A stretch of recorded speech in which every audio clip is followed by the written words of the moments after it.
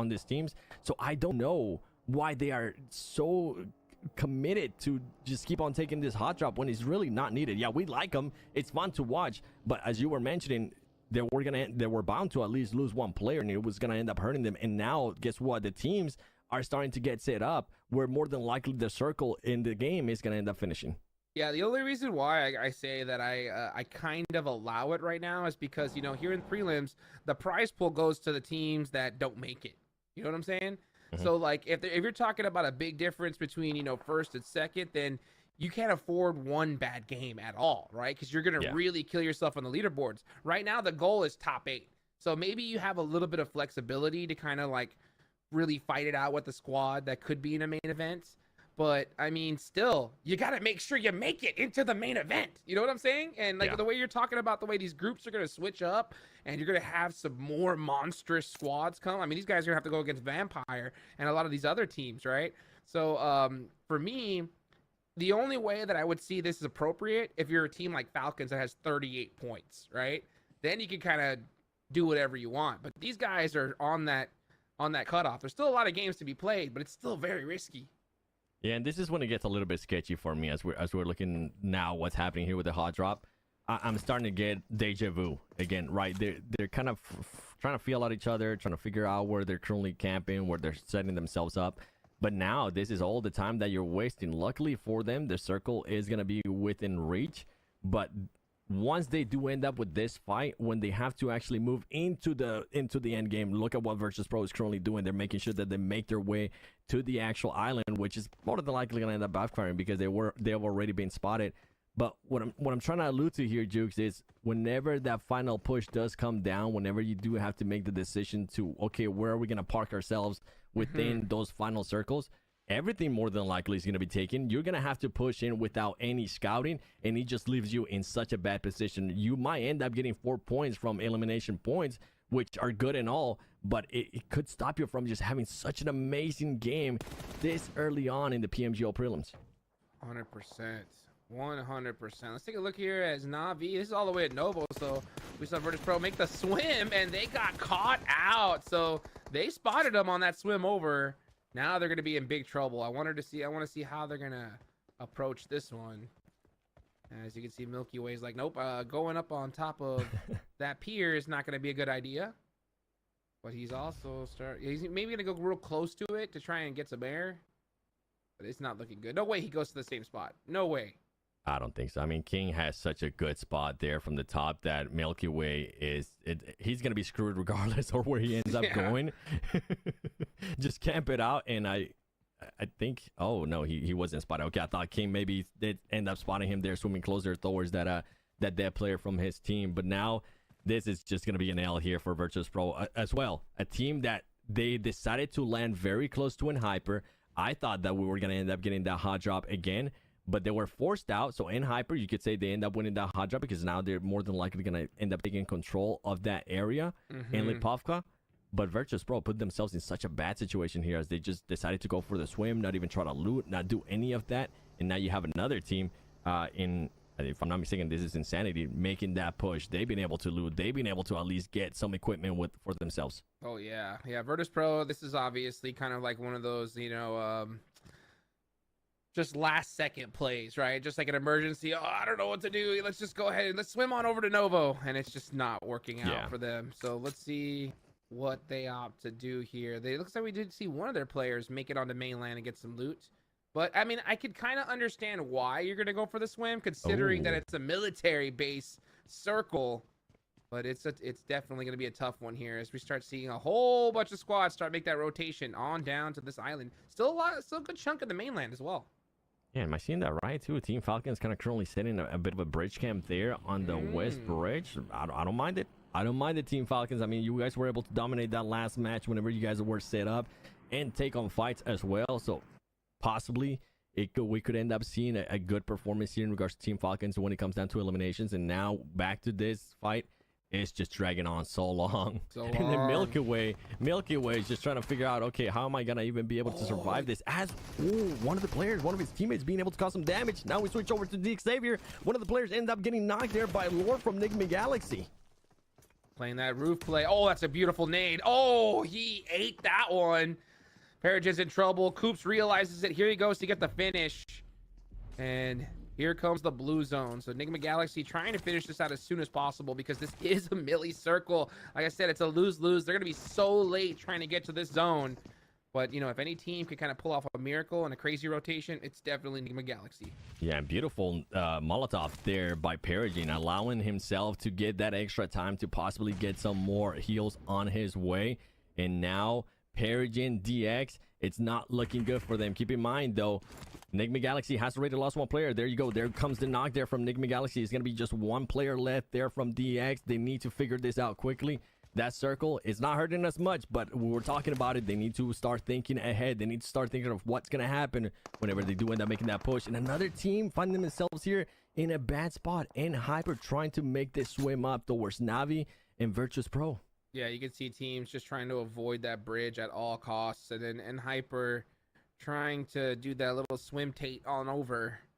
And it's going to be a tough one. Navi knows like exactly with this zone that there was going to be teams trying to swim over. So they say, you know what, we'll just chill up here, go fishing, and soak up some points. As yeah, look at that. We see Baton having to dive down, and D Xavier going to end up losing that hot drop. D Xavier finally ends up conceding there to Enigma Galaxy. Enigma Galaxy, they're going to be happy about that as it ended a lot faster than it did in the previous match. At least we got a bit of an improvement there. Now they're going to be able to focus a little bit more towards the other circles, making their way in. As Navi, they're just chilling, man. They're just keep swimming up, keep giving up these elimination points. You're kind of helping me pad my stats here. Oh, and look at that. Even Papa Blue's going to come in and soak up some points. And I think Baton's going to try to just dive all the way to the bottom, just deny the points to Navi at all costs. The rest of Hyper, getting actually spotted out. This is just worst case scenario. These swims are so difficult, especially when you have teams just staring at them. Not to mention, I mean, there's also been that update with Cheer Park where you could literally just practice shooting at, targets in the water. So these guys are ready to go. They definitely are, and I think this is one of the main reasons why none of these teams talking about Virtus Pro and Hyper wanted to go towards the bridges, because they knew that there were going to be some camping happening. Even though that was the west bridge, there is some camping happening as well from 9Cs on the east bridge too. And Team Falcons, they've been wanting this fight. They've been waiting for somebody to come over their way. They currently are sitting with 0 elimination points. They're kind of focusing on stopping here Furia from moving up. And at what point do they also start backing up, right? At what point do they also start focusing on where the circle is going to be, which is now the complete opposite to them, and it's going to be a little bit more towards the east bridge. Yeah, this is a great game to learn from, though, for sure. I mean, I think for all teams in general, because when you have a military circle like this, a lot of teams figure that swim is an option. Navi accounted for that, and they were literally just soaking up points on that rotate. So I think a lot of these teams that went for this swim are going to have to realize that, the bridge sucks, but we have no choice at this point. Like, we either go down the bridge and try to get some points the hard way, or we swim and just go out anyway with nothing. Yeah, I mean, if you're in the bridge already, I think that there's no going back for those teams. Like you were saying, they just have to commit to it. Navi backing up from this fight. At least one player there from Hyper. Capri is going to stay alive, and somehow Virtus Pro still had one more player alive. Navi, you know what? Being able to exit out of that unscathed with 3 eliminations, they're going to be happy about this, as they are going to be able to find Milky Way.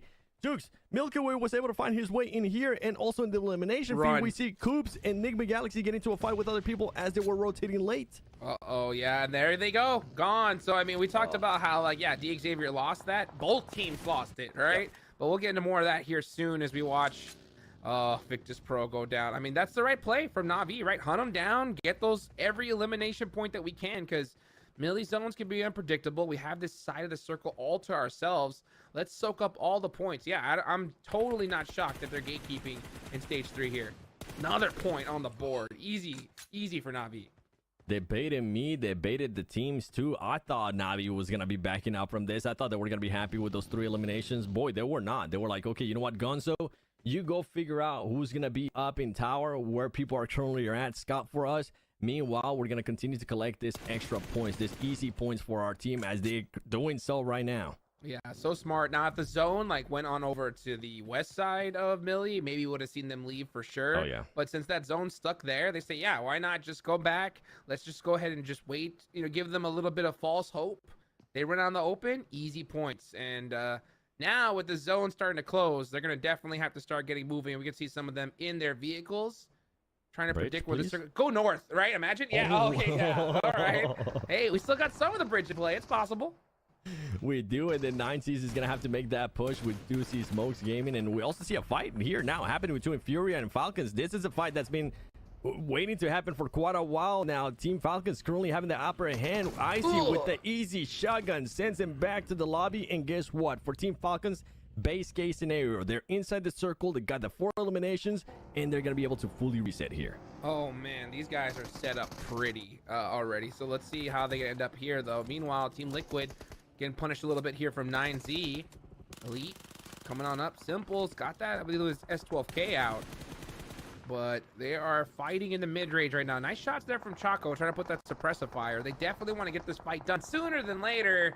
And that's going to be it there for both N Hyper as well. Yeah, for N Hyper, for this team's Team Liquid, and then we're 9C. Good for them being able to get some eliminations there, but they need to be careful because there's just so many teams around.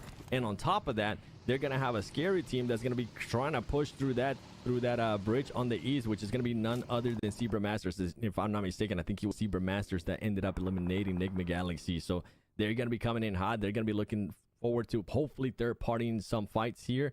And now it becomes a bit of a stalemate with some of these teams. They're like, okay, we're in a great position. You know what?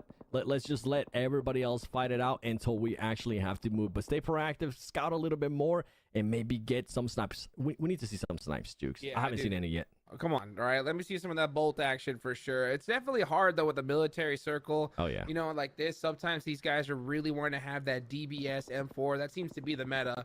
One of these days, we may get that bolt action buff that I've been praying for. But we'll see if that does end up happening. But, you know, we are just seeing some of these long-range fights. We see Zebra Master still holding down this bridge. And it's definitely not by choice. This is definitely the spot they're going to have to hold down for now, as they're also keeping an eye on Inko from that ridge line, because they could definitely spoil them for sure. Yeah, we see Inko spoil some of the other teams' rotations as well in the earlier matches, as we do see Smoke trying to get a little bit of an advantage here, see if they could maybe spot anybody. And 9C's Scream actually being able to position himself to the point where he might be able to take some shots there towards Inko. But you were mentioning he needs to be careful. Zebra Masters is currently there within that breach. And then Navi, we saw what happened earlier with Navi. They ended up with 7 eliminations out of that, Jukes. They couldn't ask for anything better. And now Team Falcons are finding themselves here in a top spot, as it's only 2 players, Icy and Top, if I'm not mistaken.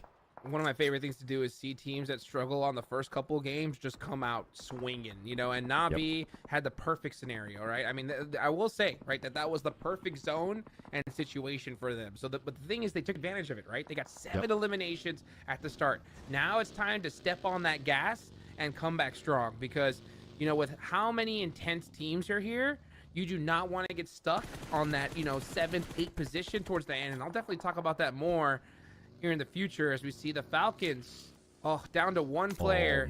It's just Icy left. But look how proactive Navi's being here. They're looking to try to third party. They're looking to try to possibly steal more eliminations. And you were talking about, you love when a team does bad at the start, but then they're able to kind of turn it around.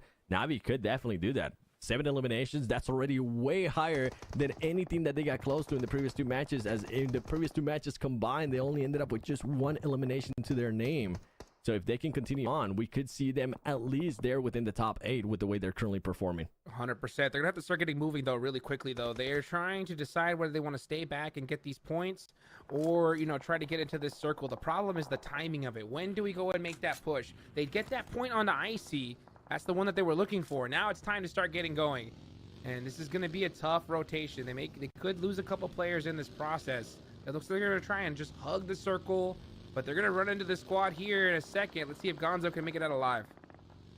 And it'll come down to that. Are they going to be trying to breach in, or are they going to be just playing it slow? That's what we're trying to figure out with what Navi's doing. I feel like the thing, too, after you perform like this, they might be feeling hot. They currently have eliminations. They're currently being able to third party. You might end up making that extra push as next Ruya, all 4 players alive. waiting and seeing what's happening here. They have vehicles, they have that transportation. They're gonna be able to rotate a little bit easier than they will with some other teams. Navi taking on some shots.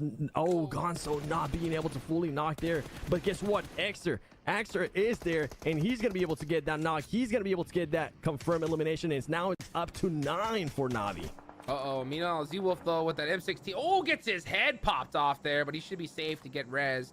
But that was a perfect shot there from Axter to be able to give his team a little bit of relief in that situation. Nice suppressive fire as well. That's exactly what he wants to do. Just make sure he doesn't get knocked and wait for Gonzo to go and push up in that scenario. But he's getting shot in his back. Oh, not able to make it. And that's that off angle, that crucial spot. Take it away from Nextria. Navi has to be careful now. Yeah, this is perfect with what you were talking about earlier too. It was just going to be such a hard push there for Navi. I feel like with what they got right now, they're definitely going to be happy with the performance of this match. And guess what? Now we have Cybermaster being able to push up. This was a team that we saw them wait for the right time. We saw what they were able to do. We saw how proactive they were able to do in the first game. And now they're taking on the fight here with 9C, as he's going to be able to connect there with the grenade on Chaco. He's going to end up getting knocked. It could make it a little bit easier for them to make that bridge. Cybermaster, as they're making 9C back up. 100%. This is the second game, right, where they get a good solid position. They won game number 1 with 15 eliminations. Now let's see if they can continue that here. Another good game. I mean, all it takes is 2-3 solid games like this, and that's enough for top 8 most of the time, as long as they do at least decent in the other games. So Cybermaster is definitely not looking to let off the pedal in this situation. Niasada with the risky positioning there. It's going to be hard for people to find them, but if they do end up finding them, he could be extra exposed. I do love, though, he's making sure he tries to third party anything possible, as Navi's going to be adding another elimination to their tally, bringing it up to 11. If this team can keep it going, we might not be seeing 16. We might not be seeing 18. We might be seeing 20, Hot Jukes. It's totally possible here at this point. They are rocking a 3-man, and they're going to get this player here. Aragon's in trouble. Oh, actually not. Wow. What a beautiful knock. And now here comes the rest of Royals of War. Oh, Navi's in trouble. They're on the back foot. Axer's pretty low at HP. And Colgoat and the rest of their team are going to have all the angles. Yup, only one player up left. And that is going to be it for Navi. Honestly, Navi, good job. Good job. That was a great match for you guys. 9 eliminations. I'll be fine. I'll be happy with that. Yeah, crazy amount of eliminations. Unfortunately, 0 placement points, which is crazy. Stage 6, they went out with 0 placement points. But heck, when you get 11 elims like that, it's going to definitely help out for sure. Let's go ahead and see where the rest of this team, who's going to win this game right now. This zone. Happened, Jukes. Oh, it did. I told you. It's a risky play, but if you do end up getting spotted, you're going to end up getting knocked. Luckily for him, I think he's going to end up getting picked up, as Inko now trying to make a bit of a push there towards the bridge, getting some more angles here on Cybermaster. That's going to be tough knock right there. That's all their sight lines gone. And those anchor positions, like you said, they're so clutch if you stay up, though. If you get caught, it's very difficult to get res. It looks like they did get it off, though, so he was able to come down that bridge safely. Very, very fortunate for him. Royals of War are going to have this back end here. They're doing a little bit of a 3-1 split, so that's pretty interesting. I think you can see Tonka trying to find where the next spot's going to be. Nunez is looking for this very similar position, but I think he smelled something is off. Yeah, he said, you know what? Maybe this spot could be clear. Doubt it. I'm out of here. You know what? I hear a lot of buggies over there. Let's just back up a little bit. Maybe we don't want to go there. And on top of that, they have Nextria. This is just anything can happen here. The way it's going to come down to how Royals of War going to play. And you can see Tonka actually all the way away from his team, getting a little bit more intel on the teams that are curling compounds like Smoke Gaming. On top of that, you still have some players there from 9C. And luckily for Cybermaster, you mentioned it as well, that we're able to pick up the players, so they're back up to 4. Yeah, Nextria in a really good spot. They're just kind of chilling in the middle right now, but they're only a 2-man, so they got to play this very quietly. When you're in such a central position, normally you think that it's just great, but everybody wants that spot. So I think they're just trying to keep quiet, get as many points as they can, and then, pop up when the time is right. Cybermaster, oh, nice little team play there. You can see them throwing some smokes for their teammate, trying to get him out safely. Because, going underneath. I'm surprised, he's not going underneath that bridge. Maybe that angle's, taken away. He just wanted the reassurance for his team. Okay, he was just like, guys, you remember me? yeah, I'm still here, and guess what? I'm still gonna go under the bridge. I just decided to make you guys waste some smokes. There you go. You know what I'm saying? Maybe it was a little bit of a bait and switch, just makes, you know, teams focus on top of the bridge. I don't know, right? But here he comes down to go help and support his teammates. Maybe trying to get some shots on Inko from downrange. Next zone's about to pop. Where's he gonna go though? That's the question. Let's see. Oh man. I think the winner could be decided on this. I do like Royals Award though. Look how much ground they're covering there towards the north and being able to back up people too, making Inko a little bit cautious if they do end up making a push. And it does end up going a little bit towards Zebra Master and Smoke. Okay. Yeah. Not a bad circle. Yes, it's gonna come down to Royals Award. I mean, they have so much control. They're gonna have to possibly start fighting Smoke. Yeah, they are. Meanwhile, like I said, next we're just playing this very quietly, not trying to give up their position. We got some swimmers still out there, and that's going to be from Insanity. Only 4 points on the board so far. This one's not going to be a good one. Yeah, Zebra Master saw him.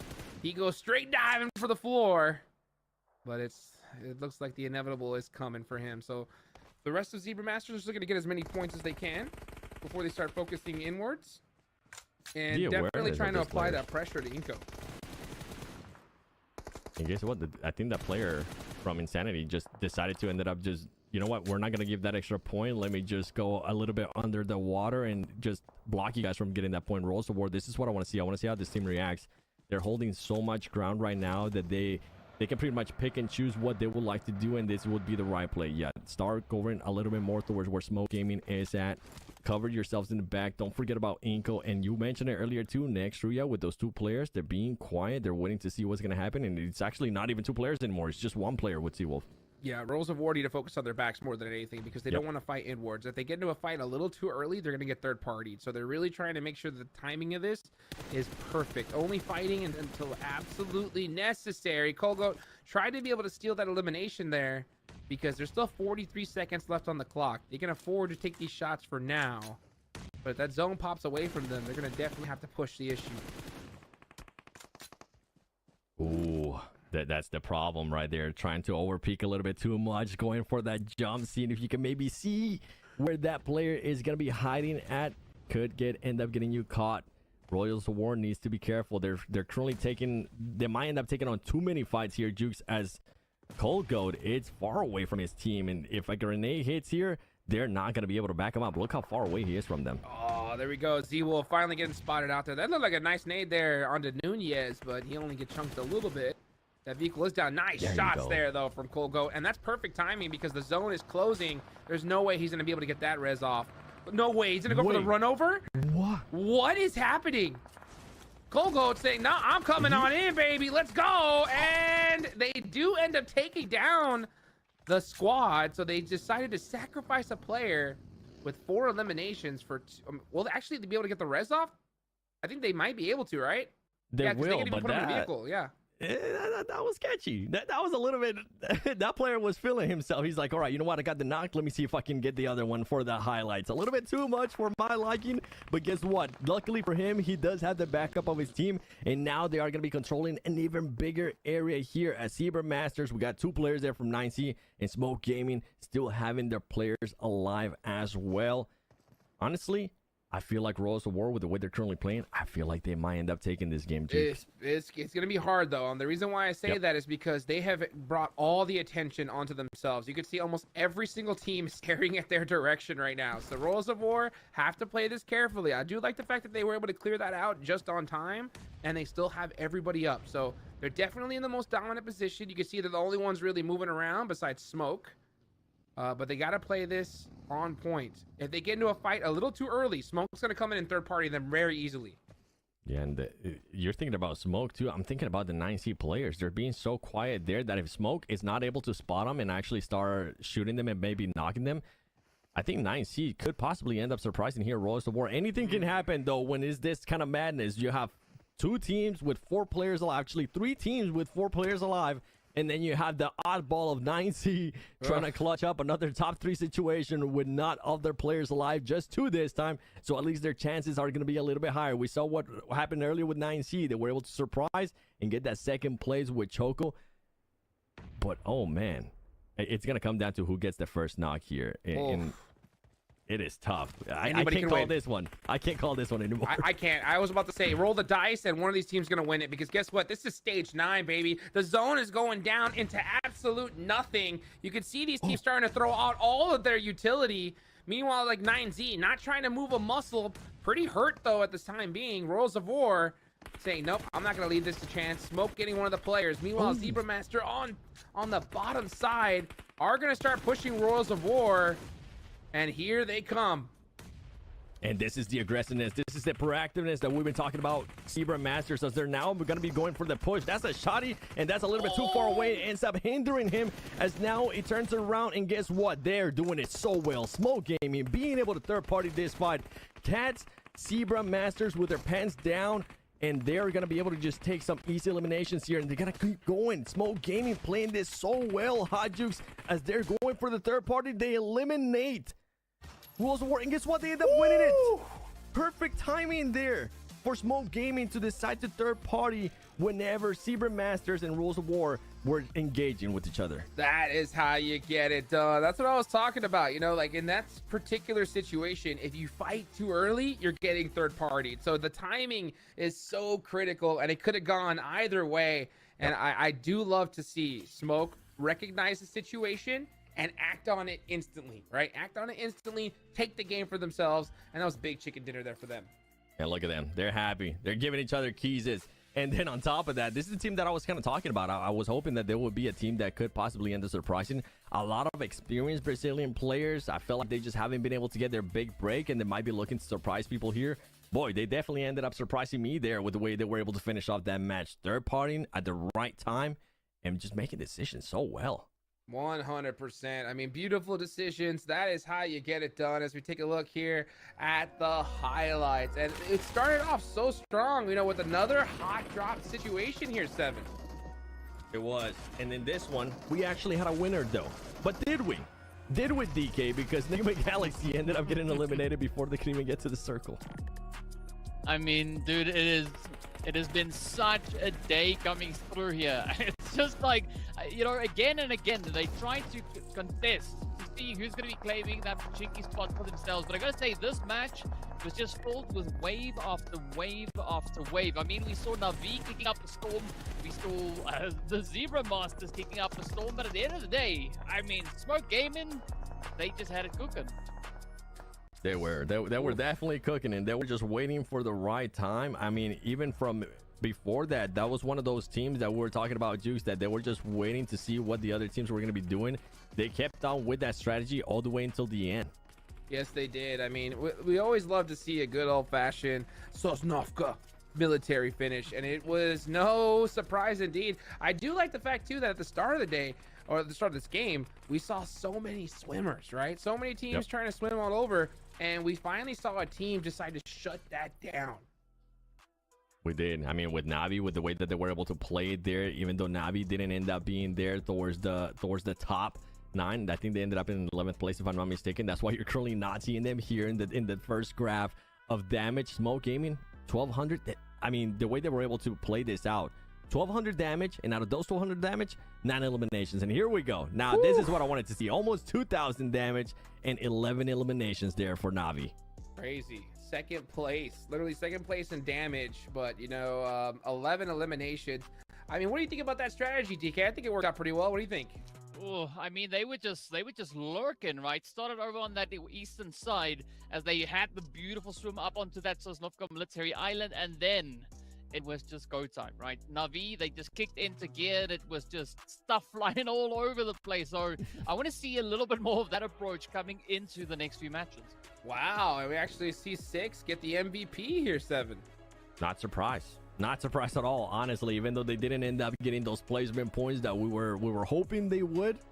With those eliminations, they're happy. It's gonna build up at least a little bit of confidence there, especially after back-to-back first 2 matches. 15 plays, only 1 elimination. For them to have this kind of turnaround, take advantage of it, being able to secure those elimination points and move themselves up higher in the overall leaderboard, they're going to be happy with that as we're going to be going into the final Erangel. 100%. One Aaron Gale left here for the day. Let's see where everybody stands on the leaderboards here as we take a look at this match ranking. Meanwhile, yeah, I mean, look at that. Smoke, 19 total points. We're seeing quite a few of these little point sponges here at the start of this tournament, Seven. We are, and what I'm seeing right now is that even though Navi ended up with 0 placement points, DK, they ended up with those 11 points, and it pushed them overall for the match ranking in 3rd place with the most points for this last match. I mean, if you got it, you got to get it while it's hot, and that's exactly what they did. Play some points, doesn't matter to them. They just go in for the aggression. As you can see, no. I mean, this is the kind of change-up that we're looking at, right? Royals of War, Smoke Gaming, climbing up 6 and 10 slots just in one game. Man, this lobby is heating up so much, Jukes. 10 placement jump, just like that. That is how you get it done. Remember, folks, it's top 8 at the end of this that end up making it on over, and we still have an entire group that hasn't played. So I think these teams, Seven, need to play at an all-time high here. They cannot let off the gas here. There's still so many teams that play. They can't get comfortable with these rankings right now. Yeah, they really can. I mean, Smoke Gaming, I think the main reason too why I was so happy with the way they were able to finish off that match is because they are currently in Group B. They'll be able to play again tomorrow, but then they're gonna, if they for some reason aren't able to follow up the performances, if they don't put up good performances here, they're gonna leave it up to the final day, which they're not even gonna be playing. And we've seen what happens with that before. Yes. We know what can happen, the surprises that can happen with that. So I think they're trying to take destiny into their own hands and start performing good. We want to see more consistency though with Smoke Gaming, because before this match, I think they were in 14th place. They weren't having a great day. So a good bounce back here at the halfway mark of day 1 prelims. Yeah, can't get comfortable with the leaderboards at all at this point. Like you mentioned, every single time we've seen this, we've seen a player not make it on in. But meanwhile, guys, we have an offline tournament coming up here soon. So make sure you guys go ahead and check that out. And maybe even get yourself a nice little avatar frame here, DK. Ooh, yes, I wanna see a little of those avatar frames getting played on through. But you know what's the interesting thing that I'm noticing so far? The past 3 winner chicken dinners that we've seen, right? It's teams from the qualifiers. It's not the teams that have joined us now in the new group here. It's only been qualifier teams just rolling with the bunches. So you're saying qualifier teams are better?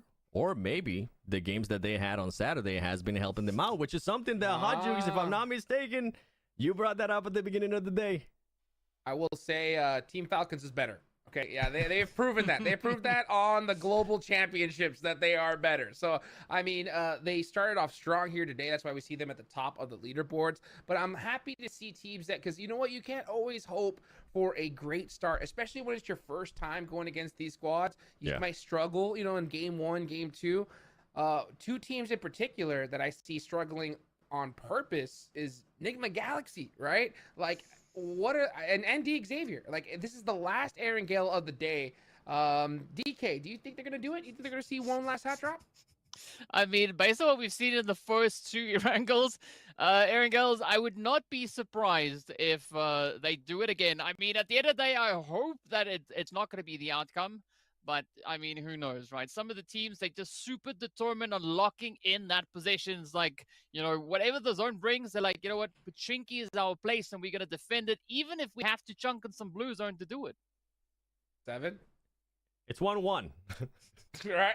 It's 1-1, baby. Somebody's going to take it. I don't know, dude. I see it as 0-0 right now. It's not looking too good for either of these teams. They're getting punished, you know. But, you know, one thing that I wanted to talk about, 7, was, you know, let's just play theory, right? All right. Let's just say I am right, and they're playing this to try and secure that spot for the main event, right? That drop location. Yep. Do they not realize that top 8 is the goal? You got teams like Falcons crushing it, right? Yep. So many of these monster squads crushing it. What happens if you decide to do this and leave yourself in that 7th, 8th place position? Could we have that qualifier, you know, slot where they just said, you know what, we don't want to see these teams. Who knows? Let's go ahead and take it on over to an interview. We'll talk about it some more later. Here with Miyake, the player for Smoking Game, who just got a chicken dinner. Okay, awesome. Congratulations for this last chicken dinner. Okay, so I got a couple questions for him, and I want to know, the first 2 matches wasn't so good for your team. What did you guys have to change? Olá, Miyake, tudo bom? Congratulations, parabéns pelo Chicken Dinner. As duas primeiras partidas não foram tão boas assim. O que vocês acham que tem que mudar? Acho que nós só estávamos esquentando, né? Por ser as duas primeiras partidas, tiramos aquela pressão das costas. E é isso, executamos nosso jogo, nosso plano de jogo, como foi estudado e passado. Já estamos jogando há vários dias consecutivos, então, né? Só esquentando mesmo. It's just a warm-up for the first two games. And they have been playing for a few days now, and now it's going to be easy. Incredible. And this was the second chicken dinner for a Brazilian team. Does he think Brazil have the dominance here? Esse é o segundo Chicken Dinner para um time brasileiro. Você acha que vai ser tudo bem daqui para frente? Com certeza, né? Além de termos a maior quantidade de equipes representantes, né, no nosso país, então, né, além disso, né, nós estamos jogando há vários dias, como eu disse. Então, né, já estamos acostumados com a casa aqui. É isso. Yeah, we have been playing for a few days now, so we think we are going to be good. Awesome, awesome. Okay, so 2 chicken dinners for Brazil so far, but we will see in the next match. Thank you so much for the interview. Obrigado. All right, guys, what a beautiful interview. We got some more action coming up, but of course, we got to give a big thank you to none other than Realme with their 12 Pro Plus that elevates your photography experience with 120x super zoom and your performance in games as well. Check it out today. How to be a portrait master.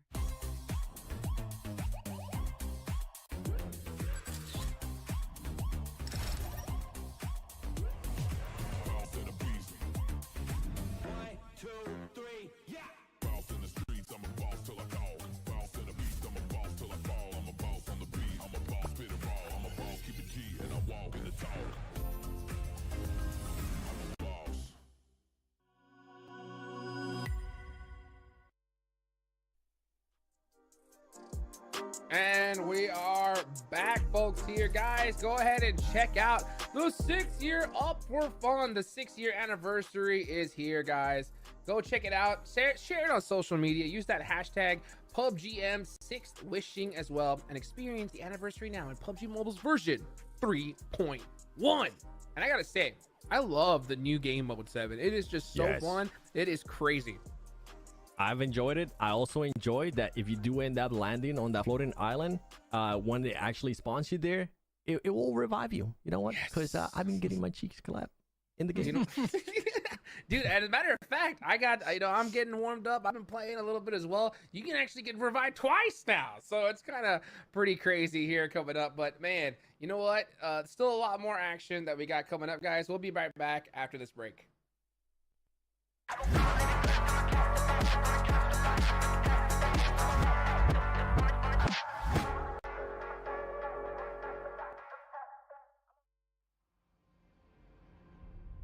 Ladies and gentlemen, 200 players, 50 teams, $3 million, and 1 trophy. Welcome to the 2023 PUBG Mobile Global Championships.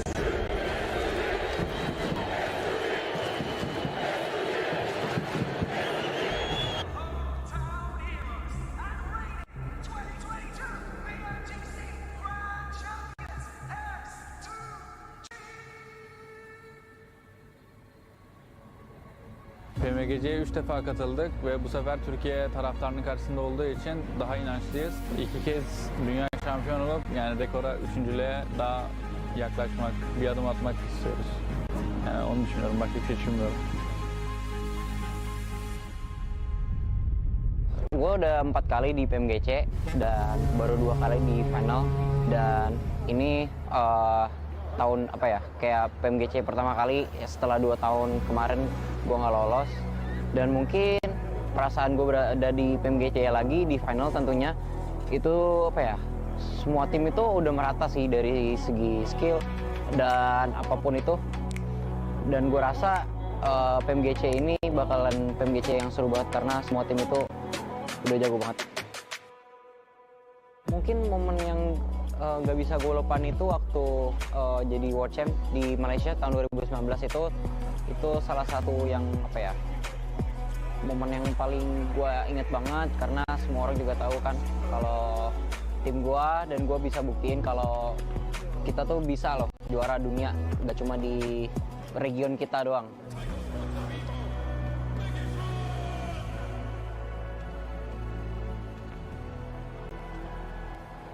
Karena juara itulah tidak pernah menyerah.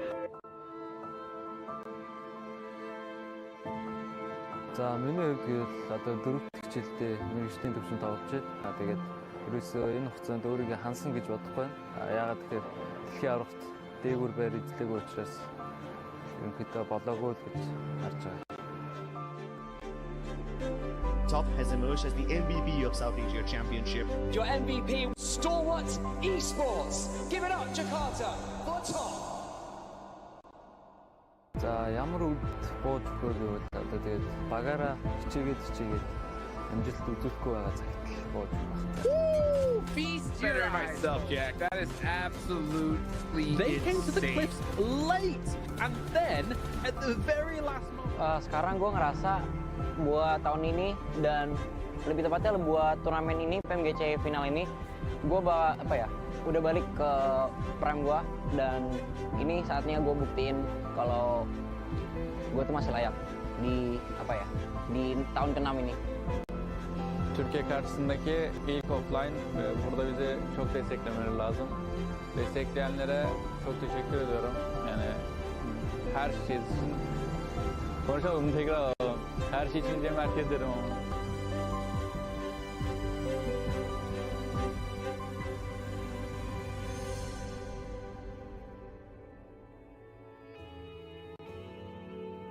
因为训练赛其实大家都在乱玩，训练赛大家就没有太认真了，因为大家都在练习打架，所以说训练赛拿个第一只是因为我们活得比较久而已。Chắc bạn có mẹ tới lời đấy.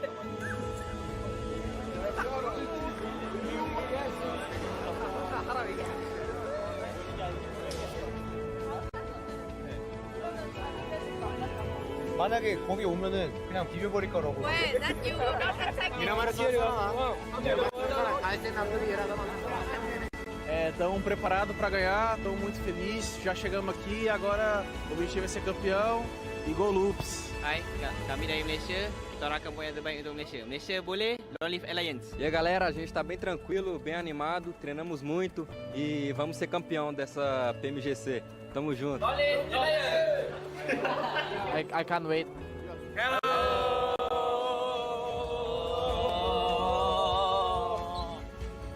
I will bring the chicken dinner. Just play the game.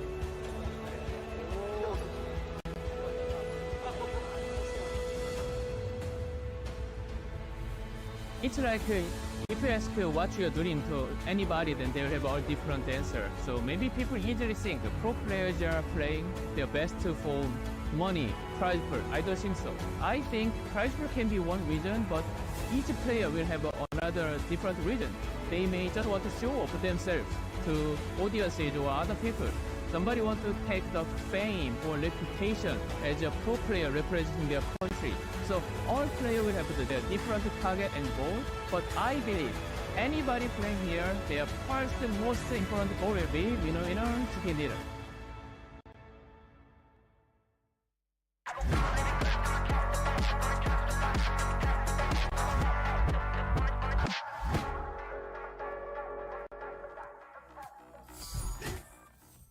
And we are back. Here we go. The final Aaron Gale of the day. It's going to be a big one here. We see some big names have had some struggles due to hot drops.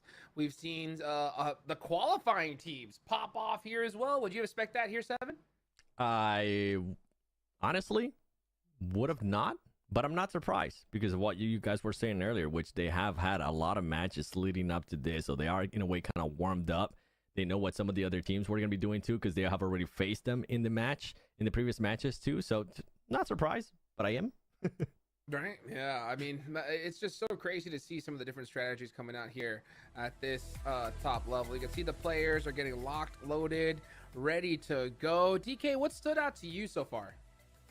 I have to say that push coming through from Na'Vi down on towards that Sosnovka Island. I mean, 11 eliminations, that is a pretty aggressive push. I mean, Royals of War also, they doubled down, securing those double digits.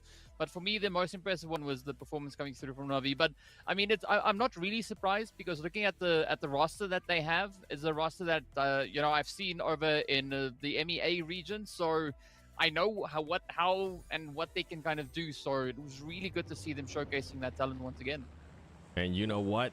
We were talking about it. Well, here we are on the final match for Erangel on day one. Don't worry, we still got some Miramars coming up, so make sure you sit tight for that. But on this one, there's one thing I'm looking only, and with this playing path, I think you know what I'm going to be looking at, DK. That's right. You were thinking about it, Pochinki? Yes, I'm looking for that hot drop.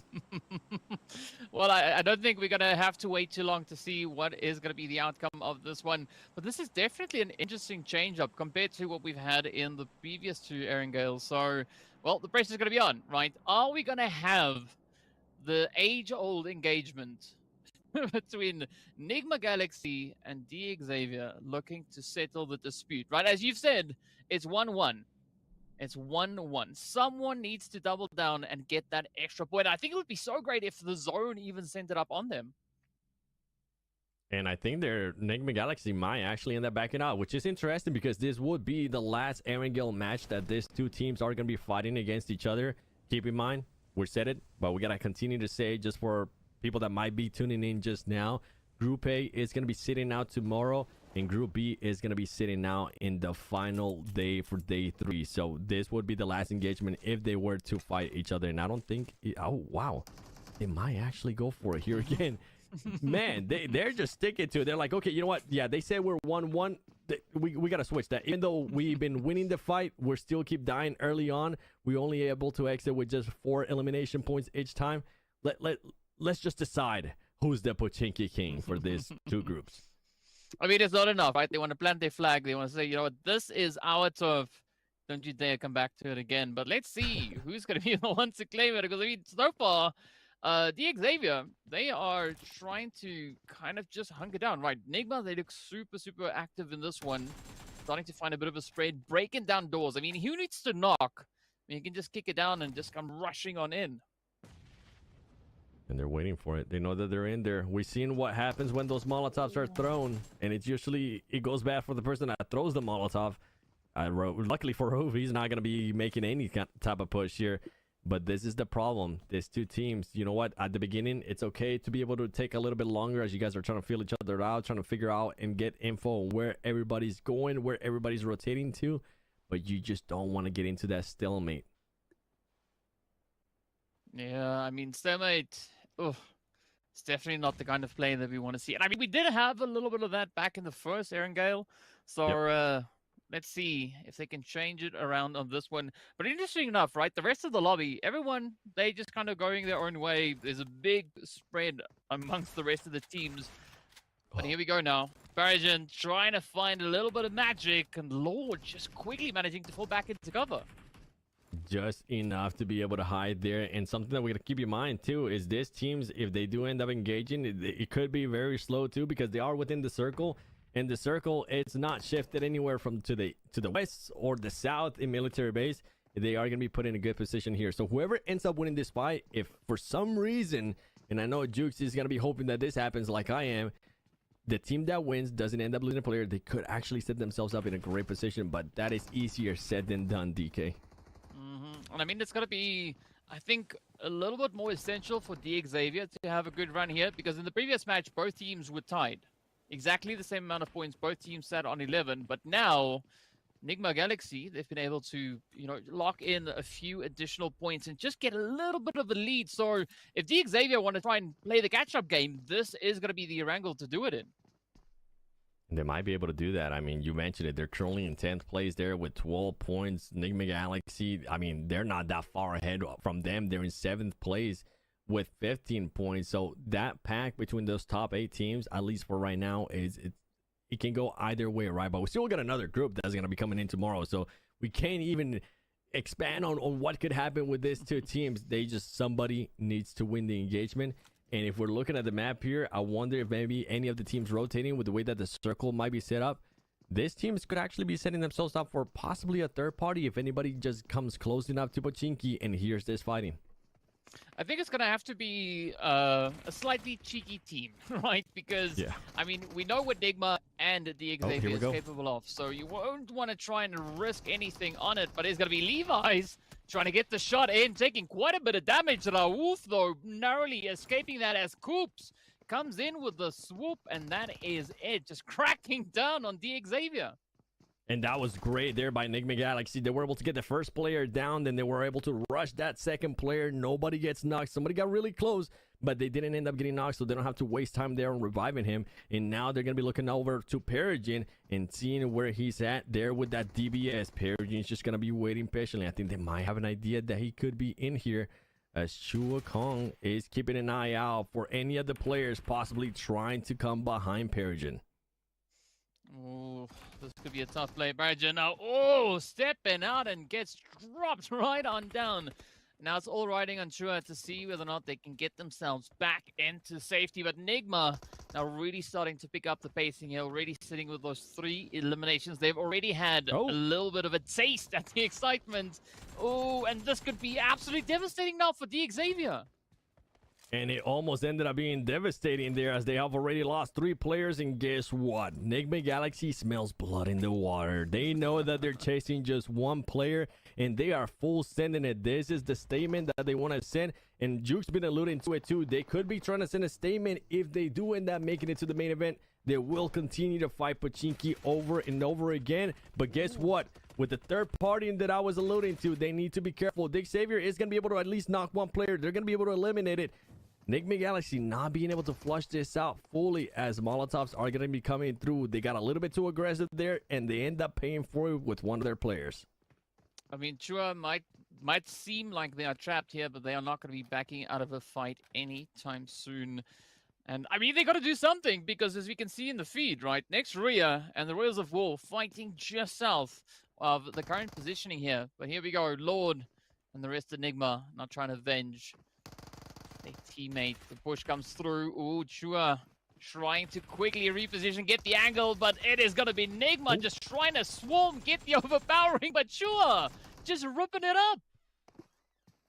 Chua almost being able to clutch that up there. He had Lord so low too, and he was able to knock their freak. And Coops, I don't think Coops even had an angle to be able to actually back them up, so it could have ended up being a 1v1 there. Almost turned horrible there for Enigma Galaxy. The Xavier once again sent back to the lobby. And now the good thing about this, after 3 matches, Enigma Galaxy might have possibly gotten this right, because they're gonna have enough time now to loot, position themselves, and the circle is on their favor. Yeah, they're gonna look to bounce back from that one and come back with a few things to show. But in the meanwhile, it is going to be still rotations being the name of the game at this point. I mean, I'm also watching Falcons starting to just kind of creep up ahead of where we saw Nigma. Royals of War also getting themselves in a little bit of a position there. So I'm curious to see whether or not Nigma is going to find themselves in a bit of a sticky situation. I mean, look at Royals, right? They've got these compounds covered. So if that zone does happen to shift to the east, I mean, it's going to be just easy pickings. They do. And for Enigma Galaxy, I think it's just the extra time that they're going to be able to loot. And I mean, how much loot are they going to be able to find with what's been going on, with all the fighting that's been happening there? Some of the other teams might already be setting up. They're going to be passing by. And now Enigma Galaxy is going to be forced to just kind of push out of this. They're going to have to find their way into that circle. And you were mentioning Rules of War now deciding to back off and go a little bit more center. All the teams are deciding to back off and just play that center style. As Virtua Pro, a team that just hasn't been able to have a great day, currently sitting in last place with 3 points. This is another team that could benefit for some elimination points. This is a team that could benefit from any points, as they're currently in 16th. Yeah. I mean, they've not even had any taste of placement points whatsoever here today. So there is hopefully a bit of a chance for them this round. But let's see Team Liquid also now getting ready to make a little bit of something happen over here. And I was looking at that at the convergence up into center zone, right? It is good to be like the first team there, but if you just get like inundated with so many other teams rushing in on your position, it is going to become a sweat fest so quick fast. Oh yeah, and then you're kind of doubting yourself. You're like, okay, do we want to push this? But what if maybe somebody else is holding our angle? You start doubting everything that you might want to do. As Team Falcons is currently not doubting anything. They know they have a team here in front of them. It's going to be Rules of War, and they're looking to possibly at least get one knocked. If anybody gets knocked here, it's going to be bad news for Rules of War, because we know Team Falcons, we know what they were able to do earlier in the first RNGO whenever they got some knocks on them. They're gonna make quick work of them, and here we go. Okay, I thought Tonka there for a second was gonna end up getting knocked. Yeah, we almost had a bit of a katunk right on that one. But, I mean, Falcons, I'm pretty sure they sharpen their talons after each and every match, because now they're getting ready to cook even more action, getting ready to push on through. And I like the slight distraction from the rest of the team, just kind of keeping that high ground, drawing the attention of the Royals of War up the side, but the nade getting scary close. Action managing to nearly walk on fire. Action somehow surviving that. He is gonna be kissing that cement face right there, because boy, that saved him. I thought that was right on him. I actually thought he was gonna get knocked too. But now we're talking about third parties. Team Falcons, they know that they're not gonna be able to make this happen. One of the players, it's currently knocked. Icy is knocked. It's gonna be a tough pickup here. And do they go for it? I think they're gonna be able to get this revive, but they need to be careful with any third parties that they might be lurking around. But I mean, if we're honest, like Royals of War, they showed back in the qualifiers that they can hold their own, and so far, I mean, ooh, they're not backing out of a fight. But Zebra Master, I mean, who needs ammo if you just use buggies? Run the opponents right on over. But this is going to be an absolutely essential play now for Virtus Pro, because as you've mentioned, they need the points. They've only got 3 points on board, and they cannot afford to go out at this stage. They definitely need those points, and it's him a little bit there of a question of what Virtus Pro was going to be doing. They weren't sure if they were going to be making this push. Now they're going to be fighting here. Zebra Master, we've been able to see what Zebra Master's been able to do. DBZ is going to be out, and guess what? It's light work. Zebra Master said, okay, you guys want to challenge us? Guess what? We're going to be able to eliminate you. We're going to be able to pick up our teammate, and you're going to go back to being on your regular place, which is going to be towards the bottom with no placement points. Virtus Pro not having the day they were looking to have. And that is a scary team, because tomorrow they are in Group B. Tomorrow is going to be the last day. So tomorrow they need to have an amazing day and hope that that's enough for the final day when they're not going to be playing. Yeah, it's going to be a pretty tough one for them. But I like what Zebra there was doing. I mean, you know, you challenge them in the savannah, and the Zebra is going to whip your butt.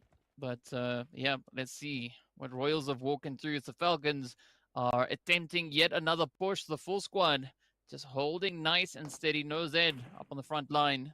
Looking to find a bit of an opening here. And this is going to be essential now to see whether or not the Falcons can actually get that opening play. Because, I mean, they are just a few points ahead of Royals of War. I mean, I say a few points, but it's about, what, 16 points difference there. So they could definitely benefit on just widening the gap, especially going into tomorrow. Yeah, they would definitely benefit on that, and also benefit on having to move closer to the zone, because now the zone is not on their favor. Now they're going to have to decide this a little bit faster, and I'm actually enjoying this for Team Falcons. They made up their mind. They're going to be able to at least knock one right there, be able to confirm it, and now they're going to be focused to the other players that are at the top and try to make this push. This is what I want to see out of a team. Make sure that you know what you're going to be doing, make the push for it, and be steady with your decision of what you're going to be doing there. Team Falcons trying to get those other angles there towards the 2 players at the top. They were able to use a lot of the grenades earlier on, and I think that's going to hurt them, because now they're not going to be able to throw nades. But it doesn't matter, because you got action there with the shotgun, being able to switch it back and forth to a Scar L. And then on top of that, you have Icy as backup. Frozen. Oh my gosh, just everything going on, and everything going on so well for Team Falcons as they eliminate their Rules of War without anybody getting eliminated from their team. I mean, talk about Falcons. Now it's going to be next Royal looking to step up to the plate as they are rushing forward right in onto N-Hyper. You can see a little bit of a pinch coming through on here. It seems like next Royal, yep, they got it in the bag. A quick jump shot from Keen, and that is it. N-Hyper out of here. Yeah, and I was giving props there to N-Hyper, the hopes of NA earlier in the first 2 matches, because of how they were able to manage some of the points that they were getting. Boy, it's not looking good for them. It's once again out of the placement points, once again with 0 eliminations. Now that's back-to-back matches, and they're gonna hope to have a good performance here coming up in Miramar. I'm just scratching my head, DK. I miss Kindness. I miss QC. I miss JK first. They were so good for that team, and they're not there anymore. And I think the team might not have enough time right now to play with each other, as we do see the new circle. In that new circle, the fight that we saw earlier from Team Falcons is going to end up benefiting him.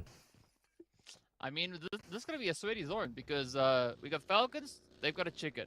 They are in the zone over on towards that western side. We got Smoke Gaming. We got the chicken up in the last match. Also just Big Chillum. And meanwhile, even before we get to that, it is going to be 9Z now. Trying to see if they can find anything up alongside Regnum Karia here. Both teams suffering a few casualties, but nothing too devastating just yet. But 9Z getting ready to bring in a little bit of that shock and awe. Just rushing on forward. Now it's up to Simple doing a little bit of strafing. Will we see any jump shots? The rush. Nigma Galaxy pulling up, and 9Z now just in such a difficult position. Nigma Galaxy being able to make that third party, but one of the players is currently knocked. But guess what? They're going to get lucky because Regnum Karia is trying to get a reset out of themselves. With the push, Coops ends up getting eliminated too. Oh, it's not looking good here for Nigma Galaxy, as Freak and Lore are the only ones alive. Actually, it's only Lore now at this point. He's going to be making a push for it. Can he actually start getting some knocks? And it's not, and that's it for Nigma Galaxy. They thought they had it, and this continues to be the biggest question mark for me when it comes down to Nigma Galaxy, as we see an engagement here with Zebra Masters and Navi. We saw what Navi was able to do. By the way, I'll go back to the point in a bit that I was going to make in regards to Nigma Galaxy, but let's see what happens with Navi and Zebra Masters. These are two teams. Zebra Masters been very consistent, already got a chicken dinner, and Navi trying to turn up the heat here, especially with what they did in the previous match. I mean, they've come in here just backing it up, but here we go. Neil Zeta does find a quick elimination, quick point on board. You can see Gonzo now just trying to hold that off-angled position. It's up to Axa and Buncher King, looking to see if they can maybe follow through. But look at Neil Zeta. I mean, he's like, you know what? Why sit back, relax, just rush up, get aggressive, and go fishing. Zebra Master, they seem to be absolutely relentless here today. That nade could spell disaster, at least for the side of Navi. But, of course, they could hear that pin being pulled. Quick reactions, though. And Zebra, oh, Neil just locking it in. They are locking it in, but they kind of exposed themselves a little bit there to Axer, because Axer was just on that window trying to get some shots. He throws down that Molotov. The Molotov is not going to end up connecting, and he was starting to get third party from the back. Is he going to continue on? He's able to hit those shots, and he actually gets the knock as well. He needs to heal. He cannot confirm those eliminations, and he exposes himself on the window. And guess what? Team Liquid, Ayala, being able to spot him, knocks him, and that might be just a turn of locks there for Zebra Master, as they could possibly pick up those two knock players. Yeah, I mean, for Navi, it's now down to Gonzo. Let's see whether or not Gonzo is going to be Gonzo, as those shots now continue to fly on through. Zebra Master just mounting such an aggressive push, but there could still be an opportunity for Gonzo to get the pickup over onto Axa. It's going to be Vitin now just pumping in some nades, trying to clear the house. But so far, both teams now just trying to reassess rather the whole situation. It's going to be a 2v2 if both of them get that pickup. And the zone now just moving ever so slightly ahead of them. But you still got to watch out for Team Liquid just lurking up to the north. Team Liquid is going to be lurking, but guess what? The team at the top, I'm going to be looking at Team Falcons. They currently have a lot of ground to work with, and only Furia to challenge them if they do end up challenging them. And now we have a bit of a reset there from Zebra Masters, as they were able to pick up some of their players. It's going to be a 2v2 here against Navi. Nades are going down. Shotguns are coming out. Who is going to get the first knock, as there's so much smoke going on here that we don't even know if they can even see each other. They can definitely hear each other, but they can't see each other. Manor is going to be able to find somebody. He's not going to be able to fully knock them, though. And Tino trying to get that angle. Not able to. Axer, though, finally ends up getting knocked. Oh, I mean, this is such a back and forth, right? Both teams getting hits in, landing shots, but now it's going to be the hunt down, the chase down, as Davina now just quickly moves along the outside, and there we go. It is going to be the end of Navi. A little bit of a helping hand coming through there from Team Liquid, but Zebra Master now climbing up to 6 eliminations. Team Liquid with that proactiveness, taking some more eliminations away from the other teams, which is going to be good for them, because this is a team that at the moment they're not within the top 8. We still got a lot of time to work with, but I'm already thinking about those top 8. Who's gonna be going to the main event and who's gonna be showing at least some consistency here right from the first day. Guess what? Furia is gonna be able to show some consistency with those shots as Vitaly ends up getting knocked there from Inco Gaming, and now Inco Gaming is gonna be making a push here, but they're gonna be down a man and it's backfiring. Ooh, Regnum Karia just on the money with the hits though. Inco offering up 3 of their players.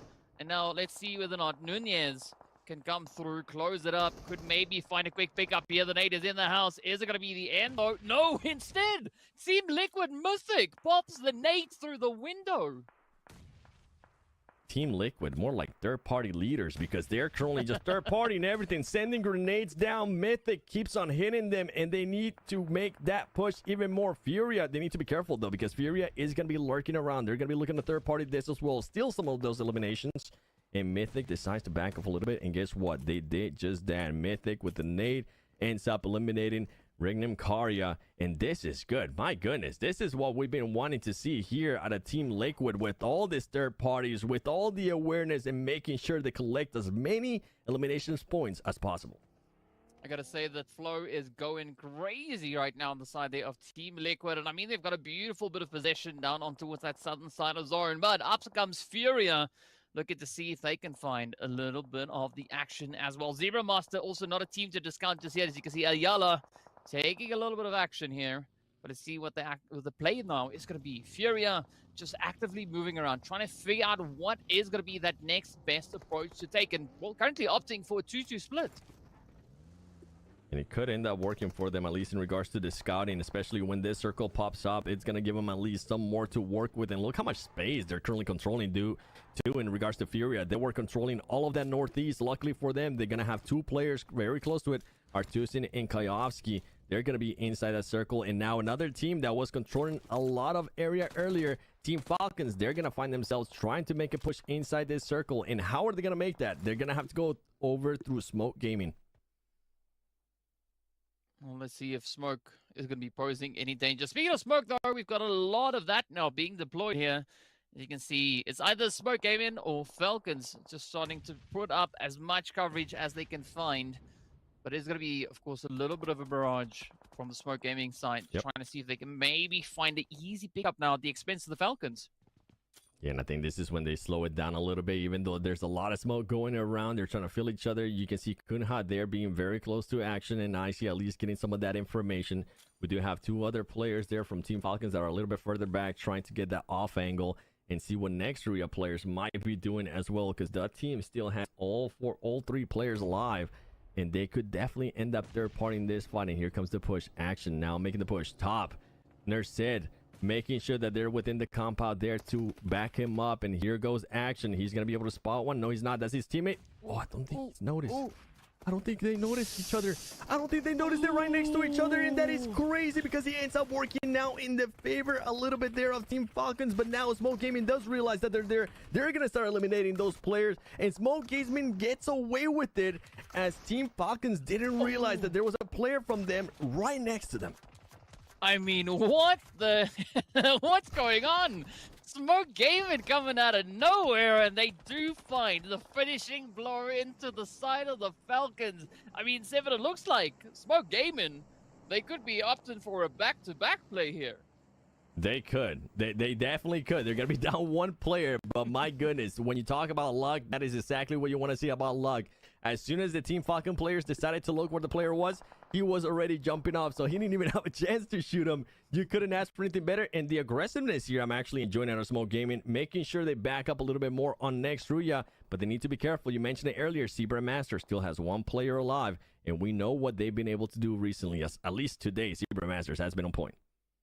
Yep, it's going to be an interesting play indeed to see how this one will go, but now, Smoke trying to get a bit of a lay of the land, right, and figure out where everybody has gone.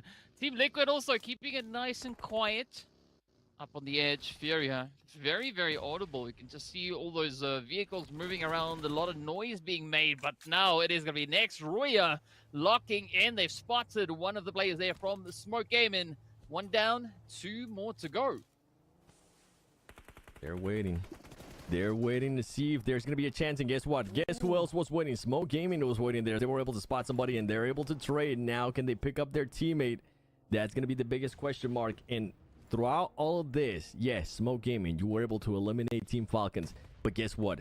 You're going to have Furia coming up behind you, and you need to be careful because they still have all their 4 players alive, and they're looking to control a lot of ground. And I would be surprised if they're looking, I wouldn't be surprised if they're actually looking to third party this fight and get some more of those elimination points.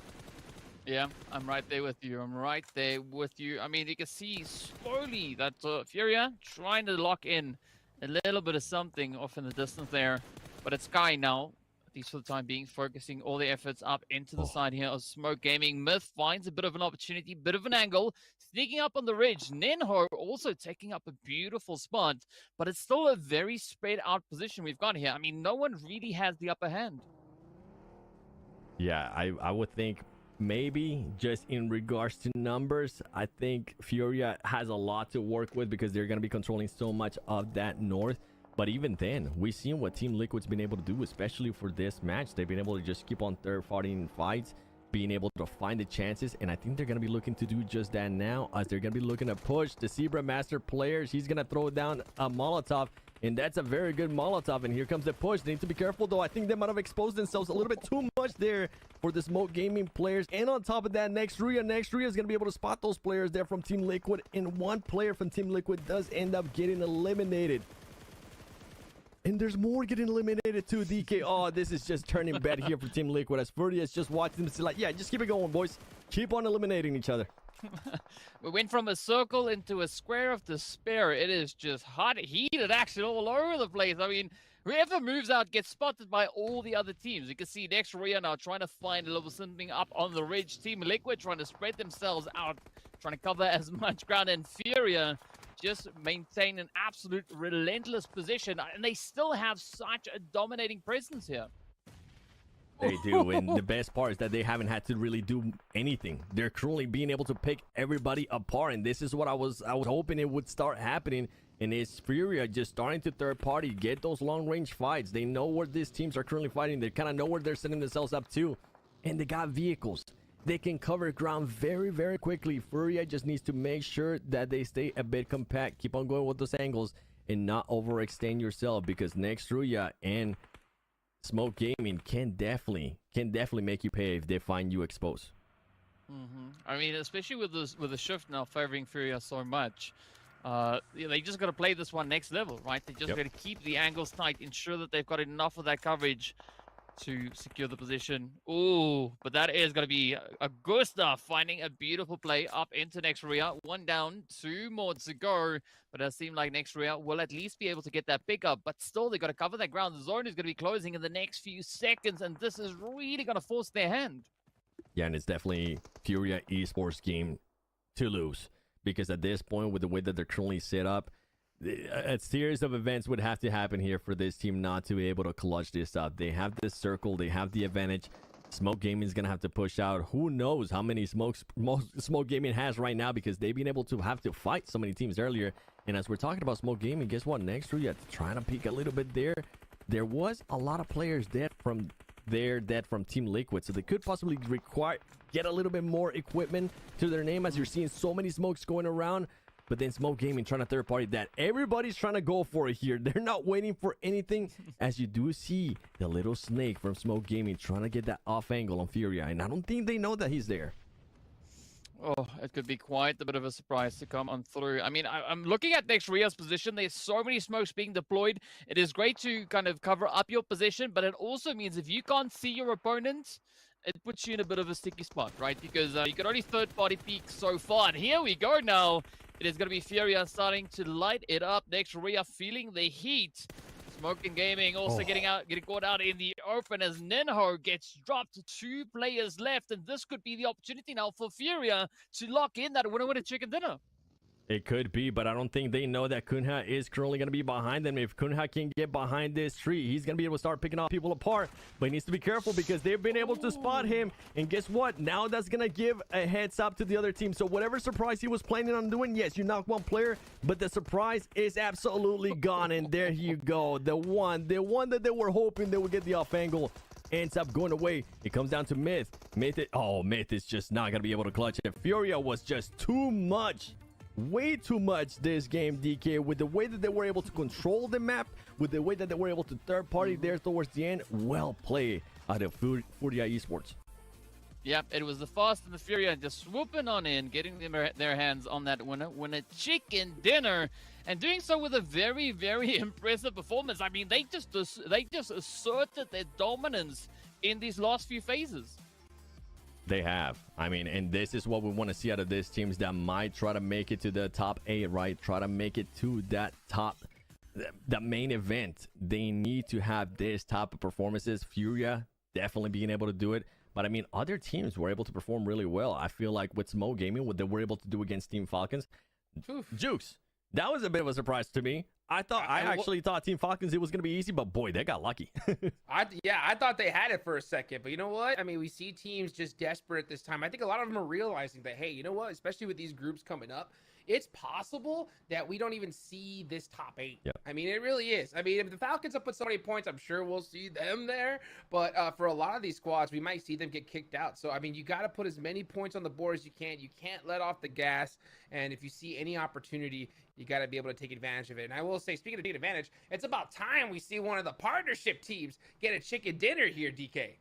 I mean, it was about time, right? They got to show us why they made it all the way here. And of course, speaking about showing us, right? I think taking a look at those beautiful highlights could also really help in getting all that info. This fight right here, man. We were wondering if it was going to happen a third time there. It did end up happening. Enigma Galaxy ended up winning this fight.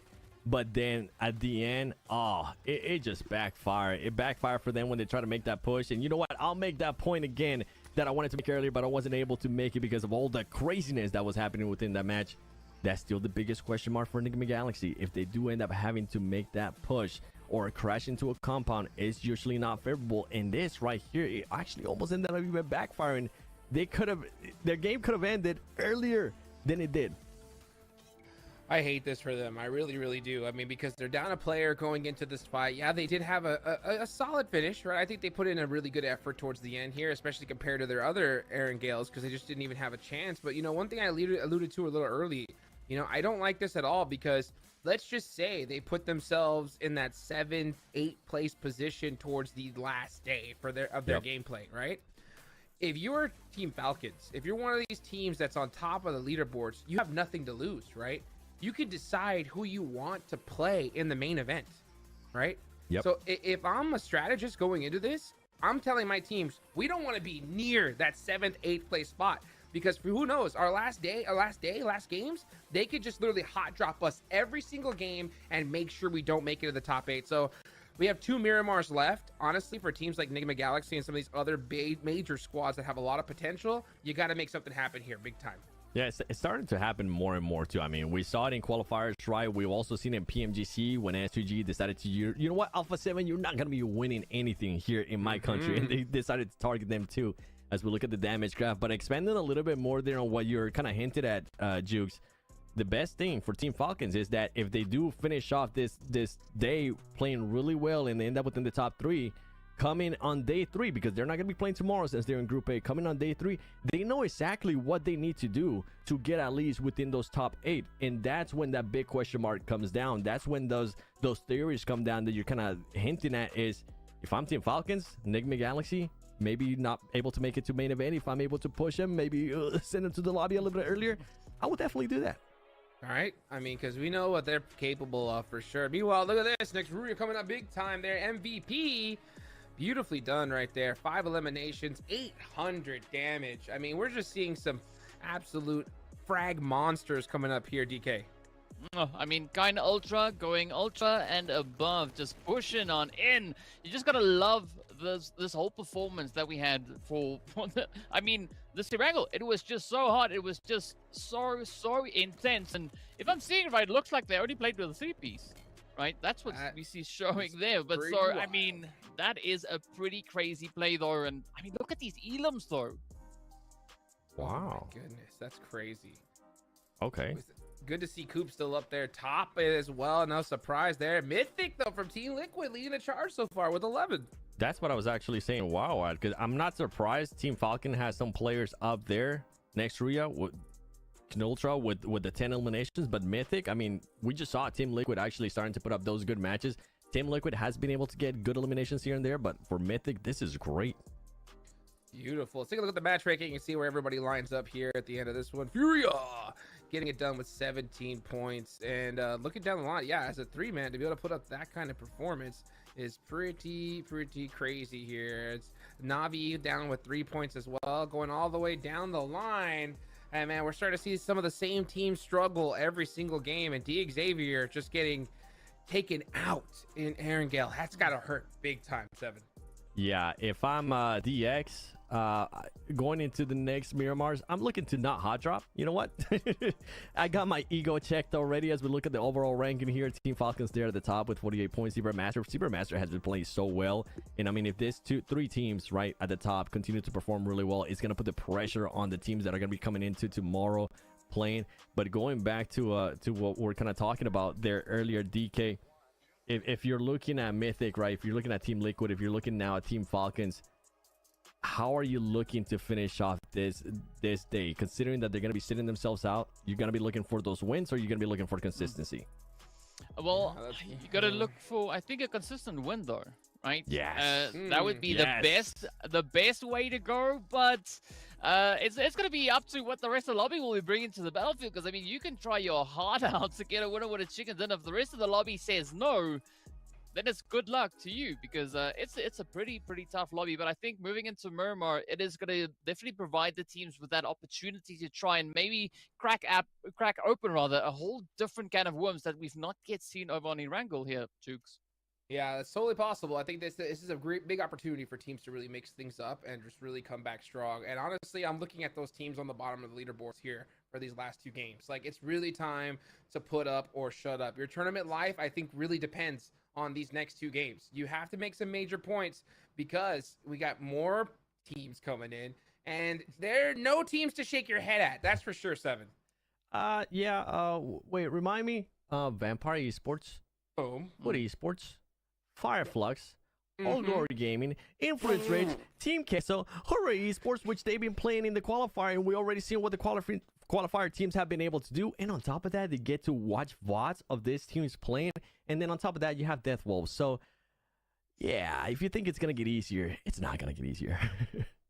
That's for sure. I mean, especially the way we've seen some of these qualifying teams play. I mean, we might see even Death Wolves come out strong tomorrow. Anything can happen. That's why you don't want to leave anything up to chance. That's why I'm so surprised that we've seen so many hot drops here, DK.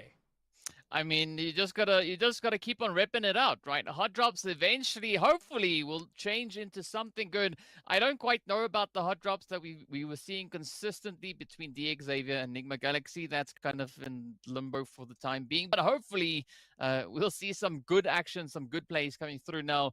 And I think rightly so, right? You got to try and set yourself up before we get into tomorrow's games, because some of that is going to be outside of your control.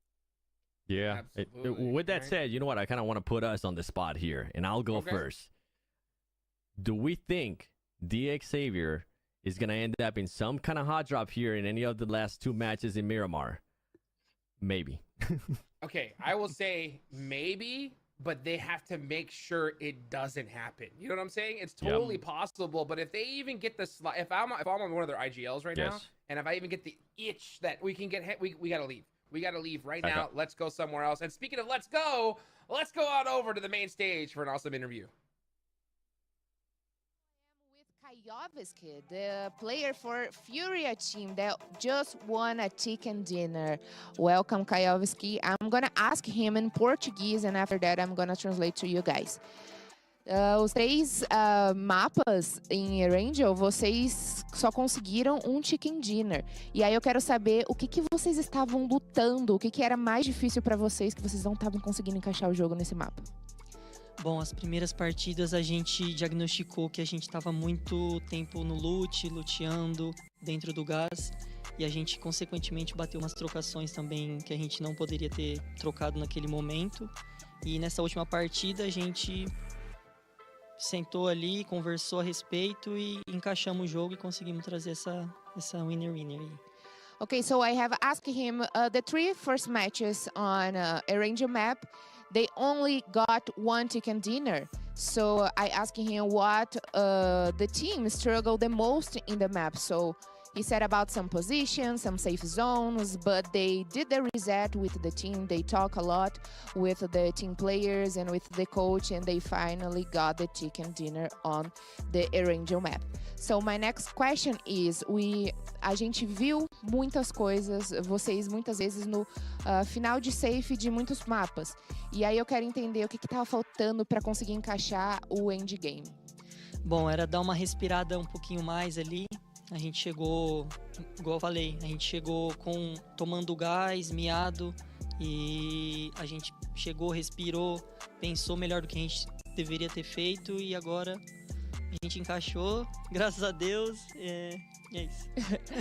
Okay, my last question was, we have seen many times Furia team in the last safe zone, but they couldn't secure the end game. So why was that happening in a row? And he said the same thing. It's like we had to talk. We're not comfortable in some safe zones. We are getting a lot of damage in the last safe zone, and that mess it up with our team confidence, and that's okay. That's really happened.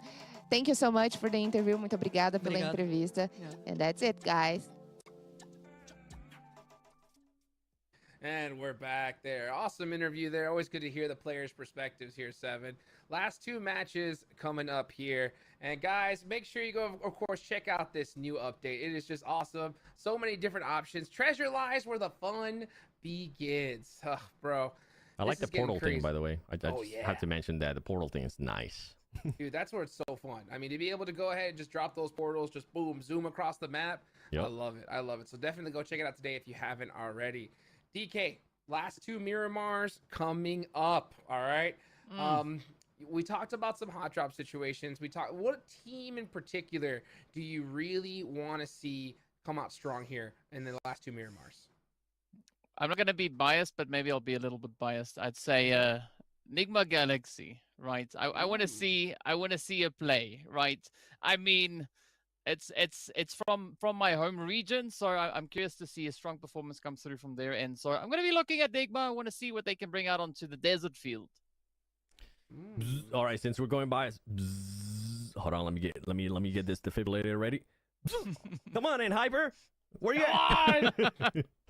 Let's see it happen. Ed Hyper is another team for sure. One other team I'm going to go ahead and pick is I'm going to go with Na'Vi. You know, Na'Vi have been kind of hit and miss a little bit lately. We know what they're capable of. I think that we need to see a little bit of consistency from them here in the last two games. What do you think about that? Yeah, Regnum Karya too. There's so many teams, man. Like so many teams, right? PMGO is so good. Oh, so good. Well, let's go ahead and take it on over to a quick break, and we'll be right back.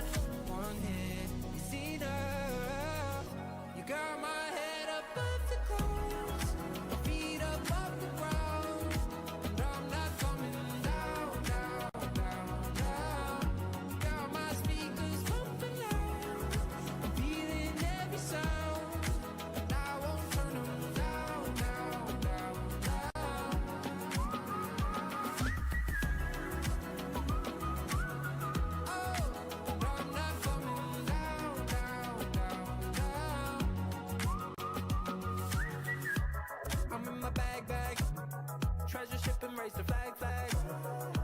Magic in the lamp can't tie me down. We're living fast, fast. Baby, even if we crash, crash. You gas me up when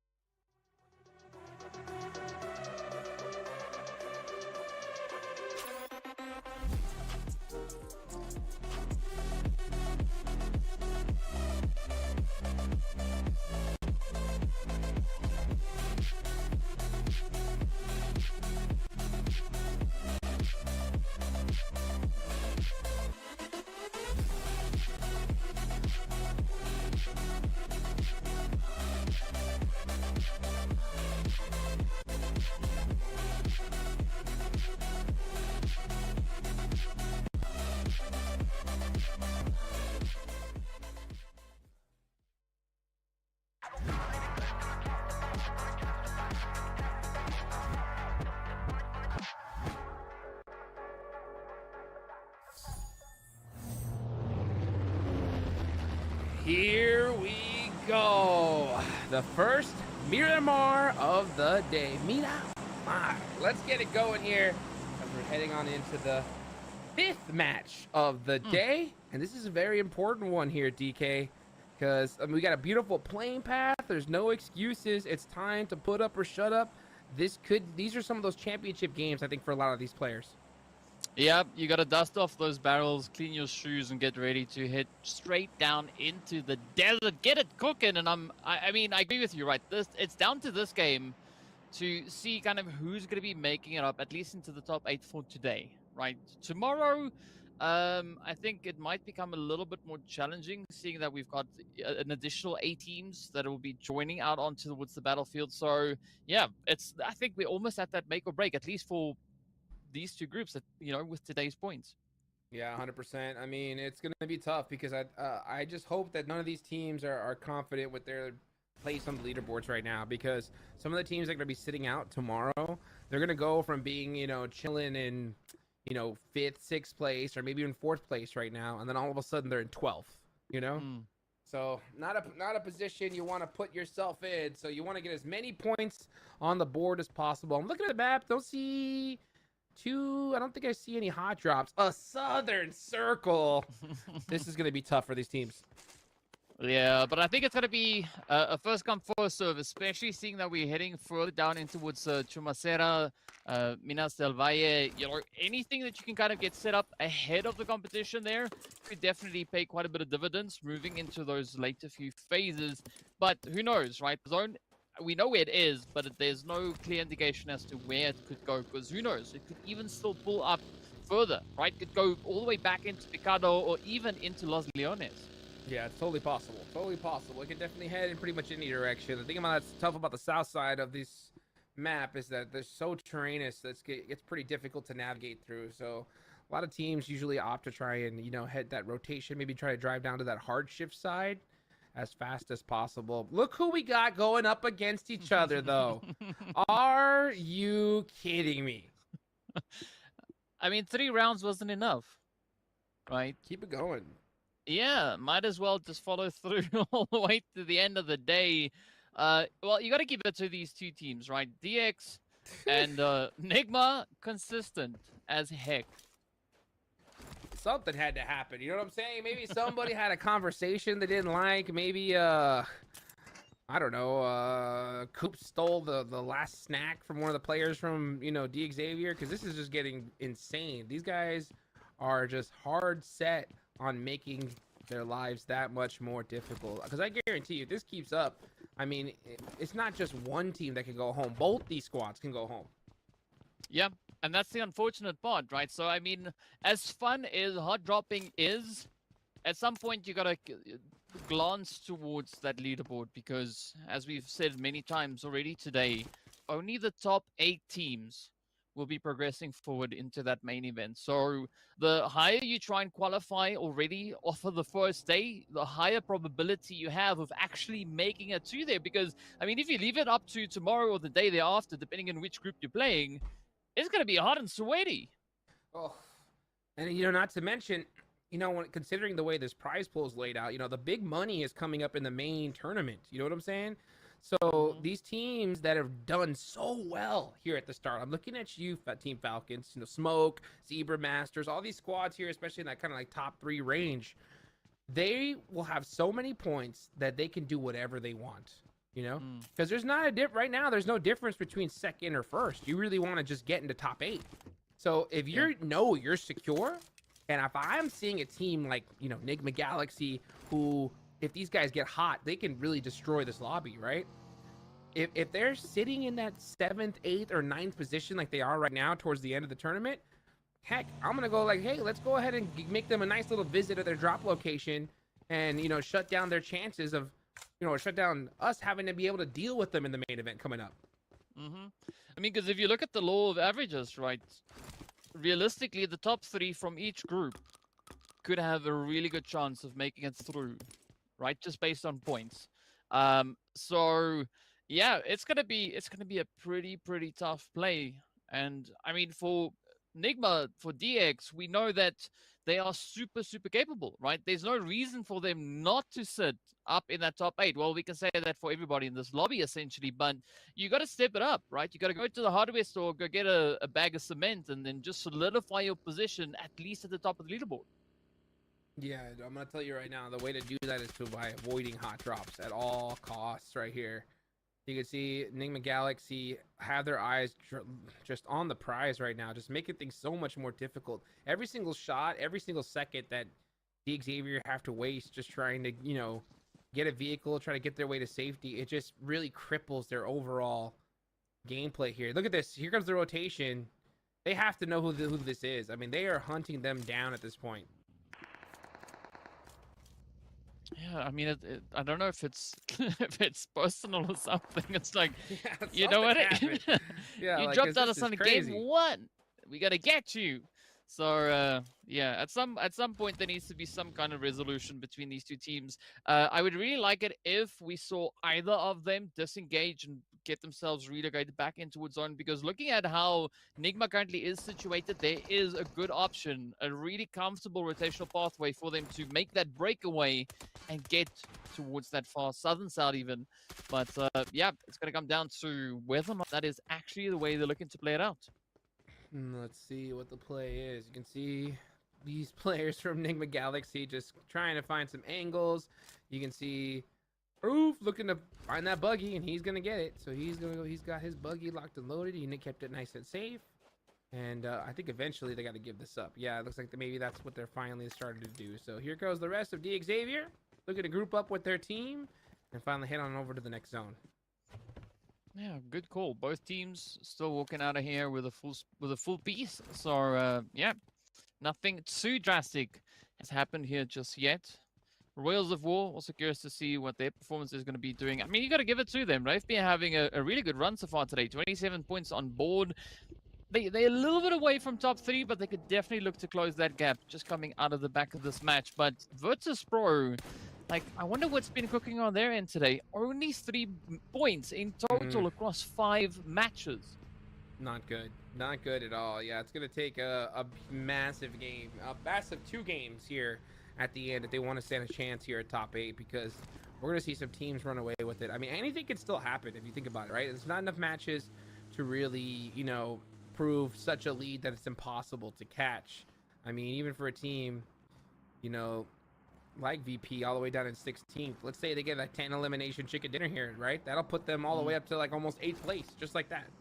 Yeah, and then they just got to clean up come game 6. So I'm curious to see what the approach is going to be. I mean, yesterday, I say yesterday, but in day 3 of the qualifiers, we did see such a drastic shift coming into game 5 and 6, right? So we know definitely a team like the Zebra Masters, they have the capability, but looking at their current positioning, there's no real need for that. I think it would be more just for bragging rights at this point if they were to look to play something like that. But the teams slower down that board, they definitely got to lock it in. I mean, DX, N-Hyper, Insanity, Vortas, this is their opportunity to go get those ladders and start climbing. This is a huge opportunity though for some of the teams here at the bottom. You got Insanity, who went to that hard shift side, real heads up, nice and early, so they're very centered up in a very dominant position in this circle. You got Victus Pro as well, not in a bad spot. Na'Vi coming in from that edge. Meanwhile, you got Enigma Galaxy, because they stayed so long up north, are going to be coming down late again. So we'll be interested to see how they decide to play that. But you know what? A nice couple hard shifts down will definitely mix things up for sure. Oh yes, Extria, as we saw, they also still having to cover a bit of ground, but I'm curious to see what Na'Vi is going to be doing just there on the edge of zone. They've just managed to dip their toes in. They spot a little bit of that Virtus Pro. The shots now flying in as Gonzo gets right down to it. 9Z also going to be pushing up from a slightly more northern angle, but it seems like Na'Vi, they're going to be favoring the high ground. Okay, yeah, you gotta go for that high ground, especially in a map like Miramar. You want to be able to be set up, get as much vision as possible, because the zone could go in any direction still. So if you get that high ground, you get a good lay of the land, you'll be able to set up, know, all right, if the zone goes this way, we're gonna head in this direction, we're gonna take this path, everything. So it's all about intel here, especially at stage 2. Yeah, especially also then looking at kind of the position that Virtus.pro now find themselves in. There's quite a few angles that they could actually try and utilize to their advantage, but it's all going to come down to how well they can adopt these angles, because we can see just so many teams continuously moving closer and closer. I mean, even Ragnum Karya just holding up on that ridge line could play such a powerful position down on towards Virtus.pro. Yeah, very odd position to take, especially with so much land. I mean, to take one of those just bottom little houses, it's going to be very difficult to hold. So I wonder, maybe they're just trying to get a couple of extra pieces of loot or something, because they know of the war that's going to be coming up ahead. Meanwhile, Smoke's done a great job so far. They're currently sitting in 3rd place, 32 points. They played very, very well. And I expect a lot from this team. Insanity, we saw them, from what I remember, during the qualifiers, they started off rough, right? Yeah, Insanity they lost the first 2 games with like only 1 point, and then popped off towards the end and were able to qualify, right? So we've seen them do it before, but this is a totally different caliber of lobby here, DK. What do you think? Yeah, it's going to take quite a bit of commitment from their end if they're going to be looking to pull off, you know, a big comeback coming through into this. And I mean, they need to find something, because they're not looking too great with regards to those points. So it's going to be a tough decision to make. And I mean, looking at what we've got coming through on this map, right? There's one team that's currently missing on this in this picture, and it's Xavier, right? They still all the way up north. Ugh, they're gonna have to come on the edge. And you know what? I will say, like, during some of the earlier stages, right? That strategy isn't so bad, because usually teams that are weaker or a little bit more nervous, you'll kind of see them playing, you know, hugging that blue zone in stage 3. But this is the global open, you know, the prelims. Every single one of these teams can make it happen. So that, you know, trying to, you know, hop out on through the circle at the last second, it's not going to be easy. Yeah, it's definitely interesting to see what strategies they are coming up with at this point. But well, in Hyper though, they've caught a wind of a little bit of that Zebra Master action, finding the first confirmation. Now there's a knock up ahead, and then there's only 2 left, right? So in Hyper definitely in a strong position. Our first elimination, of course, going over to Capri's there. Up comes DX, just rolling on up. Are they going to stop by, or are they just going to keep on going? Full hard send right onto Zebra Master, and it's a great pickup, because now they only have 2 players, so this could be an easy 2 points. Fortune sometimes favors the bold, and you want to do a full send onto a building. It just so happens they picked the right one. Yeah, good choice. I mean, this could be some easy claps up on the side here of Xavier. But let's see whether or not Zebra Master is going to allow any of that to happen. Or I mean, Zebra, they've been looking pretty strong today, so this might be quite a bit of a challenge. What to say? Don't get lazy though. Don't get lazy. You have the numbers advantage. Don't just run into a building by yourself. Oh, and he is so lucky he made out of there safe, because that could have been an instant knock and thirst. But unfortunately for Zebra Master, that play wasn't able to happen. But they're still not going down. They're not just laying down. They're going out with a fight here. DBSs are out, but that there is going to finish them off. So Zebra Master eliminated there in 16th place. It's looking good. It's looking good. But of course, Xavier not out of the woods, right? Because Team Liquid now pushing up, and Hyper knocking on the door. So, yeah, they have to now just keep rolling with the punches, because, I mean, we were talking about them needing points. This is the opportunity for them now to secure an insane amount of eliminations. And boy, dude, can they use them, that's for sure. You can start seeing the Xavier, starting to put on that work onto N-Hyper. N-Hyper down to just 2 players. And their backup was against the wall here. It looks very, very familiar to what we saw earlier. Meanwhile, you got Team Liquid right there on the edge. It's definitely not something to shake your head at. But Ayala might just leave this, because the zone has shifted. I wonder if he's going to call his team to try to gatekeep and get into this fight here, or prioritize circle. I mean, looking at the position here, I think the gatekeep would make a little bit more sense. But I mean, Ayala, it doesn't seem like they can resist temptation, right? Up comes the hit. They do find Capri's 1 down. Ooh, but the elimination gets stolen by Xavier. The Xavier said, I'll take that all day long. Thank you, Ayala. Said do a check later. That was nice. And Ayala's got that mini out. He's going to see this rotation coming. Now he knows he's in a little bit of trouble here. He's going to take some shots down range, trying to play it safe. Ooh, get beat up a little bit. You can just see him. He instantly turned towards that car. He's like, uh-oh, did I make a mistake? Oh, tries to go for the knock, and he gets one. Gonna go for the quick thirst. Gets it. Huge point here. Now here comes the rest of Team Liquid to come help out their teammate. Well, so far it does seem like Ayala's been really holding strong. But now Persian, Levi's also going to be looking for a way to either get the jump in on Hyper, or I don't know, they're going to have to try and roll up. Ooh! Hyper bouncing back though. The Xavier in huge trouble here. They're going to need to make something happen in the last game. Maybe we could just see a good finish here from Levis will be huge. If he can make a crazy comeback play, that's usually one of those moments that will just hype your team up and take them to another level.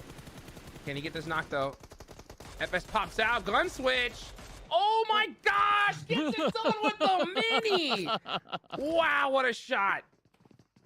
Insanity, dude. I mean, this is just so hot and heated. Now, speaking of which, though, there's going to be Falcons also going up alongside Next Ruya here.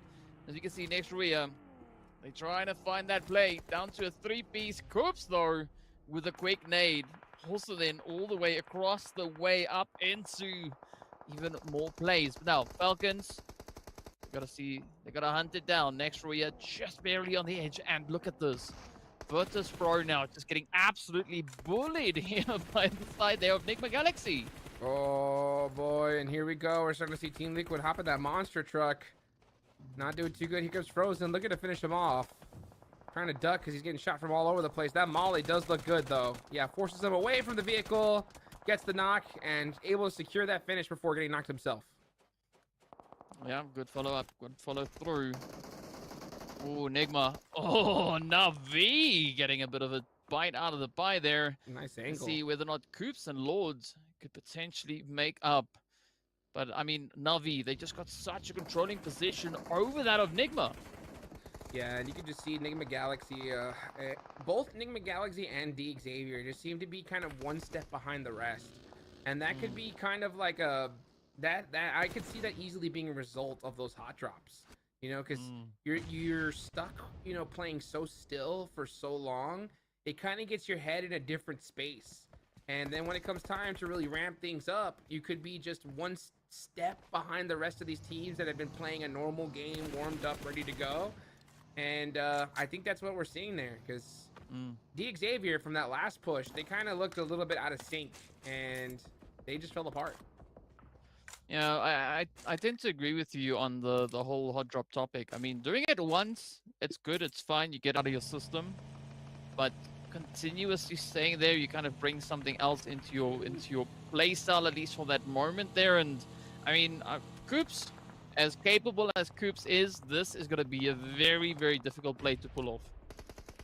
100%, especially, you know, hot dropping 4 games on one of the only couple days that you're going to be playing at. Coops driving on in, trying to find a shack or something, forced to pop out the vehicle, and it's not looking good. This nade from Wild, will it hit? Nope. It sure doesn't. Almost looked like it did with that heal, but Coops standing up, ready to get some shots down the range, but a beautiful headshot there from Wild. It's going to take him out. Yeah, well done, well played though. I mean, you got to give it up to Regnum Karya. Phenomenal, just a bit of cleanup there. You know, found a straggler and swiftly dealt with it. Unfortunately, it was at the expense of Nigma Galaxy. But now, well, the rest of the teams, right? We are down to our top 10 to see who's going to be clutching our very first Murmur of the prelims. Navi, they're starting to prowl. They're starting to just clear the area, looking for a little bit of action. They still have a full 4-piece up. Let's see what they decide to do here. As they're starting to go around. Oh, we got that M24, baby, coming on out. Some bolt action. Marlon, once again, I mean, this is the man with the plan when it comes to the bolt action. You can see him very comfortable with it. He could definitely put in that work. It's a nice little headshot. That's going to mess up some of the gear there from Navi.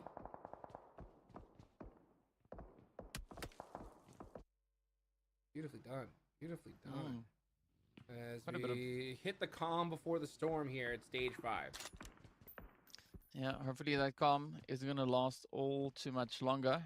Marlon now just scanning the horizon, looking for any pixels out of place. In the meanwhile, Falcons starting to dip their toes up in towards the zone. Nenebere Nunez also trying to find a bit of a foothold here. It is going to be Action taking quite a bit of damage, but a quick swing around coming through.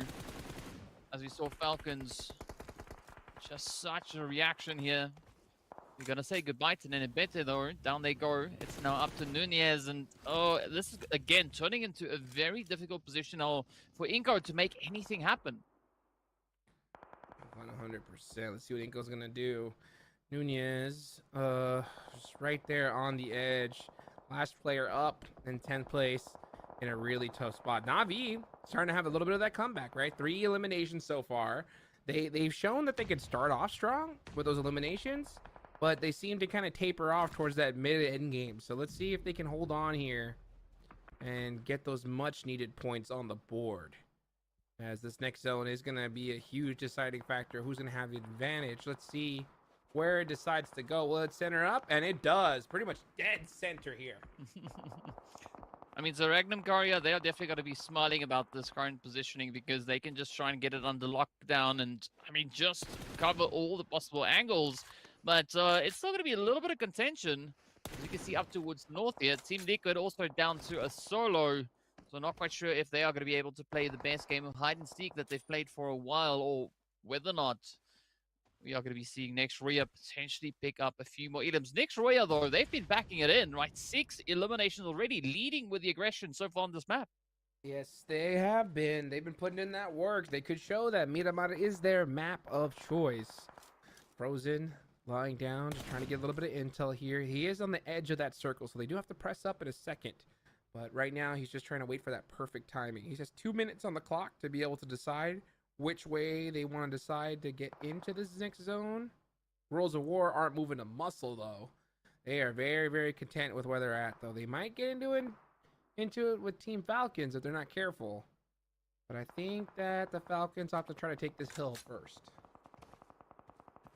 But I think it also depends on how good of a position Royals of War's compound is going to be coming into this next zone shift. So if it's a good spot, you can almost be guaranteed that the Falcons are going to try and maybe take a bit of possession there. In the meanwhile, they are going to be looking all across the way up north. Things have quieted down. Smoke Gaming now starting to pick up a little bit of pace as they come through over on towards the southern edge here. Now finding a bit of an opportunity over on towards Na'Vi. AXA getting picked up.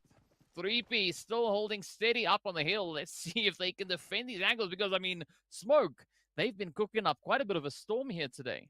Oh, yes, they have. They know exactly what to do. They've been putting in that work all day long. That's why we see them currently in 4th place. But at the end of the day, with knowing what's coming in the different groups, they have to know that this is not enough, right? We got to still put up some big points on the board. They have all 4 up, a good position on the south side. This is a huge opportunity for them to put some more, a little bit more of a gap between them and the rest of these teams that are going to be coming up here soon. Let's see if those gaps are going to be playing in their favor now. Falcons, oh, they're starting to rotate. Starting to get a little bit of something going here, but I like this preemptive play coming through from Royals of War, right? They anticipated that something could be coming, and they've already kind of gotten themselves into more coverage in anticipation of a play just over the horizon. Meanwhile, Nunez from Inco just sneaking on up, right? Trying to see if they can find something into the side of Insanity. Oh, I think he just got sniped too, real quick. And the gun swap, beautifully done there from Silence. And that is going to be the end of Inco. Oh, a couple nice headshots as well. Man, this mini has just proven to be an absolute dominant force. I remember right after PMWI, we saw Vampire. It was Tony K just shred with this thing. It's just become such a mainstay here in PUBG Mobile Esports. I mean, it's a skill, right? It is such a skill. Speaking of skill, though, Adrian also finding themselves a little bit of that frozen action, but the nades from Keen, though, reaches in. Oh, a little bit of repayment. Oh, I mean, Furia Now definitely trying to make up for a little bit of that lost time. I mean, they are so close to just cracking this whole position wide open and solidifying themselves at least into the top 8 for today. Let's see if they can do it. Kowalski with the beautiful lay down there. Finally just finds the right opportunity and gets the knock. Now it's time to bust out those smokes. Try to get those reses quicker rather than later. He only has 10 seconds on the clock. You can see the rest of his teammates desperately trying to crawl to him because you know that this zone is going to start coming in. It's going to come in hot. He may have enough time to maybe get one up. The other person's going to have to crawl even further. But luckily for them, I don't see anybody in their vicinity that has eyes on them, so they might be able to get at least a couple players up. Let's see if they can, though. Yeah, it's gonna be a pretty crazy one, though. As you can see, everybody now starting to converge down towards this next zone shift. Navi starting to push on through. Are they gonna maybe go for the jump in on towards Furia? As you can see Furia, they're picking it up. They're almost back onto a full squad. In the meanwhile, Falcons, they're gonna be having their hand over on towards Royals of War.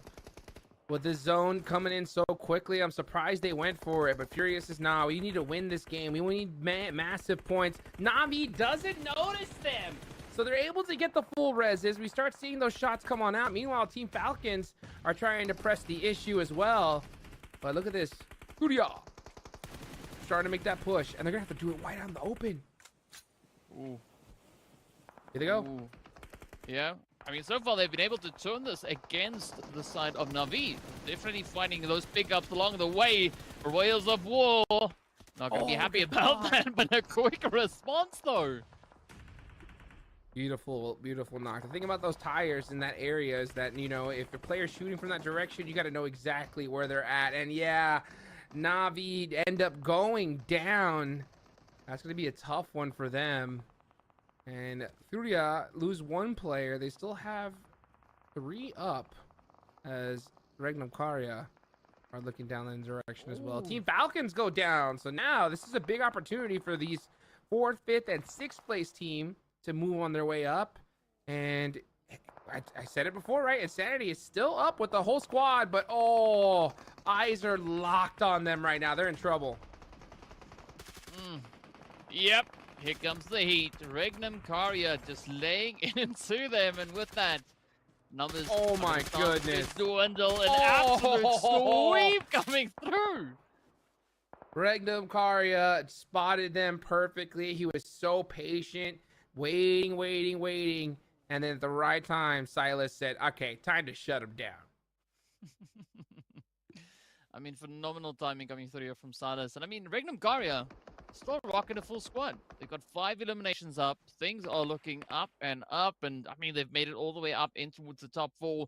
I'm curious to see how the Royals of War are going to be looking to play this one, because the pacing, again, this time around, just looking so strong on both Royals of War and that it's on the coming through from the side of Furia. 100%. Let's see what they have to do as Royals of War currently hiding behind the tractor. Miyaki really, man, this guy is deadly with that Mini 14. Here he goes with a couple shots, gets a couple, and gets the knock. Go for the reloads, gonna get that finish, but says, you know what, I'm gonna go ahead and keep my eyes on the prize up here and start to put a little bit more punishment here onto Regnum Karya. Regnum Karya are in big trouble because every single squad's looking at them right now. Yep, positional speaking, yes, they do find themselves in a very sticky spot. I mean, Royals of War now having the odds kind of turn in their favor, as they're now up to a 35% chance of getting their hands on that winner chicken dinner for this play. Though it was Regnum Karya holding nice and steady as they do find the plays up in towards Rivas. Is now going to be up on towards Colgate. And of course, Aragon to see if they can hold true, pull the name forward, and well, defend the honor of the Royals of War as the shots continue to fly in. Aragon had to hit the floor real quick because Smoke was looking right at him from that other angle. Meanwhile, you know, trying to go ahead and get that nade going. Looks good. Ooh, hits the truck. He's about the toes. He does! And goodbye. Threading the needle right through those tires. And here we go. It's a top 2 situation. Smoke looking to go up against Royals of War. Smoke have all the real estate. Royals of War completely jam-packed. Is there any utility left from Smoke? If they got it, they got to start throwing it now. They definitely have to get going with that play. But I mean, this could potentially be Whales of War looking for their first winner chicken dinner of the day. As we know, Smoke, they've already gotten a bit of that action cooking, but let's see how this play is going to pan out. Smoke already sitting up on 11 eliminations. So they do seem to have quite a bit of a presence here. Whales of War not far behind them. But as you've said, right, position is going to be absolutely essential in this last phase. Smoke had the ridge line, but Whales of War have done a great job of being able to just apply that pressure, but it was only a matter of time. More time went on. Smoke with that hill just got it done. So, wow. A massive, massive game there from Smoke Gaming. And, man, right at the right time, too. Right at the right time. I mean, with this kind of performances, we'll see these guys in the finals. Yeah, I mean, that's their second chicken of the day, so they are definitely making the prelims their own, as they are just looking so confident, so comfortable, and of course, packing so much heat out on the battlefield. 14 elimination chicken dinner as well. I mean, these guys are flexing. They're feeling good. Look at that. Mint said, hey, check out the name, baby. I'm ready to get on into the finals and collect some of that big price pool coming on up here. As now we're going to go ahead and bring back Seven. I know you were watching the game, brother. What you think about that one? First of all, let me talk about Smoke. They did the exact same thing that they did earlier when they first got their chicken dinner, and that is pretty much just wait for the right time. Let all the other teams fight it out, and when it's the right time to strike, they went for it. And also, Ringnam, Karya, Silas, the trigger discipline that man has, I would have shot so many times and just absolutely exposed myself, and he waited for the right time and was able to clutch up a lot of good eliminations for his team. Oh, that was brutal on the side of Team Insanity, right? They had a really good position in the zone, but they just didn't account for Silas in the back, just like a snake in the dirt, right? Ready to strike. And oh boy, did he, DK. Oh man, it's so difficult to fault, right? I mean, the commitment is just there, the aggression is just there, and we keep on seeing surprise after surprise. But you got to give it up though to Team Liquid, also finding some pretty impressive plays that we've been seeing, at least in this Murmur. But at the end of the day, Smoke, they would just smoke in this lobby. Oh boy, poof, goodbye. Right, speaking of poof, Seven. The fourth hot drop in a row. Yes. Enigma Galaxy and D Xavier. I mean, what are your thoughts? It was fun at the start. I'm along the lines of what DK was saying first. Okay, the first one, you know what? Get it out of your system. Second one, okay, maybe they're just trying to establish. Third one, all right, now you guys are pushing. The fourth one, it's not even Erangel, buddy. It's not even Pachinki. It's now Miramar. You didn't even have to do that, considering where these teams are currently at within the leaderboard, and considering that these teams, especially, I'm looking at Enigma Galaxy, they're not going to be playing tomorrow. They're going to have a day to break, so maybe they have a bit of a leeway, but the Xavier, they are going to be playing tomorrow. Tomorrow's going to be their final day of the prelims. They need to make sure they start performing. To be fair, though, for DX, they were at least able to save face a little bit by getting those 5 elimination points. That's going to be tough, though. I mean, when you know that you're not going to be able to play the last days, you just have to hope that your points hold on.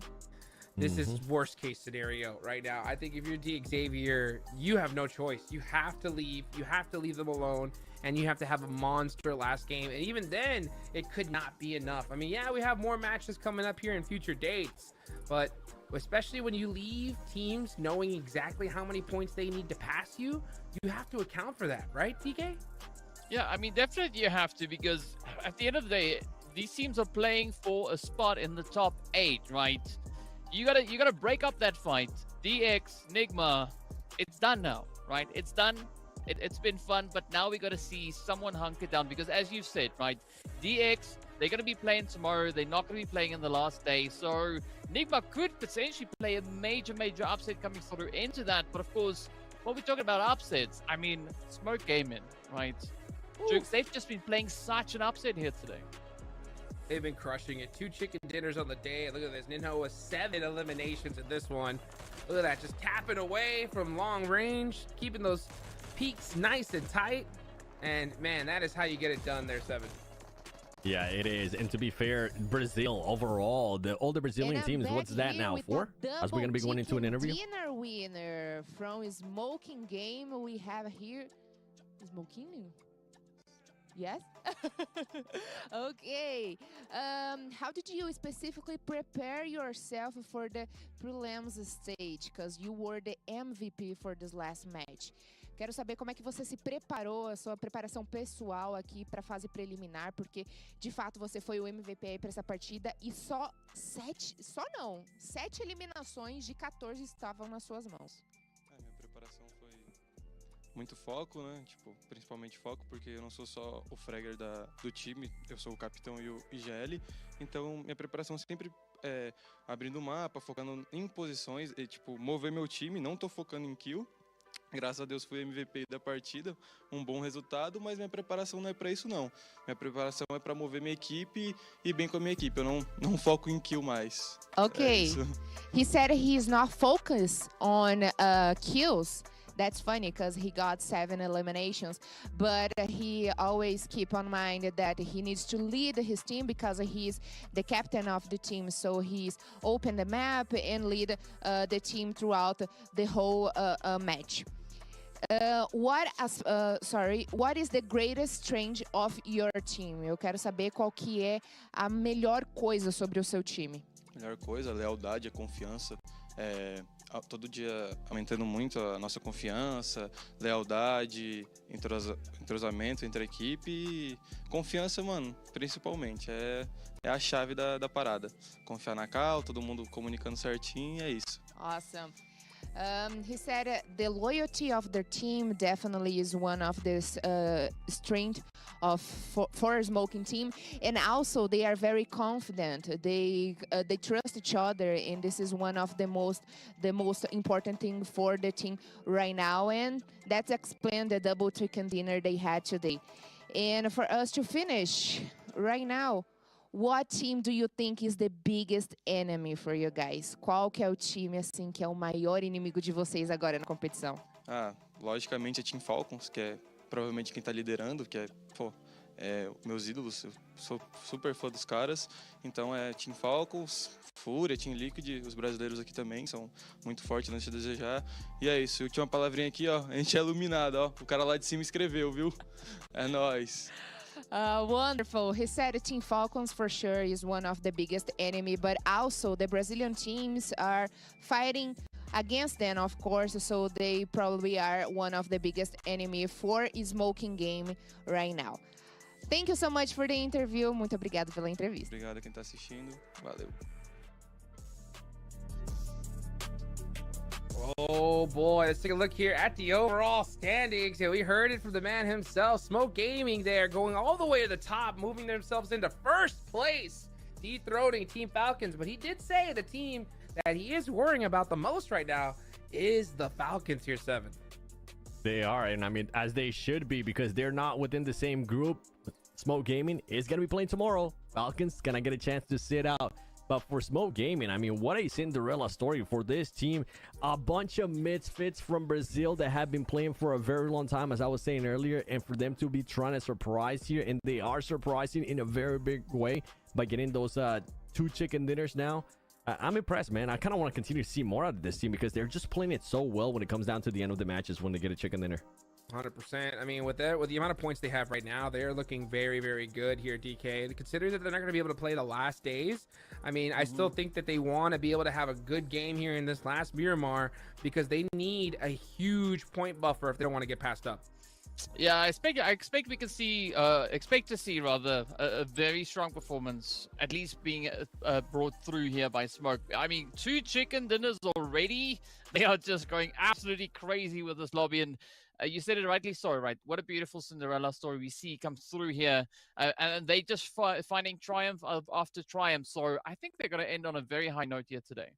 Okay, well, my question is this, Seven. We've seen it plenty of times in the past where you see a team that gets a lot of points, right? Do you think that they just decide to play passive now that they've already have such a lead, or should they continue to go aggressive?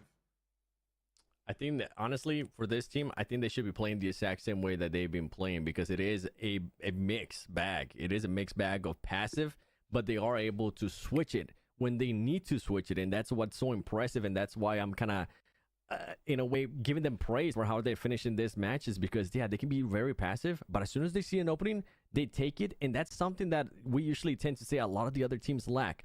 But this is right now they're showing why they're in first place, because they do have that switch. They are able to make that play when they need to. 100%. You know, speaking of making plays, of course, guys, go check out that Realme 12 Pro Plus. Elevate your photography experience with 120x super zoom and performance in games. Make sure you guys go check it out as soon as you possibly can. How to be a portrait master.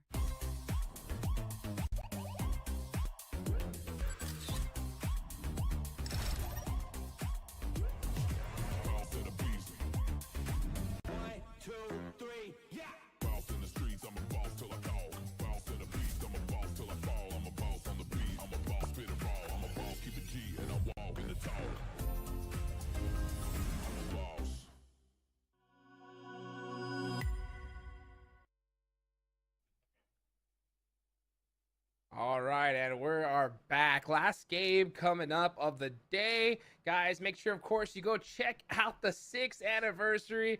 Get you guys geared up. Make sure you use that hashtag as well. PUBG M6th Wishing, and experience the anniversary now in PUBG Mobile's 3.1. Oh, boy. Last game. Well, we're going to see who's going to win it. Guys, go get yourself some drinks. We're going to be right back right after this break.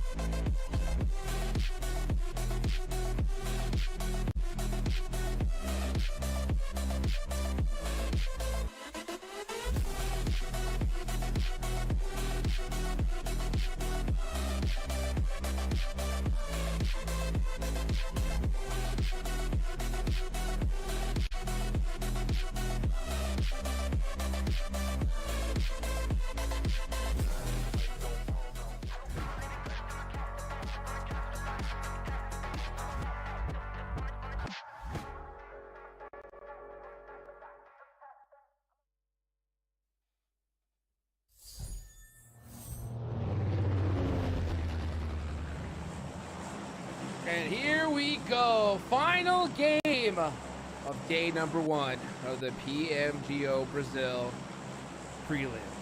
this is a big one here, Seven. We talked about it, you know, that there's different groups here. We have some teams that are not going to be playing on the last day of the prelims, so they need to make that point buffer as big as possible. And, you know, one team in particular that's really done that is Smoke. 2 chicken dinners on the day, looking good.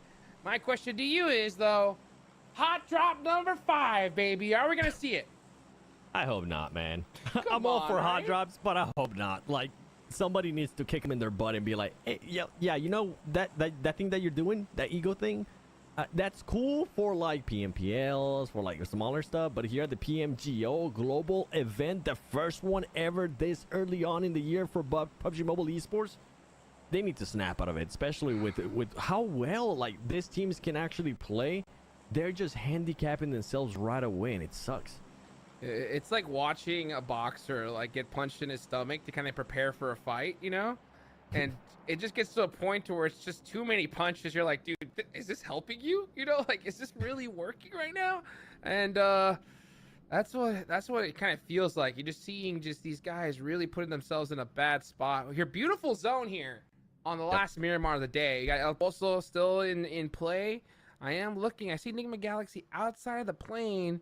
D. Xavier, where are you? Nowhere near. Good. They're southeast of El Pozo. They're currently trying to land over there, so they're nowhere near.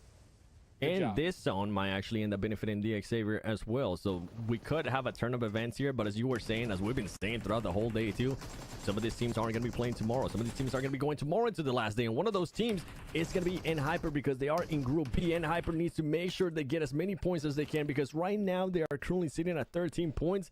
And if I'm being completely honest, Hot Jukes, it's not enough. Oh, it's not going to be close. enough. And if they continue like this, I don't see them waking up tomorrow, and I see them becoming maybe a point giver to some of the other teams. Oof, this is terrible. This is terrible, especially to go against a team like Navi, who's also pretty low on the leaderboards. I mean, if you want to fight a team, you want to fight a team that's kind of struggling like that. But, man, this is just not a good situation. We talk about the struggles of hot drops. No. Oh, boy. No way! D. Xavier, why? If it's not one team, it's another team, Jukes. Oh, that's tough. I feel like that's a perfect picture of how their day's been going, though. Yeah, just straight frustration, man. I mean, and that's the hard part is like you got to think about it. They've been in they've been playing a different game than every single team all day long. You know what I'm saying? And it's really hard to get out of that mindset when you've been literally pretty much gate kept on this hot drop all day. You've been forced to sit, wait, you know, play very methodical while everybody else is playing a normal game of PUBG Mobile. These guys are doing something different. So when they finally gets back to what normal feels like, boom, they get busted, and it's just everything just feels like it's going wrong at this point. Yeah, and it's just for everybody that's currently watching, in case you guys ended up missing it, we did end up seeing D. Xavier lose one player to Regnum Karia when we were talking about, okay, are we going to be seeing a hot drop between Enigma Galaxy and D. Xavier? I mean, it involves D. Xavier, and I don't think it was maybe planned as now. And Hyper, oh, Starlight Stars being able to get that angle right there. That I do enjoy out of Hyper, and they're going to be able to confirm that now. They got to watch out for Gonzo, because Gonzo is going to be coming up. He does have those shotties, and he's going to be throwing those smoke, and it is going to be a 1v1. Ooh, nice jump shot. What a clutch up there by Baton, being able to send Navi back to the lobby. And this is great because guess what? That is a team that was ahead of them. They need to make sure they keep it going, keep it rolling, and start setting up your momentum for tomorrow. And I'll tell you what, you know, we talk about not enough. 4 eliminations is not enough considering with what they've done today. So they still need a monster game here at the end. They did lose 1 player. I will say, if you're going to make a sacrifice for only 1 player early, you know, if you're going to do it, that's the most you could possibly do. You're going to have to make it still happen as a 3-man, though. You got to get to that end game and put some more points on the board, because otherwise you're going to be going home right after this. That's for sure. Yeah, and for Hyper, I mean, that fight did end up taking place right outside the zone. Luckily for them, the zone is fairly close towards the north, so they should be able to try to make their way in there before all of that closes, because if not, it's going to be a super hard rotation for them. And we'll kind of show you if we do end up getting the map here at some point. Smoke Gaming ends up losing a player too. I'm not sure to who, but you can see them 1 eliminated. And if I'm Team Falcons, if I'm Zebra Masters, I'm like, okay, whoever that is, please keep it going. Stop them from getting more points. We want to keep it close. Yeah, definitely want to keep it close. That's for sure. And let's see here. It's one of the top squads here in the lobby, the most feared for sure. Team Falcon spread out, and San Martin looking good, having so much real estate. Xavier are gonna loot up the most looted up area in the entire map, El Pozo. This is a place to be for sure. So they're gonna have no excuse when it comes loot wise. But losing that player, man, that's gotta hurt. Like so far, like their day, like we talked about it earlier, it's like them. Like, you know, one of those days, like you walk around, they've already stubbed their toe twice, you know? And losing that player is like when you just go have lunch and then you accidentally spill your drink on top of that, you know? Oh, gosh. It's just like every single thing is going wrong. And when you have that happen, everybody else that's ever had a day like that, they know how hard it is to turn it around. You know what I'm saying? Yep. So it's if any team can do it, it is one of these squads. I mean, they made it this far, but something has to happen, right? You gotta have one player be like, guys, we gotta shake this off. We gotta make it happen here and now. Even though we have 3 players, we got a lot of loot. Let's make the best of the situation. Yeah, and I mean, we heard kind of DK talking about something earlier that we haven't really mentioned as much, and that is how the players' mental state is gonna be after this first day, right? A lot of the teams didn't really know what they were getting themselves into in regards to some of the other players. But the Xavier, for them to be a 5th place team on PMGC of 2023 and currently be performing the way they are, I feel like that is one of, if not the biggest disappointment that I've seen so far of this PMGO. And that's why we're kind of hoping that they'll be able to bring it back.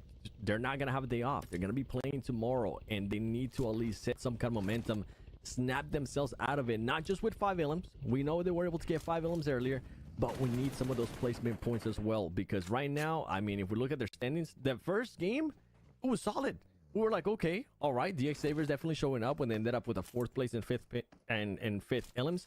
But after that, every single match, Hot Jukes, they've been 10th, 11th, or above. 11, 16, 16, 12. That's just not where you expect a 5th place team out of PMGC to be. Yeah, especially considering the fact that, you know, yeah, they do play tomorrow. And they like to land Pachinki of all places, you know? So what are the chances they're going to have to deal with some hot drops again tomorrow, you know? Yeah. There's just a lot of question marks for sure. And, you know, when you have a team that's placed so high in the global championships, you know, that's not a team you want to face in the main event. So who knows? Maybe you have some teams try to force that hot drop and put them even in a worse position. So definitely things aren't going right. But, you know, at this kind of level, you have to have short-term memory. Right? Yeah. You have to just be like, hey, you know what? Let's just forget about it. What can we fix? What can we make? You know, what adjustments do we need to make? And let's just play our game, because we know what we're capable of. Man, I'm with you. It's so much easier said than done, because I know these players, as much as they try to, those thoughts will start creeping in, right? Now the pressure comes in with what I was saying, 5th place out of PMGC. We're supposed to be performing here. We're not performing. What's going wrong? And then they start kind of spiraling down within their own thoughts. But there we go. We got the new circle. Let me see here. 9C. We haven't really been able to see much of the 9C after we finish off those first 2 Aaron Gales. Yeah, the Xavier should be able to rotate fairly easy in here. Next Rio is going to be up right behind them. Inco Gaming up there too is one team that I was kind of expecting a little bit more for them. They've been consistent on being able to get points every single match. But if we're talking about teams that I want to see them finish off here the day on a good note, this is one. Enigma Galaxy. We need to see a good performance out of them. And now they're going to be going up against another team that definitely needs a good finish, which is in Hyper. I'll tell you what, though. I know that their team colors are blue, but I'm sick of seeing this team in the blue zone at this point. You know what I'm saying? Yep. I mean, they're just constantly having to come in and push in from the edge, and it is so difficult at this stage. Yeah, you know, in earlier stages where you got weaker teams playing on the edge, it works great. But here, I mean, you see a lot of the top teams always trying to play as central as possible.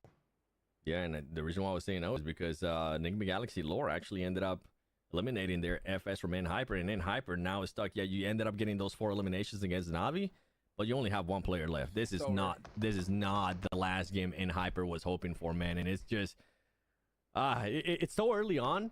Dukes, I'm trying not to let that toxicity flow through my body just yet, but oh man, I'm missing DNA hope. And I'm hoping I'm proven wrong tomorrow. I'm hoping that tomorrow maybe they snap at it, they have an amazing day. But at this point, with the performance that they're currently having, I don't think this team is quite ready for that yet. I don't think they were ready for the PMGO. Hey, I'll tell you what, speaking of snap, dude, Shifan's gonna have to snap the belt. You know what I'm saying? Say, guys, come on, dude. What are we gonna do here? We gotta make something happen because they need to just become different monsters the next day that they play. Like, they have to go crazy because they only have 13 points right now. It's not impossible. It's not impossible, right? But this is gonna be one of those situations, Seven, right? Where you cannot play the same game anymore. You have to realize we're playing catch up. We need to shred eliminations and win. Yep. The thing with that too, right? It's usually whenever we do groups like this and we go into the next day and one group gets to sit out, sometimes we're able to say, okay, you know what? Well, in this next group, we might have teams that aren't as aggressive, so we might be able to get away with a little bit more things. But with the group that's coming in tomorrow, Vampire Esports, Foot Esports, Fireflux, like all this Influence, Rage, all these teams do tend to be aggressive. They won't give you an inch. If they see you making a mistake, they're going to capitalize on it. So that's why, especially from my end, I'm trying to get the urgency out of teams that are towards the bottom that might have a chance at making it, but just are having an awful performance. And then you have other teams that are really, really having an awful performance, and that's Virtus Pro. They're currently, after 5 games, only 3 points. That's insane. That's insane, yeah. And I mean, someone's got to be at the bottom of the leaderboards at the end of the day. But we know, hopefully they can make, hopefully they can make something happen. And yeah, in my opinion, it's gonna get harder tomorrow, right? There's some monster squads. So I mean, like you mentioned, it's gonna get even crazier. So we'll see who can bounce back, though. Anything can happen. Inco Gaming, right? They were able to sneak their way in to this stage during the qualifiers. They had a little bit of trouble. We know what this squad could do. They're currently sitting in that just pretty much dead center pack. A good game here could definitely rocket launch them up. They have 3 eliminations so far, every player up. They're in a tough spot, so then I bet they need to loot up quickly and get with this team. Yeah, and with Inco Gaming, I think the main excuse for that team right now is that it is pretty much a brand new roster. A lot of the players ended up going completely different. Nenebete ended up staying, but at the moment, I feel like Inco is still falling into that same thing that we've seen out of them even last year. They're always qualifying either last, barely making it in, or just barely missing out. And I feel like today we're starting to see that Inco once again. It's just a pattern that they keep following over and over again. As we see Raouf here trying to take some shots there on Team Liquid. He wasn't able to connect on them. Boy, he would have been happy if he actually did, as he continues. And then Nenebete end up getting knocked by Team Falcons too. So much action going on here on this early Miramar too. That's what I was worried about. And I bet that was trying to hug and try to get some loot quickly. But at this stage, you have to loot almost instantly. And sometimes you got to give it up. You got to just realize that, you know what, this is not the position that I position over loot, you know? It looks like they might get him up in this situation. So that's very fortunate for him and his team. But, you know, every single knock, especially at these critical times, if they delay a push or a rotation, you could lose a very dominant position and lose the game because of that. I mean, we've seen it over and over again, especially today as well. As to see Virtus Pro there, Milky Way in the background, he's going to be hoping that he can get his team at least some points. Most of the points that they've been able to get, actually, all the points that Virtus Pro has been able to get, all the 3 have been just from eliminations. I'm sure they're going to be looking to hopefully secure at least 1 placement point here in the last one. And they were able to pick up Nenebete there from Inco Gaming, as they're now trying to get some shots there on Smoke Gaming, a team that has performed so well. We're talking about teams towards the bottom that need to start finishing off great because they haven't had a great day. I mean, how about finishing off great because you have had a great day? Continue on that consistency. Smoke Gaming has been able to do that, and it backfires a little bit. But I think they'll be able to pick up that player, Juke. Yeah, let's see what happens. As Top's got that deadly mini. He's just looking to apply some pressure here. Question: do you think that do you think if Top gets, how many knocks did you need to get to push? What do you think? On who? On to Smoke. Smoke? Oh man, I don't know. I think this team might be a little bit too smart, and just with what you were saying in regards to their positioning, they're gonna take positioning over anything else. Even if they get those knocks, they won't push just because Inco Gaming is so close to them. I'll tell you right now, leave themselves open for that third party. If that was a test, you passed it with flying colors. That's for sure. Because, you know, forget that. I mean, that's what I love about these teams like Team Falcons. They just play so cerebral, right? We've seen so many of these teams as well, like just sit on shots. Even though they have an open player, they understand that, hey, if I shoot right now, I'm going to give away my position, and it could definitely, but if I strike at the right time, man, we could win this game. So Beautifully done. Stage 4 is now starting to close. That's going to make things interesting here. We still have quite a bit of urban areas in play. Meanwhile, D Xavier, the team that needs to just go off at this point, are stuck inside of Montenuevo. You can see him trying to get some shots off here. But, yeah, they're not in the best position, that's for sure. Yeah, they're not going to be able to do much there. They were able to get a knock earlier, but not much out of it. Insanity Gaming, I mean, that's another team that really hasn't been able to do much so far today. Virtus Pro, maybe? Oh, could this be? They already got an extra point. They could double their points here if they do continue on this trend, at least for this match. And it might sound like I'm making fun of them. They could actually double their points. Yeah. Since they only have just 3 points so far today. They almost done it. Closer. One more, Jukes. One more, and they'll double it up in just one game. That's nice. Man, they're going to need a monster one, though, for sure. I love the fact that, you know, it's not impossible. It's just improbable, right? Yeah. But I do wish to see teams that, if it is improbable, at least do things that could make it possible. You know what I'm saying? Yep. So just mix up your strategies. Like, if you are Virtus Pro, you need a chicken dinner with tons of eliminations. So starting off with 2 with a full squad up is the way to do it. Yeah, I want to mention something about Zebra Masters. They have been very consistent today from the get-go, from the first game, on just being aware, being proactive, and making sure they try to cause some damage into all the teams. We saw that there out of them. Currently, for them, they have 2 eliminations, and guess what? They're trying to make Inco's gaming push and rotation live in hell, and they're doing just that, as Inco was forced to push super wide and try to get a completely different angle there on what they could have what they might have wanted to do. So Zebra Masters, honestly, the way they've been proactive, the way they've been taking those shots, I really enjoy with what they've been doing. As we move on here to Regnum Karya and DX, very close to each other. Any teams, Jukes, while we wait here for some more engagements from this team, what team would you say has surprised you the most? Oof, out of all of them right now so far, it's going to be Enigma Galaxy. I'm going to say that because they have 3 eliminations. They've lived this long. You know what I'm saying? Yep. So far, it's a good sign. You know, they didn't lose a player early on. I think this is the first game we've seen all day that they actually have all players up in mid-game. So let's see what they're going to do with it, though. That's going to be my question. Meanwhile, you got the team that's just always impressive. Team Falcons. Oh, my goodness. Turn around, Milky Way. That is not the team that you want to fight at all. Run for your life. Oh. Look how quick they're able to close in on that, too. They were very spread out, and as soon as the shots started coming in, they kind of communicate. The synergy between this team is just on point. Team Falcons now to see if they can possibly finish on those. Oh, my gosh. He didn't knock him, but that was an absolutely disgusting nade there from Icy. This is the problem. If you're so down on the leaderboard, smoke goes down. That's huge. Team Falcons realize that. They say, hey, this is an easy chance for us to be able to pass them up on the leaderboards. The problem with Virtus Pro is that they're so low on the leaderboards right now. The second Team Falcons realize it's them, once they get one finish, they are going to hard push them like nobody's business. So Virtus Pro, you have to make a play right here against the top team in the lobby pretty much. Oh, yeah, and they're doing just that. They're doing exactly what you just mentioned, because earlier they did end up getting an elimination on Virtus Pro, so they know it's them. Now it's even more. They have the upper hand. 2 players are down there from Virtus Pro. They know there's going to be 2 more. Look at them plus up, back up. You know what? Reset, take it a little bit slower. And this is the good thing about this team. I think this is why we keep on praising them. I especially keep on praising them, because that's another team, just like how we were talking about Smoke Gaming, how they've been able to play just with the trigger. Whenever they do need to push, they push. This is another one that does it just so perfect with Team Falcons.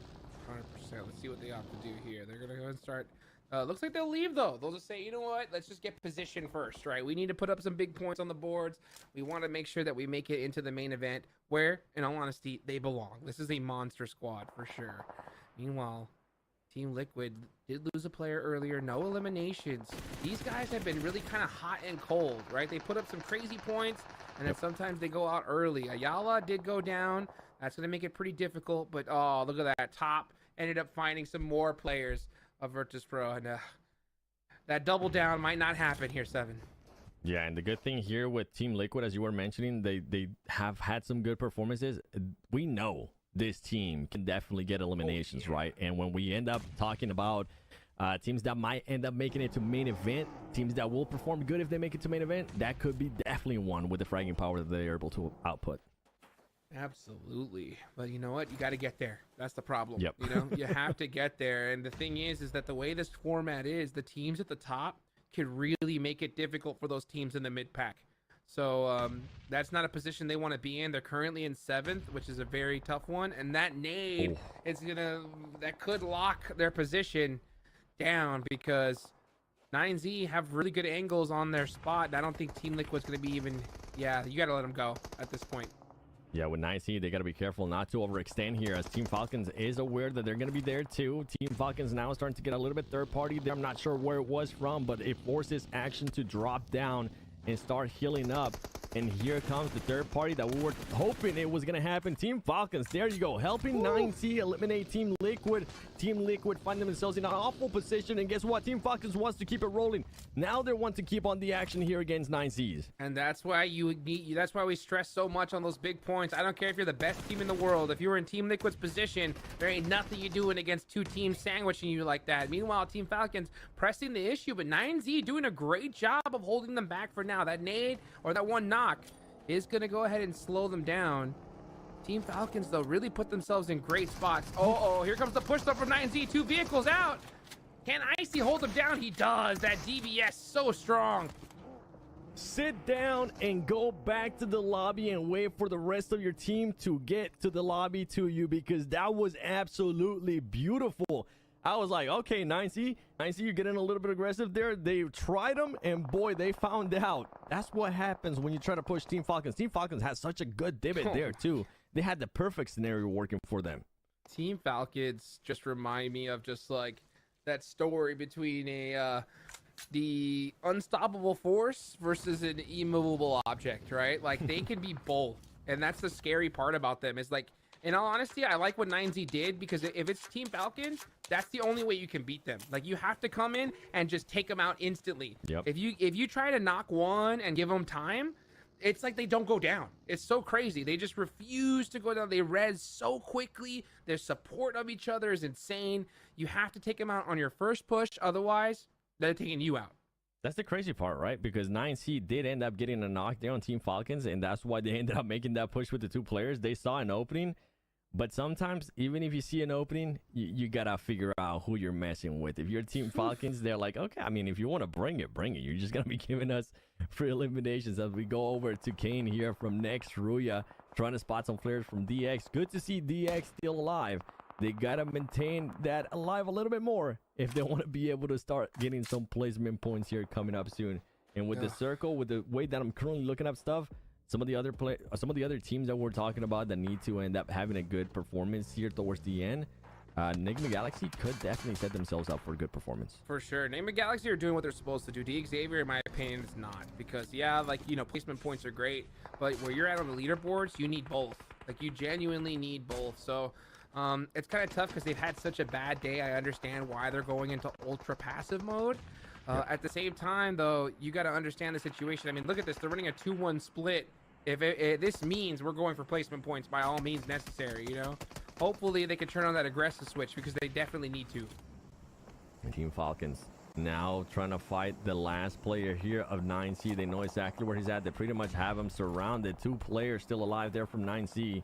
But with Team Falcons, it comes down, is this going to be worth it, or do we start working in that position? And I think this fight would definitely be worth it, because then you know that your back is clear. You'll have a lot of extra room to work with for Team Falcons if they're able to clutch this up. I think this is just personal. I think Team Falcons said, you knocked one of our players, we're taking you out of this tournament. You try to push us too? How dare you? How dare you? You came at us in a 2-seater vehicle? You didn't even bring the whole squad? You brought 2? Oh, man, there goes one player from 9Cs. It's just the inevitable is about to happen. He's going to be able to confirm that one, and guess what? The other one, it's going to go into hiding mode. And Team Falcons, like, this is a smart play, though, right? Back up. Oh my gosh. Figure out where everybody else is at. Figure out what's the next move instead of chasing. Oh, sometimes we would see just so many teams just deciding to chase that they get a little bit too blood hungry. That's what I'm saying. They're like cats. They just go in and out, in and out. Like, they never make a misstep, right? You're right. You see some team, they're like, oh, easy knock finish. Let's just full push. They don't. They're like, no, we need all the information before we decide to strike. And it just really disrupt players, and that's why they're so hard to fight. It's just so crazy how good they're doing this. I mean, they're in first place, 10 eliminations so far, and there's still 9 teams remaining. And they have zone. It's ridiculous. And they have the circle and high ground. That's what I was checking actually, if they do have the high ground. I believe they do, and they have so many ridges to work with too, that they could even do the smoke gaming route, which is pretty much just let everybody else fight it off. But that's not Team Falcons. Team Falcons is going to be looking to cause some damage here. I love this. They're clearing their backs out first. This is the thing that they need to do. You know what? It's gatekeep time. Yep. And look at this spot right here. I mean, action, just knowing exactly where to look. And this is where I think a lot of teams in the Team Falcons position normally suffer, because they spread themselves too thin. They start focusing on too much. But no, these guys know exactly where they need to be looking. And the amount of suppressive fire that they're throwing is huge. Action realizes that, hey, you know what? I gotta lock down this position. I cannot get knocked. So that's why I'm not surprised to see him play it very careful right now. They couldn't even ask for a better spot too. It's pretty much a little crater there for them on the top of the hill, the highest point so far in the map, if I'm not mistaken. It's looking like wonders, and looking like wonders. DX being able to get a knock there with the nade, as we're looking Royals of War trying to take on some 5 Regnum Karya, keeping an eye out for them. And Furia, only 1 player alive. He's going to be exposing himself, and that's it. Bye-bye, as Rules of War is going to be able to finish off that last player from Furia. Fury going to end there with 35 points. We'll see how that ends up at the end of this preliminary mode here. Let's see what 9Z's doing. 9Z trying to get some lane angles. Team Falcons, though, they're the team to beat in the most dominant position. Honestly, if you're going to beat them in this spot, you're going to need to bring multiple teams. Enigma Galaxy doing what they need to, right? They know that, hey, our back's up against the wall. We need some major points here to rocket launch us at least in towards that top 3. So that way we can feel somewhat safe going into our next day of gameplay. Team Falcons now starting to push onto Royals of War. They want to soak up even more points. They do, and this is the crazy part. They could have stayed fine in the place that they were, but they were like, no, we see an option where we can actually third-party this. We see an option where we can make it easier for us towards the end, and they are going to take it. As they do have 1 player knocked down there from Team Falcons, they're going to be able to pick them up. And with Enigma Galaxy, I mean, they're doing exactly what they need to do right now. 5 eliminations, currently in the top 7. Now they're starting to get those placement points. This is exactly what they need to do. They just need to get in the top 3. Continue. Keep it going. It's so crazy to see that Royals of War is still alive. Random Karya went down. That is nuts. That one shot right there, I believe it was from Rivas, was absolutely insane. It kept them alive for just a little bit longer. But the Falcons are starting to swoop in. Those beaks are sharpened, ready to go. And here they go, pre-firing with the S12K. Just saying, okay, where are you looking at? Now stay right there, buddy. And just let them cook. I'm not too sure about this one, Juice. Team Falcons is definitely going to end up winning this. But if you see, I think they ended up switching spots with Enigma Galaxy. So Team Falcons looking to get those elimination points. And how quickly can they recover? I think they're going to realize that Enigma Galaxy is going to be behind them. They need to make sure they position themselves. The quick reaction there at Team Falcons. I was scared that we're going to end up getting surprised by Enigma Galaxy. No, 7. They said, no, we know they're there. Give us a second. Let us cook. What did you say? A quick what? What? You said a quick what? Regroup. Reaction, baby. That's right. It was all action. Real quick up to the top, but he's got to be careful because now he's giving up the high ground to Cubes. Icy with the laser beam shuts down the push. And then now comes action to finish him off with the DBS. They now know it's Enigma Galaxy. They're going to start pressing this. Here comes Top with some more headshots. This team's ridiculous. This is ridiculous. Maxman, if you're watching this, if you want to break down anything, this right here, break this down for me. Post it on your Instagram. I want to see this because, boy, Team Falcons right now, a team that instead of taking the easy route, they're making it a little bit harder for them, and they like it that way because right now they're sitting at 15 eliminations. What was it that they had earlier? 18? They're trying to break it, Jukes. They're saying, you know what? We asked for 20. We're going to give them 20. 20 bomb could be coming right up. But you know what? Enigma Galaxy, their backs are against the wall, right? They're in a corner and they need to get out of it. And the only way it's going to be is with some more eliminations and a chicken dinner. The only problem is there's only 2 players up and Team Falcons are on fire. Meanwhile, was that Virtus Pro still alive? Hey, there you go. How do you survive? Oh, he's gaming. He's gaming. He takes down Lord. Another point on the board, trying to keep his tournament alive, but Team Falcons finally shut him down. And the pop-off. These guys are excited because that was a real hard match for them. Are they excited? It's just another day at the office, baby. What you talking about? We do this daily, son. Stretching, not even a high five, and they're like, okay, what was my stats? Oh man, I probably could have squished another elimination right there. You know what? I'll save it. I'll save it for the final day. But Team Falcons finishing off the day here with a great win overall, man. That was, so far, honestly, that was the match of the day for me. The way Team Falcons played that, snap back on Enigma Galaxy whenever they realized Enigma Galaxy was gonna try to get the high ground on them and continuing to rotate. I think we're seeing a main event team here, Jukes. Not surprised, but I think we're seeing a main event here. Goodness gracious, dude. Those guys were looking at their phones at the end of that game like they were trying to decide what was for lunch, you know? Like, just like, hey, you know, what do you guys want? You guys want this, want that? You know, maybe get back to the hotel. That is absolute insanity. DK, what'd you think about that one? I mean, I think Falcons came into this game, they decided, you know what, in the qualifiers, we were sitting at the top and things were looking pretty. Today, we're going to ensure that we make it into that top slot, come hella high water, bring whatever you want. We're going to go full speed for it. 7, they put so many points up. Honestly, they're at a position almost where they can not play the next day and still make it. That's how crazy it is. Honestly, I'm with you on that. And you know what? With all those points that they just put up there, and we've been talking about this and we've been hinting at it, they're gonna position themselves in a way for the last day, for day 3, when they're gonna be coming back, of saying, who do we want to hunt? You know what? I'm kind of feeling a little bit salty that we ended up getting hunted in qualifiers. So how about a little bit of payback? Even though it's not the same team, because they're gonna be meeting them at the main event if they continue to play like this. But how about we ruin somebody else's day? And I wouldn't be surprised if Team Falcons ends up doing that. I'll tell you what, man, if I am playing day 3 with Team Falcons and I played today, you know, I know that maybe they were looking for lunch. I'm saying, hey guys, I'll buy you lunch. You know what I'm saying? Like, hey guys, how y'all doing? I'm your best friend right now. You know, we're in the middle of the pack, but we're trying to put in some work, you know, because you don't want them even looking in your direction. Because if these guys want to take you out with how they played so far, DK, I mean, they can literally run this whole lobby down. Any team is literally can be in their sights. I mean, it's good, right? So I don't even know if buying them lunch is going to suffice, right? Because you might as well just become their lunch if they decide so. So it's going to be a very scary play to work through. But finishing off exceptionally well here. 17 eliminations, the second highest elimination count that we've seen for today. So, I mean, well, the only other highest score was Falcons with 18. So, I mean, they just packing it in. What a play indeed. Crazy. Yeah, the overall leaderboards are just going to look absolutely insane. And I think that's something that we got to take a look at here to figure out where everybody is standing. And we will do that after the damage graph, because it was 3,100 damage here, 7.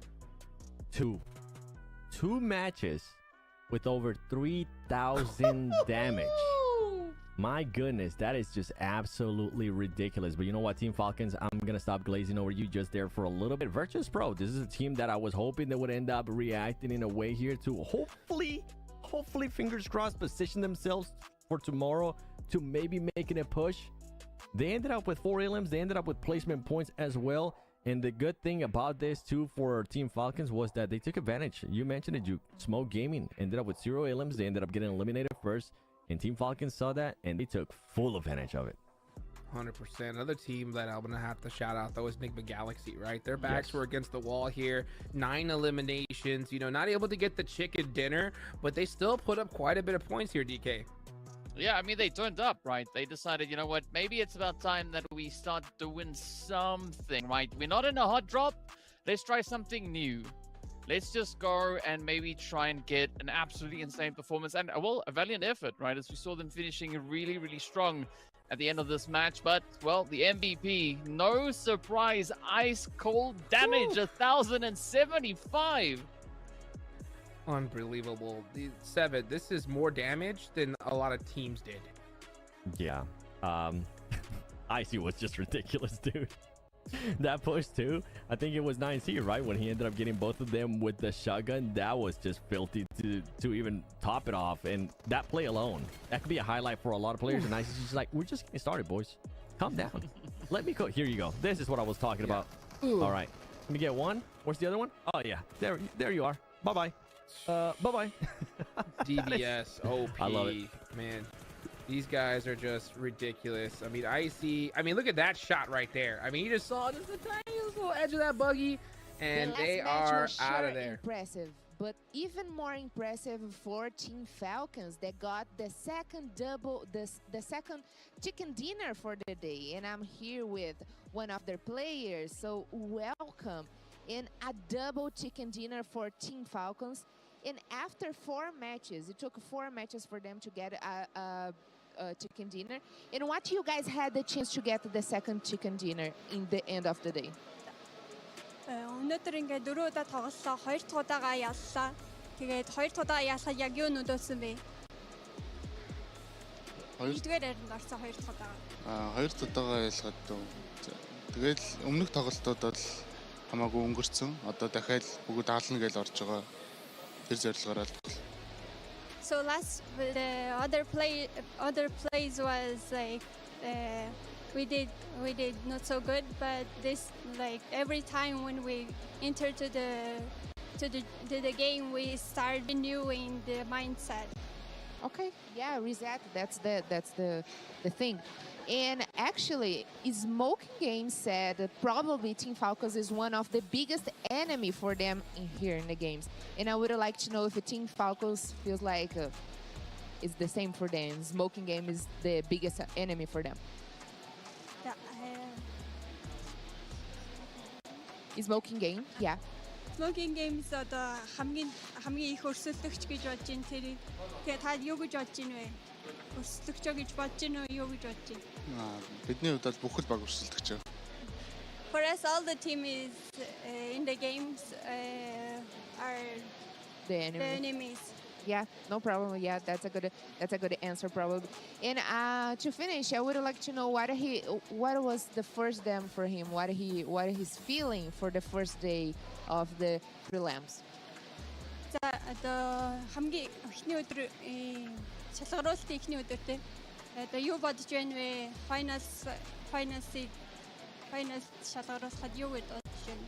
Эхний өдрөө бол амжилттай өнгөрүүллээ гэж бодож байгаа. Манай бас тэгж бодож байгаа. Ер нь цааш одоо дахиад нэг өдөр өнжөөд сүүлийн өдөр тоглоно. Тэр өдөр цэцсэн энэ өдөр шиг амжилттай тоглох болно гэж бодож байна. So first day we're in success. So one day we're gonna rest a little bit, and then the next day also we will succeed as well. Awesome. Great debut today, Team Falcons. Thanks so much for the interview. Thank you. And we are back. Let's take a look here at the overall standings. Team Falcons on top with 79 total points. Man, these guys went nuts. 50 eliminations here, DK. That is more eliminations than third place on down in total points. I mean, that's insane. That is absolutely insane. But I think this is Falcons trying to prove a point. It's like, you might have snuck us out of that direct qualifier into the main event. We're going to earn it, and we're going to ensure that nobody else is going to catch up to us. And 7, what do you think about this second page, man? This is the teams that are in trouble. And, I mean, there's some names that definitely stand out in my eyes. DX, Inco. I mean, honestly, there's so many good teams here that I expected to do good, but I'm genuinely surprised at how poorly they were able to perform today. And once again, tomorrow for some of these teams, it's gonna be the last day. They're not gonna be able to play in the last day. Are they gonna be able to do just enough? At least we have a bit now of an outlier of what some of these teams are gonna be getting in regards to points per day.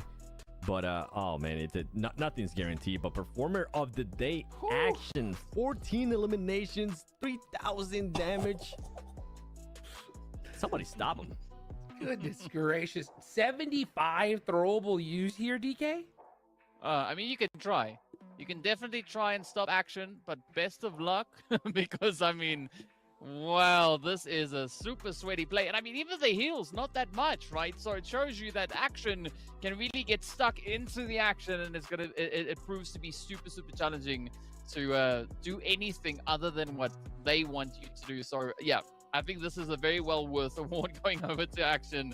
I mean, Falcons though, they just so ripping it up today, right? MVP in the last game, Action getting the performer of the day. Wow. Unbelievable. I mean, this is the performance of a lifetime right here. I mean, they didn't get that golden ticket during the qualifiers, but they just proved to us all, Seven, that they didn't need it.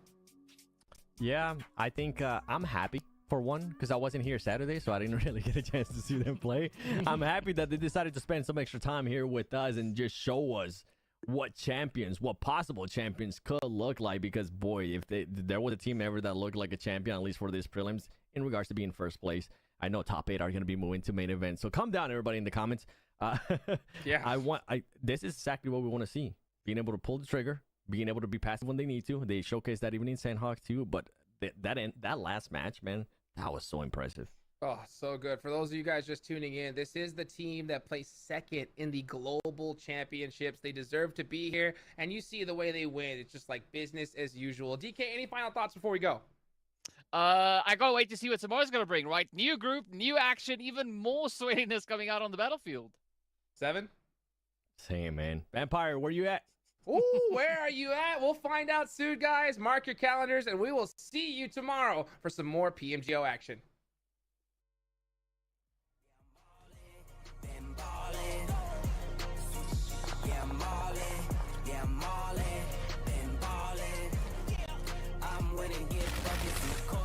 To the nosebleeds, yeah, they love it.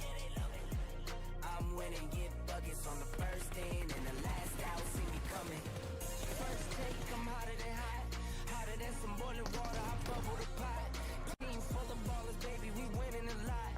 I'm like Curry with the rock when I get to my spot. I'm tapping in, I'm passionate, this is what passion is. This here, nah, this is no accident. From the start to the finish, I'm cashing in. I am number one, not number two. If I'm not the one, I'm uncomfortable. See the competition I've been running through. Leveled up, I only see them in my rear view. Yeah, I'm ballin', yeah, I'm all in, been ballin'. Yeah, I'm all in, yeah, I'm all in, been ballin'. I'm winning, get buckets from the court side to the nosebleeds, yeah, they love it. I'm winning.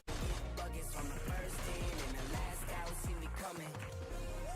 Been poppin', Sports Center from a little I was watching. Spin a bag like I'm Rafa, call that top spin. How could I not win? This is top 10. From the bottom, gotta sniff out the top wins. I sit back, reflect, and do it again. Hardest Millie is the first, now we got 10. Talking 10 times 10.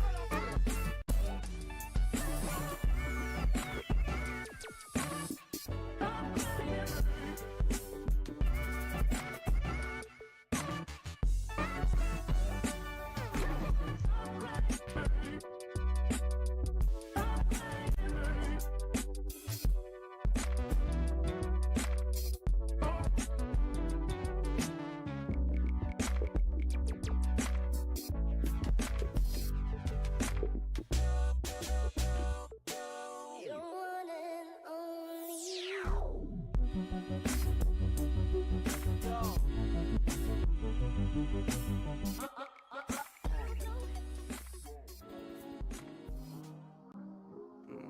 been going back to back to back to back to back to back to back. Like the neighborhood warriors. I don't miss, I don't play none, I don't diss, I don't say none. I go swish, that's an A1. I steak with no A1. Tell the chef, I said thanks, tell I'm in the bank. Tell my mom I'm living good, tell my kids don't stress a thing. I go back to back on the drops, drop a lot and she pack the bag, she shot till we drop. I just wake up, I don't say nothing, I'm on go, I don't stay long, I've been up now, that's a case one. I've been down too, like this day strong. I got summer toys for the summer boy. I keep drummer boys in the summer boy. I keep making noise, I've been paranoid. This is God body, you can never void. I don't miss, I don't play none, I don't diss.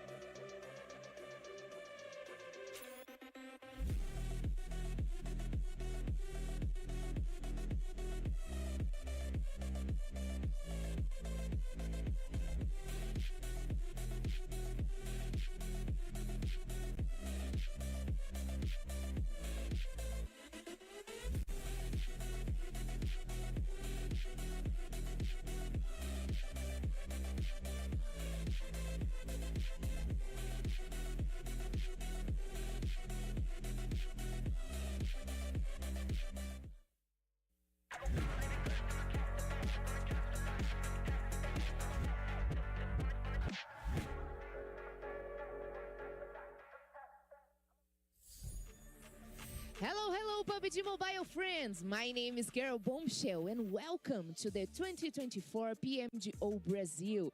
Today we start the prelims stage. Are you guys ready? Cause the players sure are. But before we start the real thing, let's catch up with the format for today's matches. Olá Brazil!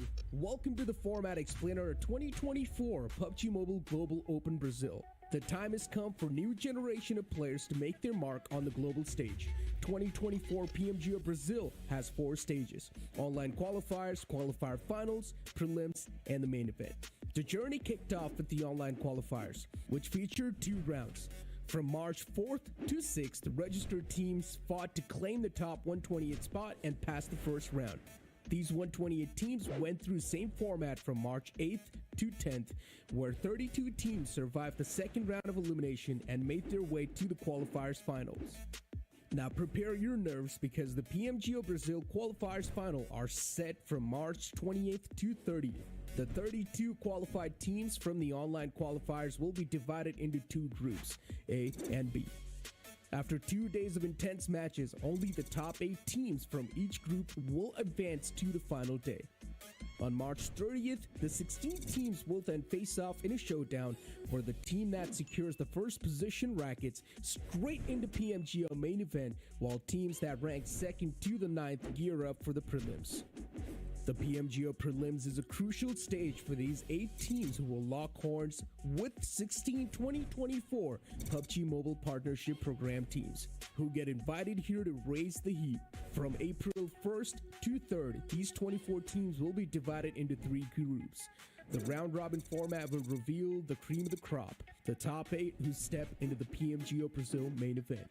Next, these 8 chosen youngbloods, along with the qualifier finals winner, will face the ultimate challenge when 7 global times join lobby in the main event. Mark your calendars, because from April 5th to 7th, these 16 teams will wage war for the PMGO crown and a slice of the 500,000 USD prize money. Are you ready for the ultimate test of skill and teamwork? Then witness the contenders rise in 2024 PMGO Brazil.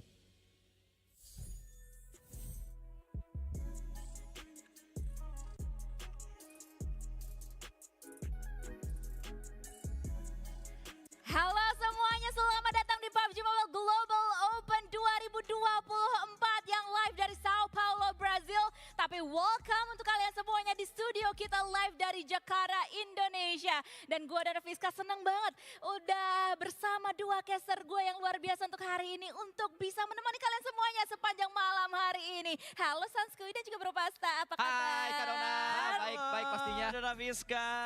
Alhamdulillah, baik-baik. Alhamdulillah. Sebagaimana mestinya kita harus memulai hari ini, pastinya gua mau melihat excitement dari kalian berdua. Seberapa excited lu Sanskui? Kalau gua jujur sangat excited sekali karena akhirnya kita bisa melihat turnamen global di awal tahun. Karena biasanya kita harus menunggu sampai akhir tahun atau pertengahan tahun untuk melihat turnamen global. Tapi ada PMGO, ini pertama kalinya dan langsung di Sao Paulo, Brazil. Yang mana kita tahu Brazil juga cukup mendominasi saat PMGC di Indonesia saat di Jakarta. Betul sekali. Bro Pasta, bagaimana?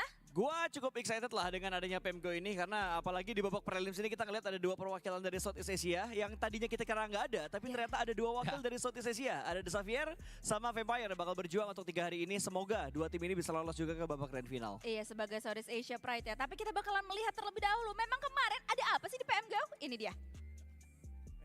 This team's ability to rack up elimination became a routine grocery run. So, even when Team Deathwolf snatched the final chicken dinner, HFYS's 9 elimination second place finish cemented their spot in the top underdogs, punching their ticket to the main event with a 6-point lead. Hot on their heels, the Brazilian uprisers, Team Deathwolves, nearly stole the show with a blockbuster 16 elimination massacre. However, their initial inconsistency left them trailing in the second on the overall placement. Otherwise, when this squad plays their cards right, it's a masterclass on how to perform a massacre right. High expectations accompany the Mongolian Falcon squad, comprising former Stalwart members, also known as the Conquerors of Central Asia, and they delivered from the outset. The new Falcons scripted the demise of their rivals with a flawless zone control. In the opening match, they dismantled rivals like Zebra Masters with this. In the second one, Icy's cunning survival skills secured them an unexpected second place. The remaining matches didn't quite steal the spotlight, placing them 3rd on the table. But the opening bouts made it clear, the Conquerors of South Asia are still at their A-game. While Team Zebra Masters showed flashes of brilliance, they could never quite soar without a big leap. While consistency remained their ally, 1 chicken dinner and they could have cracked the top 3. Claiming the 5th spot, Team INS showcased meticulous performance on Orangle. Fortified by favorable circles, yet credit is due these youthful contenders who fiercely defended their fortress, punishing every intruder who dared to encroach.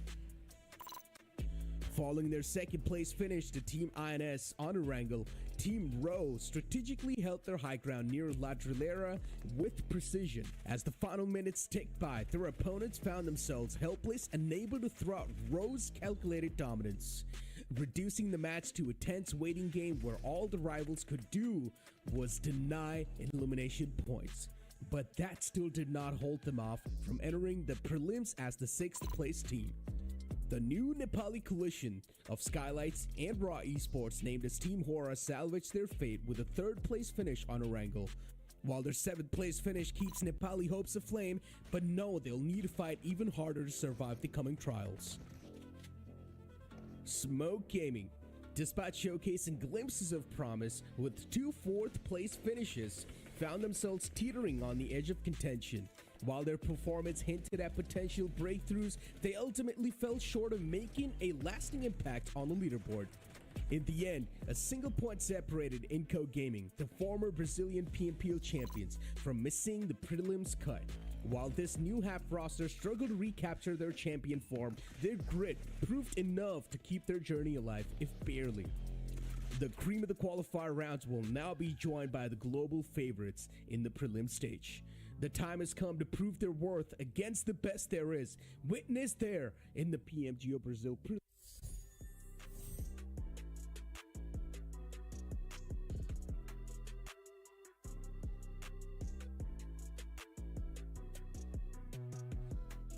Karena memang sudah begitu panjang perjalanan yang dilalui oleh tim-tim yang datangnya itu dari qualifier sebelumnya. Dan pada hari ini kita melihat adanya tim yang lolos dari qualifier kemarin. Di hari ini akan bertanding di hari yang pertama di prelims dan akan berhadapan dengan tim-tim dari partnership sebenarnya. Jadi ada beberapa tim partnership, ada 8 dari qualifier kemarin, lalu sisanya sampai ke 24-nya ini adalah tim-tim dari partnership timnya. Jadi kayak this is the real deal menurut gue. Mereka akan disatukan semuanya untuk bisa nantinya mengambil top 8 spot lagi untuk bisa menuju ke arah main event esok hari. Tapi kita bakalan melihat terlebih dahulu interview berikut ini.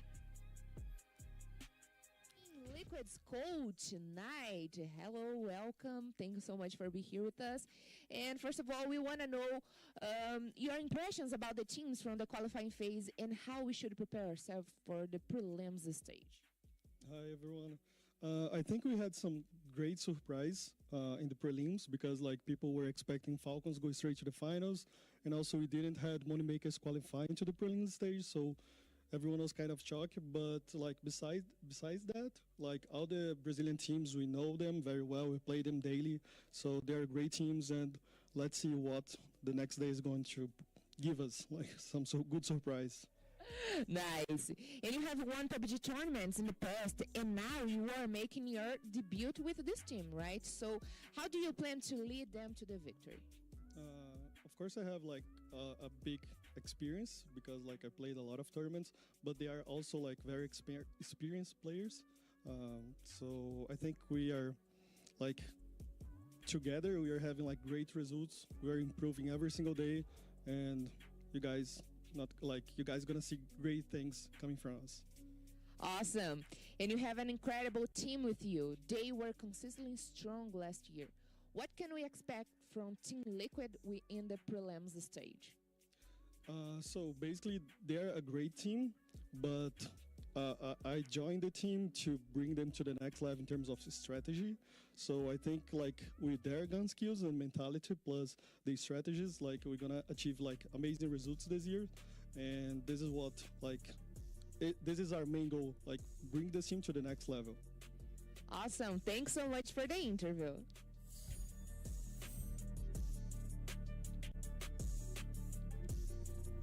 Tapi memang ya di PMGO ini satu kata yang mencuri perhatian gue adalah ekspektasi sebenarnya. Karena kan kita bisa dibilang welcoming new team, new big organizations untuk di PMGO kali ini, tim Liquid yang akhirnya baru aja join di PUBG Mobile di dunia ini di tahun ini, di awal tahun dari 2024 ini.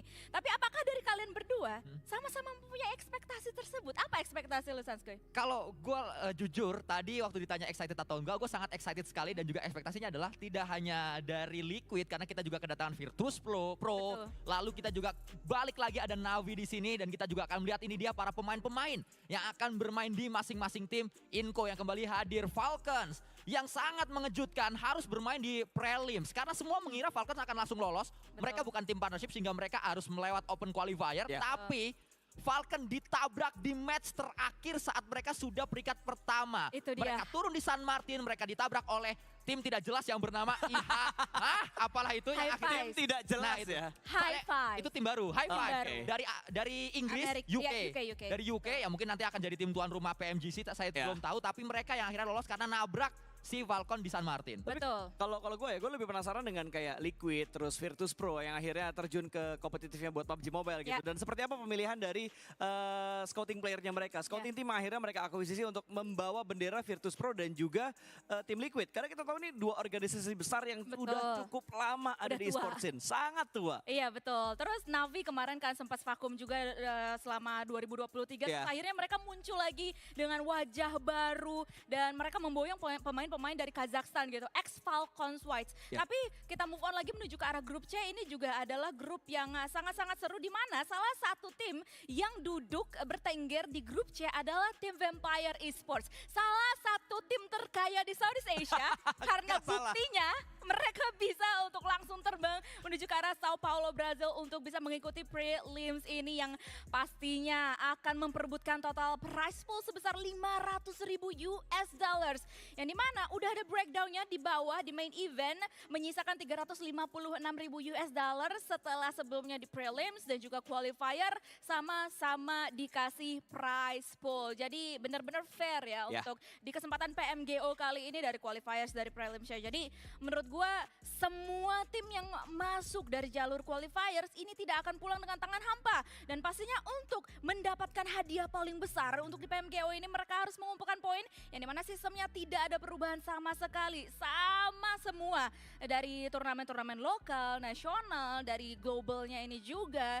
Dimana winner-winner chicken dinner akan membawa 10 total poin dan posisi 9 sampai dengan ke-16 tidak akan membawa poin sama sekali. So untuk dari segi format, dari point structure sendiri menurut gua ini nggak bakalan terlalu menjadi challenge untuk semua tim yang bertanding di PMGO ini. Apalagi dengan map order yang udah sangat familiar khususnya mungkin untuk tim-tim Southeast Asia ya. Di mana pembuka ada Sunhawk, di follow up oleh Triple Erangel dan juga Double Miramar. Tapi jujur deh, pala gue tuh kayak agak sedikit ke distract gitu loh. Karena kan beberapa waktu ini kan kita berjalanan bersama dengan PMCS. Betul. Dimana kita ngejalanin 1 kali Sunhawk, 2 kali Erangel dan 2 kali Miramar. Sementara satu mapnya lagi bakal di random. Tapi begitu gue ngelihat mapnya kebuka, kok gak ada tulisan random di bagian terakhir ya? Oh iya ini PMGO sih.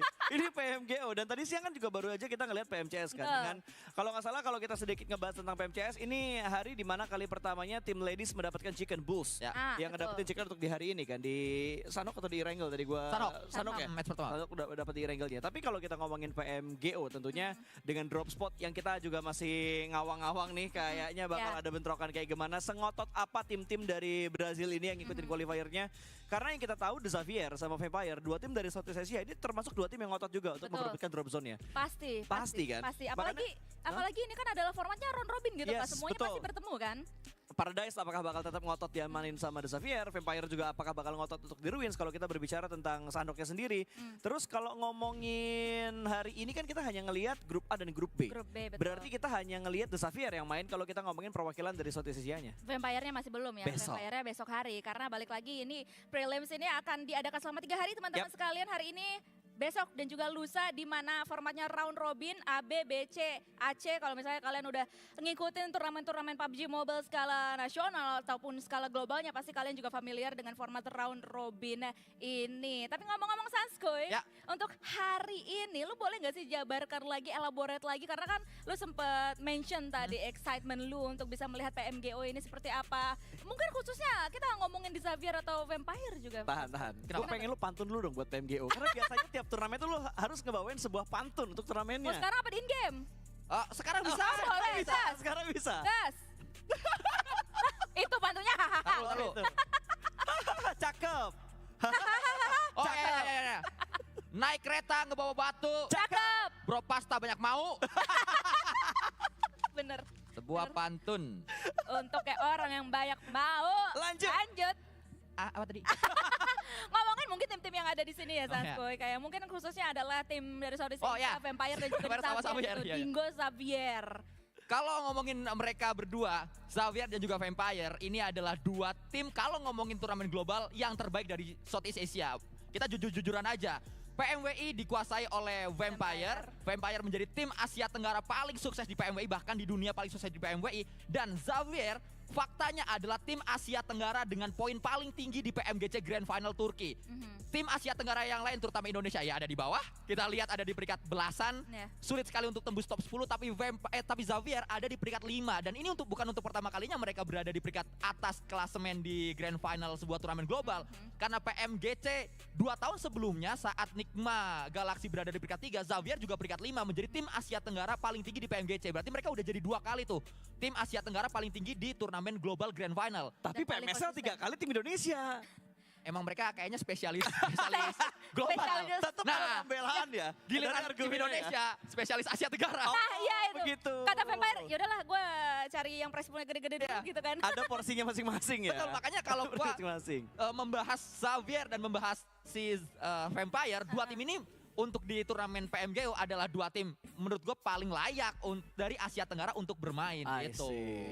Walaupun kalau misalnya kita lihat-lihat tim-tim yang lainnya juga sebenarnya kan kuat-kuat juga. Ya, walaupun track record menyebutkan tidak seperti itu kalau di global. Kalau di global. 2 inilah perwakilan Asia Tenggara paling kuat di global saat ini. Betul, dan itu sebenarnya yang menjadi rasa penasaran gue nanti ketika melihat aksinya dari Boom Esports sendiri selaku perwakilan dari Southeast Asia dari jalur PMSL-nya. Jadi apakah Boom Esports nanti di main event atau di grand finalnya ini bakalan bisa untuk at least memberikan perlawanan lah. Tapi sebelum itu pastinya kalian harus menunggu nanti 3 hari ke depan untuk bisa menyaksikan grand finalnya akan seperti apa. Tapi ngomong-ngomong lagi, karena kita sekarang sedang melihat para pemain-pemain yang sudah mulai bersiap. Itu ada Navi juga. Ini Navi yang gue tunggu-tunggu juga sih, karena kan balik lagi tadi sempat gue mention sedikit 2023 mereka tuh kayak vakum, tapi ternyata kali ini mereka comeback. Kita bakalan lihat aksinya akan sespektakuler apa yang akan dibawakan oleh Sanskuy dan juga Bro Pasta. Ini dia.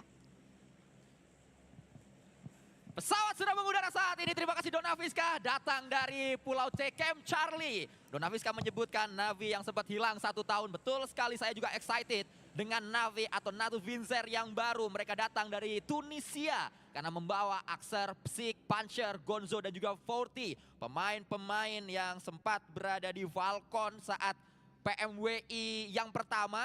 Lalu juga kita tahu mereka sebelumnya ada di salah satu tim Kazakhstan tadinya, terus sekarang pindah ke Navi atau Natus Vincer. Tidak hanya itu yang saya cukup excited untuk melihatnya, karena saya juga sangat-sangat ingin menyaksikan bagaimana pola permainan dari Furia. Furia adalah tim tuan rumah, tim Brazil yang logonya Leopard ada di kanan, ada di kiri atas, meminjam tempatnya Alter Ego di Camp Alva. Mereka mendatangkan pemain-pemain berpengalaman dari Brazil. Ada Chowski yang sebelumnya dari INF, lalu ada Adrian yang sebelumnya dari IG, Betsker dari Inco. Ini adalah pemain-pemain yang sudah sangat terkenal dan sudah sempat mencicipi PMGC. Jangan lupakan Arthur Zin juga ada di sana dari tim Queso. Betul sekali, dan sampai detik ini akhirnya kita memperlihatkan beberapa fight yang terjadi di area Ruins. Dan juga ada beberapa titik di bagian painan tadi di mana Inco kali ini yang berhasil mendapatkan beberapa elimination. 3 eliminasi mereka dapatkan, Navi bahkan dibuat rontok ternyata bertemu dengan tim Inco, dan VP tiba-tiba dibuat rontok juga. 2 anggota mereka sudah ter-take down, bahkan 3. 2 ternyata sudah dipulangkan ke area lobby, 1 masih bisa di-revive, tapi ini akan sangat menyulitkan tentunya untuk anggota dari tim VP. The last man standing entah dari bagian mana, tapi Liquid kalau kita lihat pergerakan mereka juga agak tertekan karena mereka masih bertegur sapa dengan satu tim yang cukup dekat dengan mereka di bagian painan. 3 titik early game kita melihat drop yang diperebutkan oleh tim-tim ini.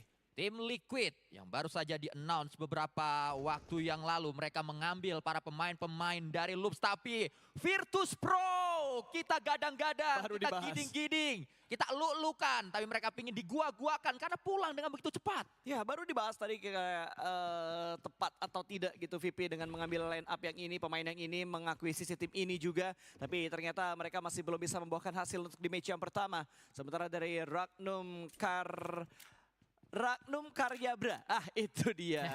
Agak sedikit jauh memang ya, tapi dari tim ini juga masih menahan karena mereka bertemu dengan salah satu tim Dedengkot juga. Kalau kita ngomongin organisasi, tentunya Liquid adalah organisasi yang cukup lama, tapi Navi juga dipulangkan. 2 tim manajemen yang cukup besar sudah dipulangkan. VP pulang pertama, Navi menyusul untuk puas di peringkat ke-15. menjadi begitu seru untuk kita saksikan karena pertemuan juga melibatkan Next salah Liquid satu kan nih? organisasi besar, Liquid, yang mengambil Loops Gaming sebelumnya. Tembakan dilakukan kembali saat ini. Ayala berhasil mendapatkan satu pemain dari tim Bra yang saat ini berkolaborasi dengan RC, menjadi RC Bra dari singkatannya. Sebelumnya kita mengenal tim tersebut adalah Bra Esport. Sempat ada satu momen Bra Esport melambung tinggi namanya di PMGC tahun lalu saat Tospik berhasil melakukan sebuah clutch dengan 30-an peluru di di Severny, di area utara dari Irangel. Itu adalah clutch yang begitu legend sekali di PMGC. Tapi saat ini sangat disayangkan, Tospik sudah tidak membela tim Bra, justru Bra mendatangkan pemain berpengalaman. Satu piala PMGC sempat didapatkan oleh pemain yang baru saja knockdown. Tapi Mythic bisa mendapatkan satu dari sebuah lemparan granat yang begitu bagus. Dan ada follow up dari seorang Chief. Ada Molotov yang dilemparkan sedikit membatasi pergerakan. Tapi Molotovnya bisa untuk memulangkan pemain yang berhasil ter-takedown dengan granat tadi. Painan masih menjadi saksi siapa yang bakal menang di fight ini. Tapi kalau kita lihat dari segi positioningnya, dari Liquid mereka sudah lebih unggul. Karena mereka tidak ada korban jiwa sama sekali. Mereka sudah bisa mendapatkan dua pemain dari tim yang baru saja berkolaborasi di PMGO. Regnum Karya Bra Esport yang masih terpantau dua pemain mereka di dalam satu rumah yang sama, melihat gerak-gerik dari seorang Chief. Tapi Chief tahu ada pantauan dari jendela, dia nggak naik lebih tinggi di bagian atap tersebut. Pemain yang tadi saya sebutkan, seorang, ya namanya sama ternyata. Saya tadi bacanya agak susah karena depannya ada RC-nya, ternyata Silasnya masih sama. Silas adalah mantan pemain dari S2G, mengangkat gelar PMGC di Jakarta. Kita sama-sama melihat bagaimana Silas dengan otot besarnya mengangkat piala tersebut. Namun saat ini Silas meninggalkan S2G, berani sekali dia keluar dari S2G untuk membantu Bra bermain maksimal di PMGO, tim yang datang dari Turki. Namun apa daya, ternyata mereka sedang dalam posisi sulit, terhimpit berada di compound ini. Sulit sekali Mythic kembali menjadi pemain yang sangat-sangat luar biasa. Mythic melakukan sebuah fight yang sangat epic. Last man standing digerebek dari tiga sisi, langsung dipulangkan begitu saja. Bahkan ada taunting yang dilakukan oleh tim Liquid kali ini. Tiga tim langsung dipulangkan dengan sangat cepat untuk damage yang pertama. VP, Navi, RCB juga dipulangkan dan Painan menjadi daerah kekuasaan dari tim Liquid. Sang kuda putih untuk di Irangel. Dan kita juga langsung berpindah bertukar ada Xavier, salah satu perwakilan dari Southeast Asia. Mereka bergerak dengan begitu cepat. Keluar tadi dari area Paradise, mereka langsung mengontrol bagian pertigaan. Kompon pertigaan di arah selatan Paradise sudah mereka kuasai kali ini. Tengah circle kurang lebih. Di mana area utara Tatmok Mongnai sangat free untuk segera diambil. Kita tahu bersama peraturan di Sanhok sudah begitu jelas. Barang siapa yang berada di area center dari circle, maka tim tersebut akan mendapatkan late game. Seringkali hal seperti itu terjadi di Sanhok. Seperti menjadi peraturan tidak tertulis. Dan saat ini yang berada di tengah adalah tidak lain tidak bukan Falcon dari Mongolia yang sebelumnya kita kenal dengan nama Stalwart, dengan nama STE. Sempat ada drama di off-season kemarin yang berujung pada Falcon yang mendapatkan keuntungan besar mengambil para pemain-pemain tersebut. Berada di peringkat atas Grand Final PMGC 2 tahun berturut-turut, menjadi satu achievement yang begitu luar biasa CV dari pemain-pemain Falcon. Ya, apalagi kalau kita ngomongin sekarang, kalau misalkan mereka bisa main bagus lagi, mereka memperpanjang CV positif mereka. Kalau misalkan mereka bisa bermain bagus di bagian PMGO untuk kali ini. Dan setelah kita melihat tiga tim yang pulang ke arena lobby, kita tidak melihat intensitas fight yang lain terjadi. Hanya permainan aman yang dilakukan oleh Smoke Gaming, Xavier, ataupun bahkan tadi yang baru aja keluar dari arah bootcamp tim Falcon. Dan kayaknya kita hanya bakal ngelihat nanti ketika zona keduanya muncul atau ketika circle ketiganya sudah mulai muncul, karena semakin kecil circle, semakin besar potensi fight akan segera terjadi. Tapi Smoke Gaming, mereka bermain dengan begitu nyaman. Split juga sedang mereka lakukan, berada di arah titik-titik yang berbeda. 3-1 split yang dilakukan oleh Smoke Gaming untuk sementara ini. Belum ada lawan yang mendekat menuju ke arah compound mereka. Benar-benar bisa menguasai daerah ini. Kalaupun ada yang nabrak, gue rasa masih bisa dihalau, kecuali ditabrak dengan komit. Karena tadi ada satu pemain yang nge-split di bagian gudang 3. Di mana kembali Falcon-nya IC yang diberikan kepercayaan untuk memisahkan diri. Xavier terpantau, Parajin ada di area jauh sana. Parajin adalah pemain yang begitu diandalkan di tim Xavier. Dan Xavier juga memiliki catatan baik di Sanhok sebenarnya, karena berulang kali mereka justru mampu mendulang poin saat Sanhok dimainkan. Di tempat yang berbeda, Nikma Galaxy sempat sempat berada di peringkat 3 PMGC. Namun setelah itu peringkatnya terus menurun, bahkan sulit sekali untuk bisa mengembalikan performa mereka saat di Grand Final PMGC 2021 tersebut. Ya, karena pasti dengan berkembangnya player-player juga, berkembangnya playstyle yang ada di PUBG Mobile, otomatis tim-tim ini juga harus mengikuti perkembangan yang ada. Kalau misalkan mereka nyaman dengan strategi mereka, akan tertinggal tentunya. Karena kalau kita lihat di PMGO ini strateginya agak-agak berbeda. Rata-rata pada mengamankan di bagian pinggiran circle, nggak ada yang langsung tabrak menuju ke arah tengah circle. Tapi tiba-tiba ada sebuah pick off yang terjadi dari arah tim IWNRX. Itu berarti dari UNRX ya. Sudah bisa mendapatkan sebuah knockdown tadi, namun sayang sekali masih belum bisa mereka eksekusi menjadi poin pertama mereka untuk damage yang pertama. Masih memantau karena depan sana belum ada angle yang bisa mendapatkan eliminasi poin tersebut. Tapi ternyata yang mereka incar pun sudah mulai bertetanggaan dengan tim lain yang cukup dekat dengan mereka, Zebra Master. Ya, IWNRX sempat kita dengar namanya di PMGC, tapi tidak dengan IW, tapi hanya NRX saja, yaitu Next Ruya. Sempat lama Next Ruya berada di PMGC 2 tahun berturut-turut kalau tidak salah. Dulu ada pemainnya bernama Frozen di Next Ruya. Dan saat ini memang Frozen masih ada di sana, menjadi Frozen NNX. Fansnya cukup banyak, apalagi fans-fans cewek karena parasnya yang begitu handsome dari seorang Frozen. Begitu handsome ya? Dan juga begitu handsome. Skillnya juga di atas rata-rata tim asal Turki. Karena kalau kita lihat memang Turki banyak mengirimkan pemain-pemain, banyak mengirimkan tim-timnya menuju ke prelims ini. Ya, bahkan kalau kita ngelihat sendiri dari NRX ini, mereka sempat mendapatkan peringkat 6 untuk di PUBG Mobile Global Championship 2021 Grand Final waktu itu. Dan juga sempat mendapatkan peringkat pertama di PUBG Mobile Global Championship League West, PMWL kalau nggak salah tuh, PMWL yang West, karena yang East itu yang juara BTR waktu itu. Ya, betul sekali. Dan yang menjadi MVP adalah Break dari Box Gaming saat itu di 2022. Dan saya juga, dari tadi tuh saya penasaran, si Panzer 6 ini dari mana ya? Karena saya sempat mengenal mereka sebelum di Navi, sebelum juga di Valve. Udah teman kecil berarti ya? Enggak, teman kecil juga. Saya baru ingat kalau si Axer itu dulu sempat Konina Power dan juga sempat Titan Gaming. Nah, satu tim ini dulunya itu Titan Gaming. Waktu kita mengenalnya di PMGC. Berganti menjadi Falcon, berganti menjadi Navi saat ini. Iya, ada beberapa historical yang barusan saja diungkapkan oleh seorang Sanskui.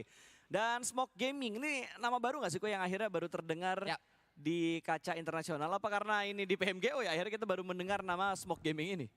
Ya, Smoke Gaming harusnya datang dari Brazil ya. Sehingga mereka memiliki sebuah keuntungan. Nama baru mereka, soalnya datanya nggak bisa kita buka kan? Benar, nama baru dan mereka datang dari Brazil. Sehingga mereka tidak perlu membayar cost yang cukup mahal untuk travel. Karena mereka tinggal ngesot dikit aja. Tapi playernya pengalaman semua loh. Ada Chunha, ada Mid juga.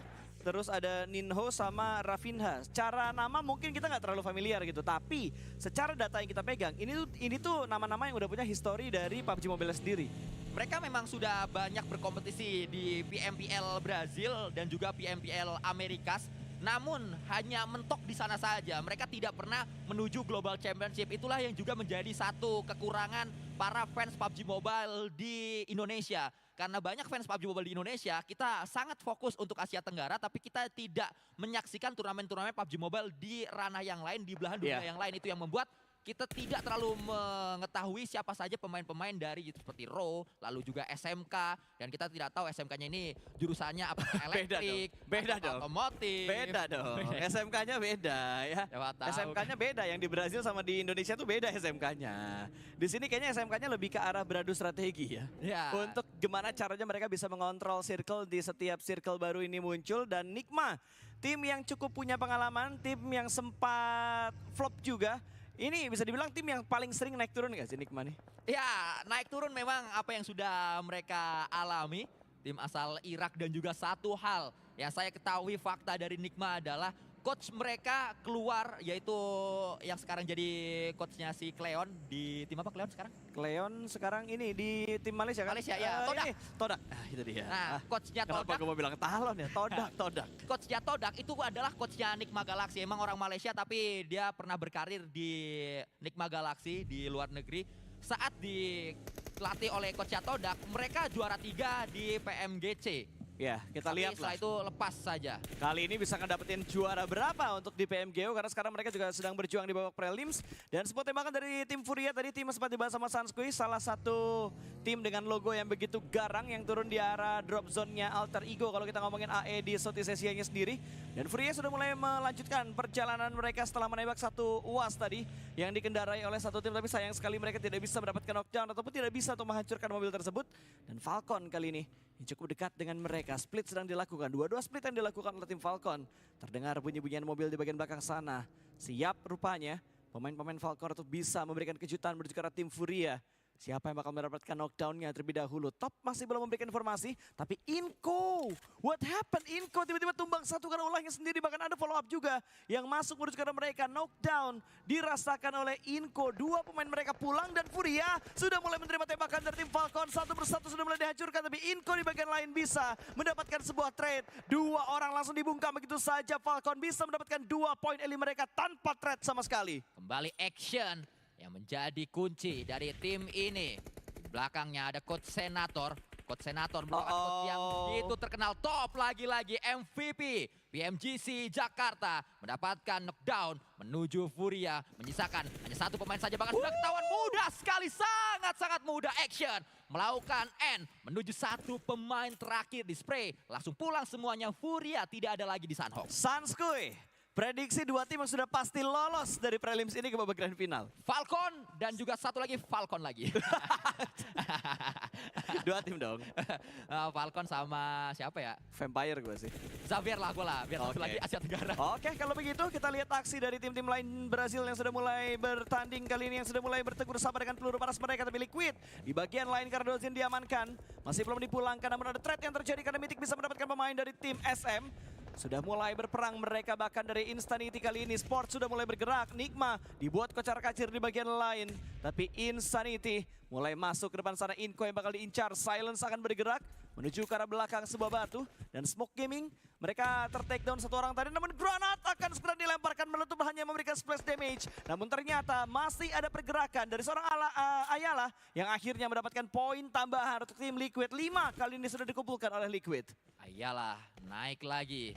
Pemain ini menuju ke atas mencari di manakah posisi pasti dari lawannya berada. Berganti dengan sebuah UMP. Tembakan dengan red dot scope saja. Tapi di tempat yang berbeda lawannya tetap memaksakan dengan sebuah DBS. Harus rapat untuk menggunakan DBS dengan efektif. Nah, kalau jaraknya segini bisa nih. DBS dengan jarak yang kecil seperti ini sangat mungkin. Tapi apa daya di belakangnya. Ada Ayala kembali. Ayala yang mendapatkannya. Itu dia backup dari Chief disusul dengan finishing dari seorang Ayala. Sebuah beri sistem yang bagus dari tim Liquid, walaupun mereka akhirnya kehilangan 2 anggota mereka. Karena Dozin sudah dipulangkan, Mythic sudah dipulangkan, tinggal 2 player aktif dari tim Liquid untuk kali ini. Ada Mid yang bakal memantau, Smoke Gaming bakal membalaskan dendam atas kematian rekan-rekannya. Terpantau di bagian atas, namun ternyata ada tembakan yang datang dari bagian sebelah kanan. Dia terdistract dan akhirnya dipulangkan. Ada tiba-tiba gangguan dari jarak yang begitu jauh. Ikut menembak dan SM Smoke Gaming dipulangkan ke arah lobby. Kita akan memantau lagi apa yang akan tersaji di match pertama karena baru match pembuka prelims, tapi begitu seru, banyak sekali fight yang langsung tersaji, langsung terjadi. Seperti halnya granat yang sedang dipredik untuk dilemparkan tapi di cancel terlebih dahulu, berganti kembali. Tetap saja OVT nampaknya pemain ini dengan granat atau dengan tembakan. Akhirnya memutuskan dengan lontaran granat tapi dibalaskan juga granat ada di sekitarnya. Mundur dia ke arah belakang tapi di bagian lain granat masih dilemparkan. Semakin mengecil circle semakin sedikit tempat yang enak untuk dimainkan. Gue nggak ngelihat pergerakan dari Xavier lagi. Kayaknya DX sudah dipulangkan kah atau mereka masih menahan? Masih ada satu persatu rumah yang bisa dimainkan oleh Xavier. Ternyata mereka bertahan di bagian pertigaan. Dari tadi loh, mereka tidak bergeming dari arah compound pertigaan ini. Tidak ada tim yang mendekat menuju ke arah mereka. Bahkan gue masih belum tahu berapa banyak elim dikumpulkan. Dan sekarang sudah mulai muncul elim fit dari Xavier. Bahkan belum mendapatkan eliminasi poin sama sekali. Tapi fight masih terus terjadi. Sudah mulai ada perang yang semakin intens kali ini dari ZM. Zebra Master mulai memantau ke arah bawah. Sudah dia incar dari tadi. Tinggal menunggu pergerakan dari tim-tim yang cukup dekat dengan zona di arah bawah sana. Niel Zada 43. Kita juga harus berkenalan dengan pemain yang satu ini. Pemain dari Zebra Master asal Brazil. Inilah alasannya kenapa Zebra Master bisa bermain di kancah global akhirnya karena Brazil menjadi tuan rumah. Yang lainnya juga harus kita saksikan Royal War melakukan sebuah pemantauan satu pemain mereka. Nampaknya Zebra Master harus berhadapan dengan sebuah buaya yang ada di bawah. Buaya berhadapan dengan Zebra. Ini dia buaya lawan Zebra. Kalau kita ngomongin dari hewannya harusnya bakal menang ke arah buayanya. Tapi Zebra ini begitu ngotot. Buayanya bakal tertekan. Tapi granat dilemparkan hampir menumbangkan sebuah Zebra. Namun Zebra masih bisa mundur ke bagian belakang. Buayanya bakal naik ke atas bukit. Mencari dengan DBS yang mana backup fire yang diberikan. Dan Zebra kembali lagi bisa mengatasi gigitan-gigitan dari buaya yang naik ke atas bukit ini. Ya, jika di Indonesia sempat ada legenda cicak lawan buaya, di Brazil saat ini ada legenda buaya lawan zebra, di mana buaya justru dipulangkan oleh laba-laba. Itu dia yang battle zebra sama buaya, yang dapetin keuntungannya laba-laba. Tapi di tempat yang berbeda, zebranya masih bertahan. 2 pemain atau 3, oh bahkan lengkap kalau tidak salah tadi. Saya tidak terlalu melihatnya, ya betul saja. Lengkap. Masih lengkap. 6 elimination. Bahkan N-Hyper melakukan tembakan kembali. 1 lagi tumbang dari lawan N-Hyper. Yang sedang mereka incar adalah Insan. Di bawah sana N-Hyper masih memanfaatkan sebuah batu. Insanity melemparkan utility terlebih dahulu. Hanya menyisakan 1 pemain aktif, yaitu Talent, yang membuat dia tidak bisa melakukan banyak hal. Harus mengeluarkan semua potensi yang dia miliki untuk akhirnya menyelamatkan 1 rekannya yang sedang merangkak. Ya, tinggal 8 tim apalagi yang tersisa. Semakin sedikit timnya, namun semakin kecil juga circle-nya. Dan Falcon mulai menambah pundi eliminasi mereka. Bertegur sapa dengan tim Nikma, saling melakukan trade talk sama satu sama lain. Dan Liquid di bagian lain mereka sudah dipulangkan. 7 eliminasi mereka bawa. Puas di esek yang ke-8, berarti ada 8 total poin yang dibawa oleh tim Liquid untuk kali ini, Sanskoy. Pak Rajin bertahan, 4 elimination didapatkan. Compoundnya masih sama. Nangkep kodok di Cimande, nggak apa-apa ngendok, yang penting WWCD. Itu yang mungkin coba dilakukan oleh pemain dari Xavier, tapi apa daya Pak Rajin. Walaupun berada di area dalam compound, walaupun hanya bermodalkan sebuah jendela saja sempit, namun tetap dapat mendapatkan 1 pemain, yaitu top MVP PMGC Jakarta. Dilumat habis oleh laba-laba ngamuk asal Vietnam. Pak Rajin kembali melakukan spray, mencoba untuk mencari hit mark-nya. Kalau ada 1 hit mark saja langsung di spray habis di titik tersebut. Ya, tapi lihat pergerakan dari arah DX tadi, sebuah crossfire yang begitu bagus mereka lakukan, membuat tim-tim lain rumit untuk bisa masuk ke dalam zona. Bahkan dari Insanity, mereka bermain agresif melihat menuju ke arah atas, tapi sayang sekali gagal untuk bisa mendapatkan yang kedua. Masih bisa diatasi oleh N-Hyper, dan bye-bye untuk Insanity. 6 tim tersisa kali ini. Sudah mulai dipulangkan kembali 1 pemain tadi, tapi The Xavier mau nggak mau mereka sekarang harus keluar dari area kompon mereka. Dipulangkan juga NHP menuju ke lobby. 4 eliminasi mereka bawa. 5 tim tersisa. Dan lihat Zebra mengincar singa kali ini. Inko bakal diincar, granat dimasak. Apakah bisa mendapatkan 1 orang di bagian dalam sana? Granat dilemparkan menuju ke arah luar, tapi ternyata tidak memberikan damage sama sekali karena memang pemain dari arah Inko dan di bagian dalam dari rumah ini dilempar lagi ke arah luar. Tidak di arah luar, Bang. Ada di arah dalam dia, Bang. Diintip batu, nggak ada, Bang. Batunya kosong, nggak ada udang di bagian batu tersebut. Dan itu dia. Inko dipulangkan, 4 tim tersisa. The Xavier masih berjaya di match yang pertama. Di Menor yang tadi mencoba untuk melemparkan granat. Akhirnya Xavier keluar dari persembunyiannya. Tapi saat mereka keluar, 1-2 pemain tumbang menyisakan yang terakhir. Sulit sekali untuk Xavier bertahan. Mungkin WWCD bukan didapatkan oleh Xavier untuk match pertama ya. Harusnya bukan Xavier yang mendapatkannya karena menyisakan yang terakhir. Justru Falcon masih punya kesempatan di sana. Ya, nice try untuk The Xavier karena mereka hanya puas di peringkat yang keempat dengan 5 eliminasi. Battle masih terjadi. Zebra kali ini masih melihat ke arah Nikma. Sebuah percobaan tembakan dilakukan, namun Nikma masih memiliki sebuah hiding spot yang begitu bagus. Zebra harus mencari celah kalau mereka ingin mendapatkan pemain-pemain dari tim Nikma. Falcon juga masih mengganggu pergerakan dari Zebra. 2 tim langsung dibabat habis, langsung diincar oleh Zebra di waktu yang bersamaan. Kita melihat kembali 54%. Peluang mereka granat kembali, tapi diselamatkan dengan sebuah boosting yang sudah ditenggak oleh salah satu pemain dari tim Zebra Master. Rauf juga harus mempertahankan posisinya. Healing harus digunakan terlebih dahulu, tapi Rauf memaksakan melempar granat. Belum healing sudah melempar granat. Itu dia membuat Rauf pun tumbang, tapi action di bagiannya juga sudah dipulangkan. Berarti lobby Falcon hanya pos di peringkat yang ketiga kali ini. 2 tim tersisa, 4 lawan 2. Bukan jumlah yang bagus untuk Nikma, tapi bukan hal yang impossible untuk di-counter kembali oleh tim Nikma. Rauf, akankah dia revive? Atau akan direlakan begitu saja, dan granat akan dilemparkan. Berarti karena seorang Lord plus damage-nya masuk, tapi Lord masih bisa bertahan. Masih dicari, masih mencari-cari kali ini. Namun granat berikutnya mampu untuk mendapatkan seorang Lord, dan revive-nya tidak diupayakan. Last man standing berarti untuk tim Nikma. Lemparan utility kembali. Coba dilakukan oleh satu pemain yaitu Niel Zada. Arahnya tepat tapi jaraknya belum terlalu rapat. Menuju pemain yang diincar tadi. Kups, pemain asal Amerika. Yang didatangkan menuju Nigma Galaxy. Berhasil mendapatkan satu pemain. Bahkan KBZ yang dimiliki oleh satu pemain ini yaitu Menor. Atau di Menor maksud saya. Sudah habis pelurunya, menyisakan hanya 16 peluru saja. Tidak ada reload untuk dirinya. Kita kembali menuju ke posisi dari Kups. POV. Awas, pemain yang paling diandalkan dari Nigma Galaxy. Pemain yang memaksakan pemain Nigma Galaxy menggunakan bahasa Inggris. Tapi Kups juga tumbang. Confirm sudah. Harusnya WWCD didapatkan oleh Zebra Master. Ya betul saja Zebra Master. Mendapatkan winner chicken dinner yang pertama. Tim Brazil langsung menggila. 15 eliminasi berhasil mereka dapatkan di match yang pertama. Congratulations untuk Zebra Master 2373 damage. Zebra Master adalah tim dengan achievement paling bagus ya. Baru saja berada di peringkat keempat Qualifier PMSL 2024 Spring Brazil.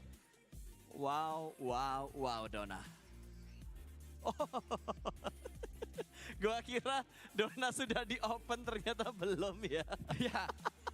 Ada sedikit miss yang terjadi di sini.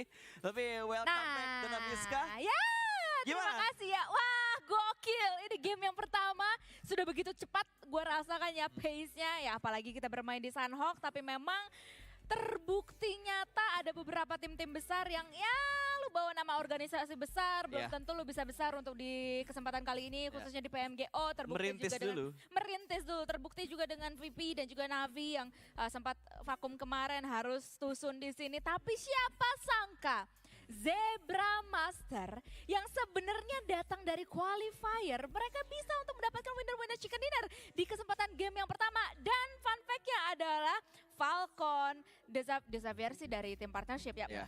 Top 2-nya lah untuk kali ini ya. Falcons dan juga dari tim Zebra Master.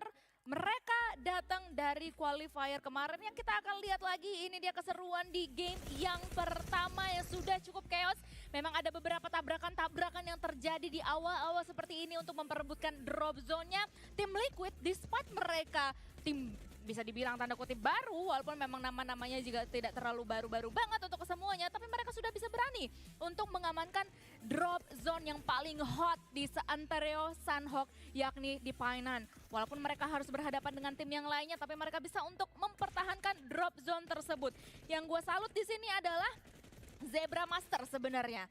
Mereka dapetin winner chicken dinner, tapi sebenarnya perjalanan mereka itu tidak yang kayak gue dapetin zona terus-terusan. Gak seperti The Xavier yang bisa dapetin pertigaan, compound, masih penuh, masih bertiga. Tim Falcons juga keluar dari Paradise Resort, gak harus kemana-mana. Mereka cuma tinggal split 3-1 aja dan jagain mungkin sekitar seperempat dari circle terakhir tadi. Tapi dari Zebra Master ini sendiri mereka harus keluar dari ban, terus harus jalan dari bagian Tenggara, masuk, dan dengan demikian mereka bisa ngelibas habis tim-tim yang lainnya yang mereka temui dalam perjalanan rotasi mereka. Maka dari itu eliminasi poin mereka sangat memukau untuk di Sunhawk. 15 totalnya. Semua tim Nigma Galaxy, Falcon, Xavier, Inco, and Hyper, Insanity Sports, dan juga tim Liquid nggak dikasih sama sekali. Tapi anyway, dari tim Liquid gue sangat salutnya karena memang mereka rebutan drop zone tadi di Painan. Jadi dari awal sampai ke mid gamenya mungkin mereka bisa untuk dapetin eliminasi poin. Dan sudah mengantongi total 7 untuk di game yang pertama ini. Tapi dari Navi dan juga VP atau Virtus Pro yang mungkin memang banyak mata menuju ke arah mereka, walaupun despite mereka harus tusun, mereka sudah bisa mengantongi total 1 eliminasi poin. Ya lumayan lah, ya nggak malu-malu banget Saskuy. Ya betul sekali ya, setidaknya ada poin lah yang didapatkan oleh dua tim tersebut. Dan juga kalau kita lihat sepanjang match pertama, kita belum bisa lebih tepatnya menarik sebuah kesimpulan permainan dari masing-masing tim. Karena ini lagi-lagi turnamen yang begitu besar. Ini baru match yang pertama. Biasanya match pertama seperti ini dijadikan sebuah match tumbal untuk mendapatkan informasi dulu. Untuk akhirnya mengetahui ritmenya, temponya seperti apa. Karena lagi-lagi mereka memiliki kesempatan yang cukup besar. Apalagi untuk grup B besok mereka masih akan main lagi. Grup C lusa masih akan main lagi. Atau grup A lusa akan main lagi. A, B, B, C, A, C. Lusa Nah itu dia. Dan sebenarnya ya kalau gue komentar kenapa dari ZM nih atau Zebra ini bisa main bagus banget. Padahal tadi Donald bilang ini adalah tim yang datang dari babak qualifier.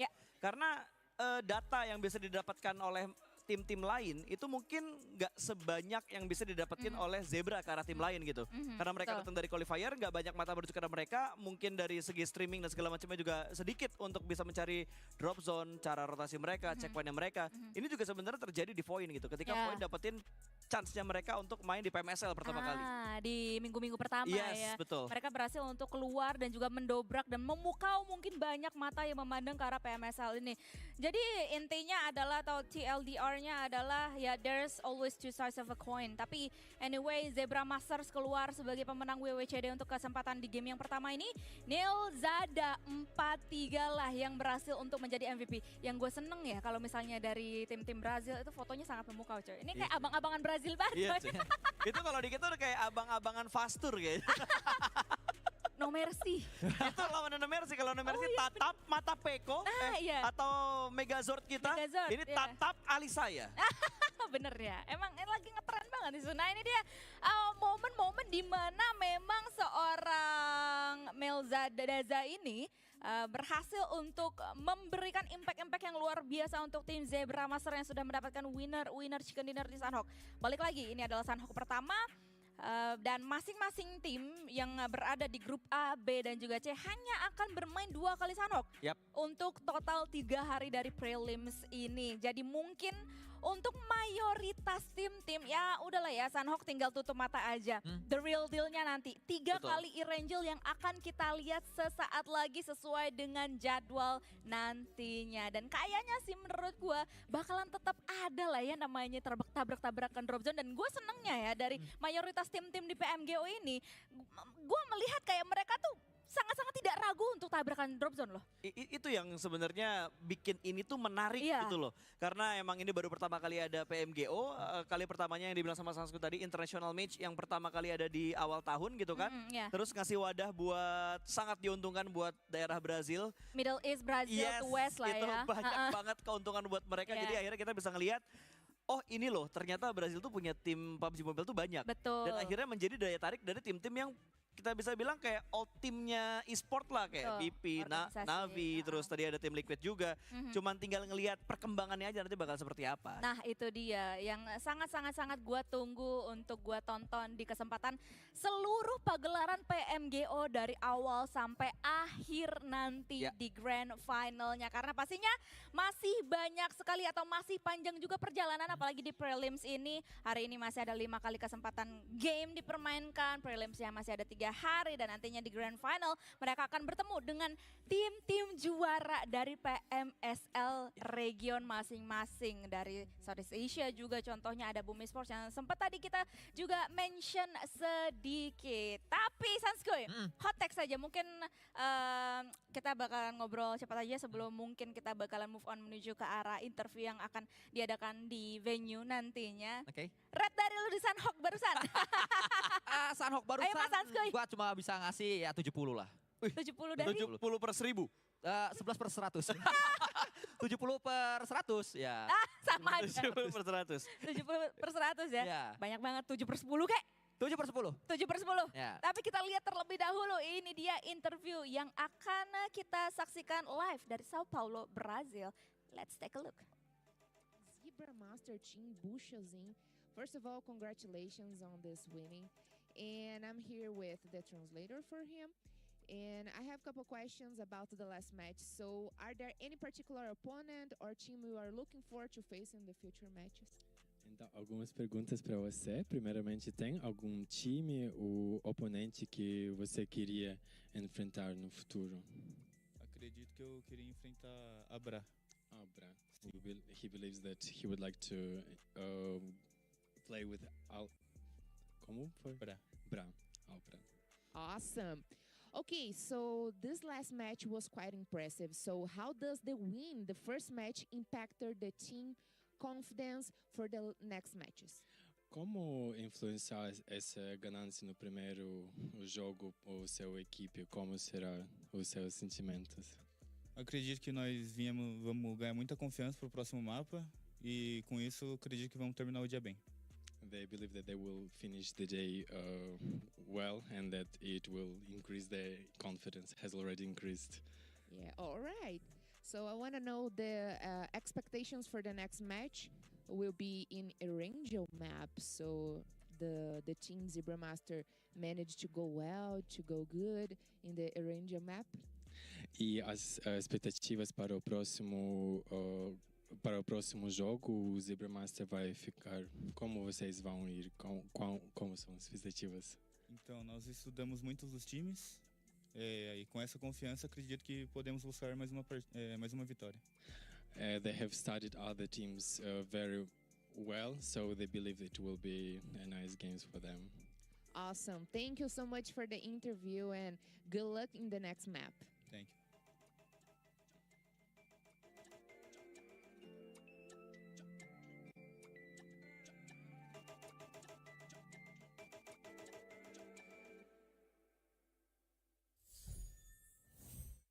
How to be a portrait master.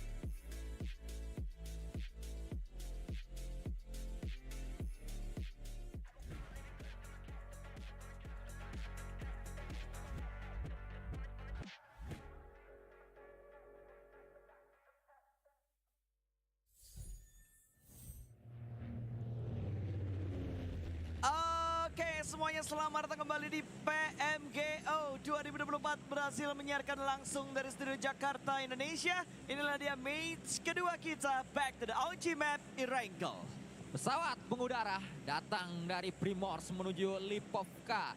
Terlihat dengan jelas Vitali dari tim Inco bisa langsung turun menuju ke drop zone-nya. Satu hal yang menarik dari tim Zebra Master, tim yang baru saja melakukan atau mendapatkan WWC, dia melakukan sebuah agresivitas yang sangat luar biasa. 15 elimination mereka kumpulkan di match yang pertama. Langsung melambungkan namanya dan juga membuat namanya dilirik oleh dunia. Karena ini adalah turnamen global pertama yang dijalani oleh Zebra Master. Tapi pemain yang mendapatkan MVP, pemain penting untuk mereka yaitu Neilzada, adalah pemain yang sebenarnya cukup lama membela Zebra Master. Neilzada sudah bergabung bersama Zebra Master. Susah banget sih namanya orang. Emosi. Kok marah? Ada caster emosi. Kok ngamuk ya? Neilzada ini sudah bergabung bersama Zebra Master dari Juni 2022. Sehingga sudah cukup panjang perjalanannya bersama Zebra Master. Dan kita akan melihat kembali saat ini Insanity berhadapan dengan salah satu tim di Verifier. Yap, sudah mulai bertegur sapa. Mereka sudah mulai ada tembakan yang terjadi. Belum ada knockdown yang mereka lakukan juga. Terlihat di arah bawah sana menembak menuju ke arah kandang kuda. Ditembak kembali tapi tidak bisa ditembus, Bang. Gak bisa ditembus, Bang. Itu kayunya, Bang. Masih dicoba tapi timingnya hampir dapat. Ada sebuah lemparan utility namun tidak berbahaya karena smoke yang dilempar ke arah atas. Tapi dari arah garasi memantulkan granatnya, ter-takedown satu pemain dari arah luar tadi. Satu knockdown berhasil mereka dapatkan. Sudah mendapatkan satu eliminasi. Akan langsung didobrak begitu saja. NRX semakin maju, semakin mendekat dan semakin banyak mendapatkan poin. Bahkan pemain ketiga juga berhasil mereka amankan. Akankah disapu bersih seluruh pemain yang mengganggu drop zone mereka? Last man standing langsung ngacir dan bersembunyi. Ya, sebuah kandang kuda yang menjadi cukup menarik. Bro Pasta tadi menyebutkan tidak bisa ditembus dengan peluru karena memang satu-satunya compound yang bisa ditembus dengan peluru hanya ada di Karakin. Compound Karakin ada beberapa yang memungkinkan peluru bisa menembusnya, itu compound yang kalau kalian lihat agak sedikit bolong-bolong dari segi temboknya. Hanya itu saja di PUBG Mobile yang bisa tembus dengan peluru. Selebihnya tidak bisa, walaupun kayu tidak bisa ditembus dengan peluru kecuali kalian bermain di Karakin. Tapi sayangnya Karakin tidak dimainkan di turnamen global ataupun di skena kompetitif karena mapnya terlalu kecil. Seperti halnya Nusa dan juga Livi. Kita kembali menuju ke area yang berbeda. Saat ini N-Hyper yang sedang kita saksikan. Salah satu tim partnership yang bermain di prelims, di mana mereka sudah mengetahui ada Virtus Pro di depan sana. VP yang pulang dengan cepat, hanya satu elimination saja di match yang pertama. Bisa mereka melakukan hal tersebut kembali atau mengalami hal tersebut kembali. Jejavu bisa dialami oleh Virtus Pro. Masa ya 2 kali pulang karena lobby dengan cepat sih? Masa iya? Jadi 3 tim pertama yang dipulangkan karena lobby. Karena sejauh ini yang udah dipulangkan adalah INS. Selesai mereka dipulangkan menuju ke arah lobby. Tapi lihat dari Virtus Pro, mereka berusaha untuk memberikan counter ke arah NHP. Granat sudah mulai dilempar. Karena dia mendekat tapi ternyata dia gak ready dengan sebuah weapon. Namun ternyata Korka masih bisa cepat responnya untuk bisa mendapatkan sebuah knockdown. Dreadnought memang terjadi tapi tumbang juga pemain dari VP. 2 pemain terakhir akan dijiggle begitu saja. Karpri masuk maksud gua. Waduh, namanya agak sulit dibaca memang ya. Tapi ternyata Korka masih bisa menggocek. Dia mundur ke arah belakang sana. Ada satu pergerakan di bagian sebelah kanan. Akankah dia berfokus? Karena dari VP mereka kalah jumlah. Revive sudah berhasil tadi. Berarti 3 pemain sudah mulai bangkit. Akankah mereka membalikan keadaan? Awas, tidak sadar ada yang ada di balik sebuah broken wall. Tapi ternyata respon cepat tadi gagal untuk bisa mendapatkan korban berikutnya. Maloy yang menjadi pemain. Temal, dia pemaloy. Maloy. Yang menggunakan sebuah DBS. Tapi kita kembali menuju ke arah yang lain. Drone view sudah terlihat, bahkan Milky Way yang mendapatkannya menuju satu pemain dari tim NHP yang ada di depan sana. Tapi Caprice melakukan tembakan balasan. Caprice adalah pemain yang berasal dari Ukraina, di mana untuk organisasinya N-Hyper mewakili Kanada dan Amerika Serikat. Mereka memiliki 2 pemain China di tim N-Hyper. Salah satunya adalah FS yang sedang kita saksikan ini. Yep, masih ada di balik sebuah broken wall. Bermain sabar mereka. VP sudah mulai bisa mengatasi fight di arah Lipovka ini, tapi satu anggota mereka tadi yang ter-takedown tidak bisa diselamatkan, harus direlakan begitu saja. Namun kedua tim ini masih bertukar eliminasi. Sama-sama kehilangan 1 dan sama-sama mendapatkan 1 poin eliminasi. Maloy Tidak keluar dari arah perumahan, tetapi lihat sebuah pergerakan dari Milkway. Sebuah flank dilakukan, satu berhasil dipanis, dan VP unggul dari segi jumlah. 3 melawan 2 kali ini di bagian Lipovka. Masih mencari keberadaan Capri tentunya pemain-pemain dari tim VP. Milkway yang masih melakukan sebuah flank sudah mulai dipantau oleh seorang Capri. Pemain-pemain dari Virtus Pro adalah mantan pemain dari The Muerte.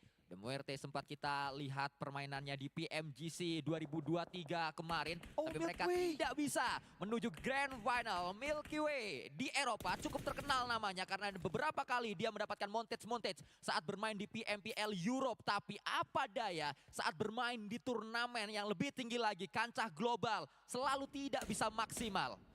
Wah, sayang banget tadi Milky Way-nya tertangkap oleh Capri. Dan ada gangguan yang datang, third party join kali ini. Furia mulai melihat, mulai tertarik dengan apa yang terjadi di bagian Lipovka. Tapi apakah mereka bakal komit untuk bisa mendapatkan tim yang terjebak di area Lipovka? 2 tim bersemayam dan terjebak untuk kali ini. Ada NHP atau NHP dan juga tim VP yang masih menyisakan 2 anggota untuk masing-masing timnya. Dan sebenarnya ini daerah yang harus segera dihindarin karena tidak masuk ke dalam zona. Tapi ternyata yang harus dihindarin pertama kali ini bukan zonanya, tapi peluru panas dari Furia karena Arthur mengincar pemain dari VP. Maloy pun tumbang, last man standing untuk VP kali ini. Tapi Nigma dan The Xavier ternyata 2 tim ini masih memperebutkan Pochinki. Furia adalah tim yang tadi sempat saya sebutkan. Sebenarnya saya lebih ingin melihat Furia dibandingkan tim-tim Brazil yang lain. Karena persiapan mereka mendatangkan pemain-pemain berpengalaman dikumpulkan menjadi satu di tim Furia. Ini cukup menarik. Nanti akan kita lihat perjalanannya seperti apa. Karena sejauh ini Furia terlalu sulit posisinya, terseok-seok. Berada di peringkat 15 bahkan hanya baru 1 elimination. Itu pun terjadi di match ini. Yap, dan lihat The Xavier pun bermain bersabar. Kita tahu The Xavier adalah salah satu tim yang paling ngotot kalau misalkan drop zona diganggu oleh tim lain. Tidak dibiarkan mudah untuk didapatkan begitu saja. Bahkan mereka nggak takut gitu. Mau bertemu berkali-kali pun, mau kalah pun mereka bakal tetap ngotot untuk memperebutkan drop zone utama mereka. Drop zone utama mereka kalau kita ngomongin Irangel adalah Pochinki. Dan kalau kita ngomongin Miramar adalah El Pozo. Yang menjadi menarik lawan mereka adalah Nigma Galaxy yang juga sama karakternya ngotot untuk mempertahankan drop zone-nya. Drop zone Nigma Galaxy di Irangel adalah Pochinki. Drop zone Nigma Galaxy di Miramar adalah El Pozo yang mana berarti Irangel dan Miramar, Xavier dan juga Nigma Galaxy akan berseteru. Ini bukan pertama kalinya mereka bertemu karena Nigma Galaxy dan juga Xavier sudah sering melakukan hal ini di PMGC. 2 tahun berturut-turut kalau tidak salah Xavier dan juga Nigma Galaxy selalu melakukan hal ini dan PMGO kayak gini lagi. Ya, inilah dia yang terjadi di antara kedua tim ini, sama-sama ngotot untuk mempertahankan drop zone mereka. Tapi sebuah smoke sudah mulai diciptakan namun ternyata ada sedikit bolong. Dimanfaatkan oleh seorang Parajin namun masih belum maksimal. Parajin masih belum bisa mendapatkan knockdown karena pemain dari tim Nigma lolos 1 intayan tadi. Masih harus menunggu momentum yang berikutnya dan Freak benar-benar tipis tadi bleedingnya.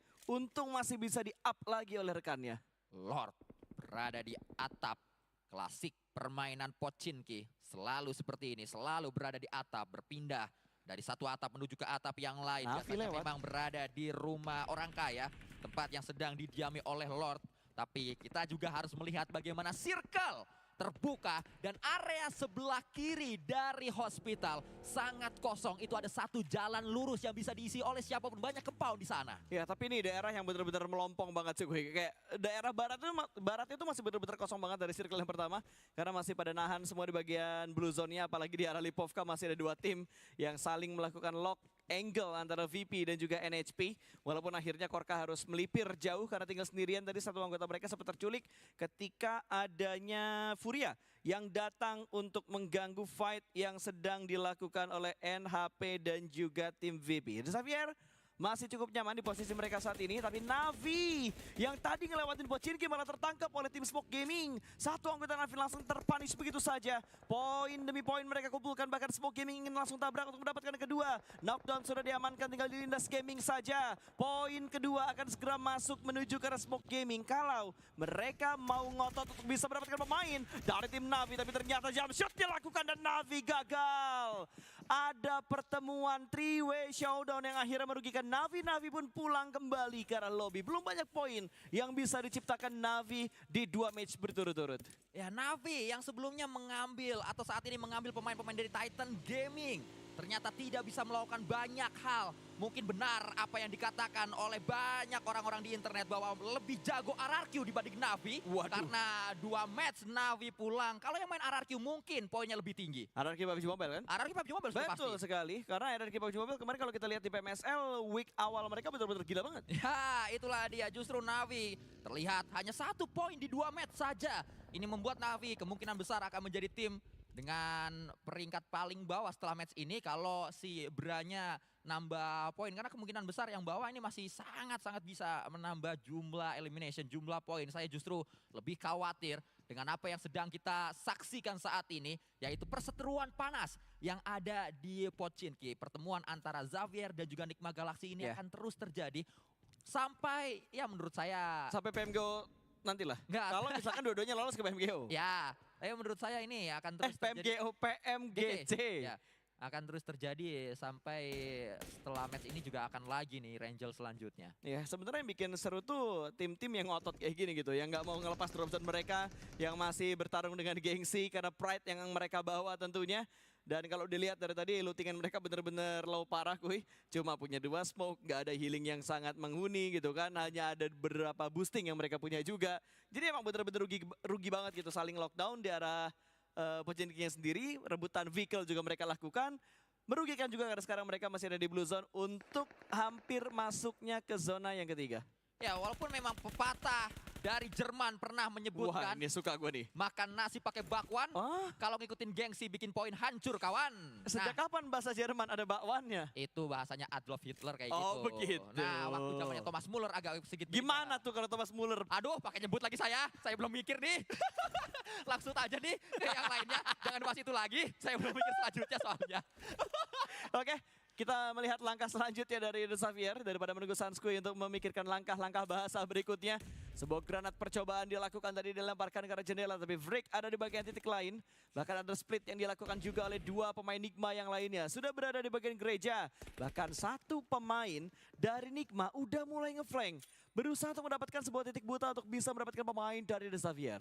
Ya, circle tidak ada di sana. Xavier, Nigma Galaxy harus segera memutuskan apa yang mereka lakukan. Oh ya, Kups tadi ya sudah yang agak ngeflank. Tapi ternyata flanker yang dimiliki oleh Nigma Galaxy langsung ditumbangkan oleh anti flank yang dimiliki oleh Xavier, yaitu Nadeti. Pemain baru, pemain yang dihadirkan dalam persiapan PMSL namun ternyata berguna di PMGO. Ini dia pergerakan demi pergerakan yang bakal dilakukan, tapi ada pergerakan juga dari Freak. Memasak granat, para Jin juga memasak granat, di cancel tapi para Jin meng-cancel granatnya, lebih memilih untuk berpindah ke tempat yang lebih aman lagi. Namun ada Molotov yang dilemparkan berpindah menuju ke arah jendela lain, dipantulkan granatnya namun Freak sudah mulai berpindah, tapi para Jin ternyata granatnya terpantul karena sebuah pergerakan Freak yang akhirnya membuat pemain-pemain itu panik dan Freak kenok karena Molotovnya sendiri. What happened ayah naon kumaha damang dengan 2 pemain ini dan dua-duanya lagi curhat. Ya, inilah dia dark system ketemu dark system.